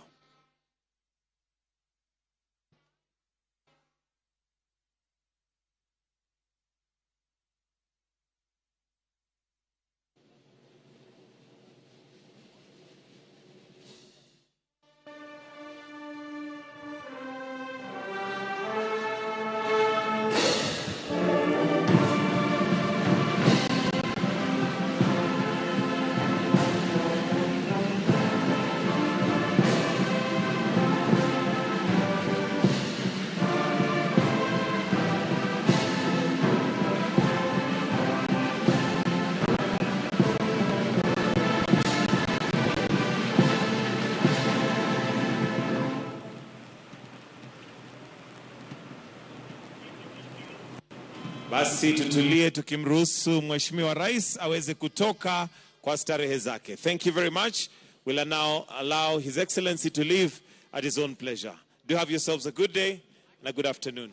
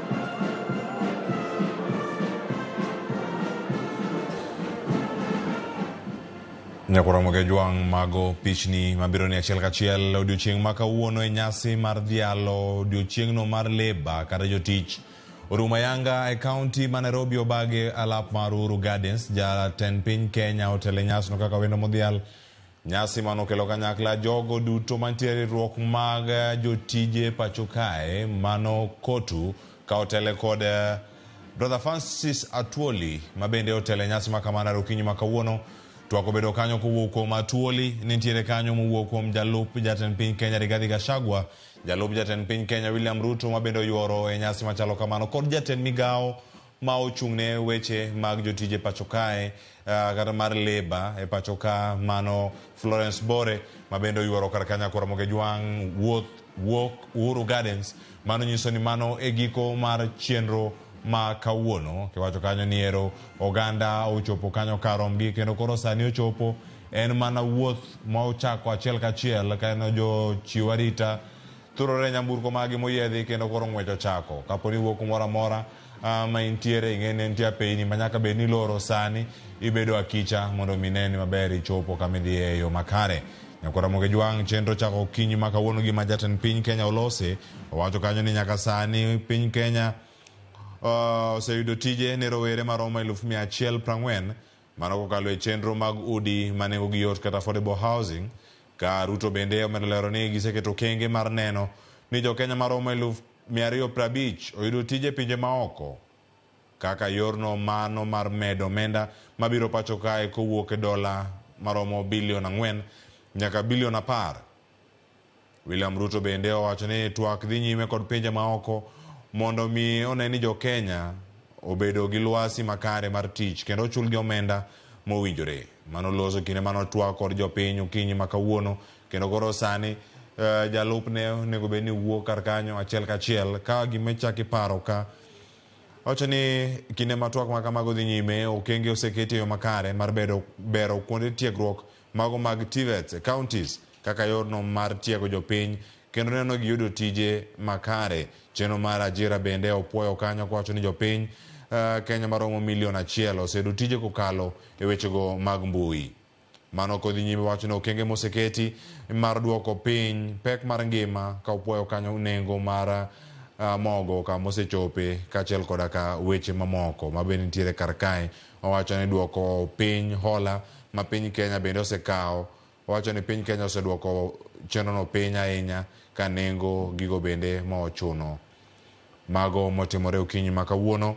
Sa osekalo dakika 7 tok sa 7 nyakoro mogejwang' jafamaro Chris Owino ntiere e county ma Nairobi ka entiere Uhuru Gardens kendo ang'eni ang' oiknwa report makare odhiambo ma kawuono ka waikonu gik mathoth ahinya ka sani bende yangore ni jatend piny Kenya William Ruto kanoloso owacho ni koro nyaka ger piny Kenya kod omenda mawuok e osuru. Owacho ni kata luonge ni Zakayo no bende owacho ni en mana nying kendo owacho ni pod obodhi mana nyime timo gik mopogore opogore. Romo ma kama nyakoro mogejwang' Ruto jatend piny Kenya bende olero ni chenro mopogore opogore ma osebedo kanyo ka olose. Owacho ni nyaka koro odwok piny omenda ma ichulo jotije. Mano dhi kelo paro machal nade oganda gi thoth nyakoro mogejwang' ka nyaka sani yangore bende ote momiyo jod bura ni nyaka giti kod CDF kata omenda no mawuok e aguch omenda ma CDF e yo makare gero sikunde kachiel koda ka chiwo basari mago mag siro wechego mag somo. Ka bende onyiso jatend migao mar leba mondo neni osara ma ichulo jotije okete atamalo 6.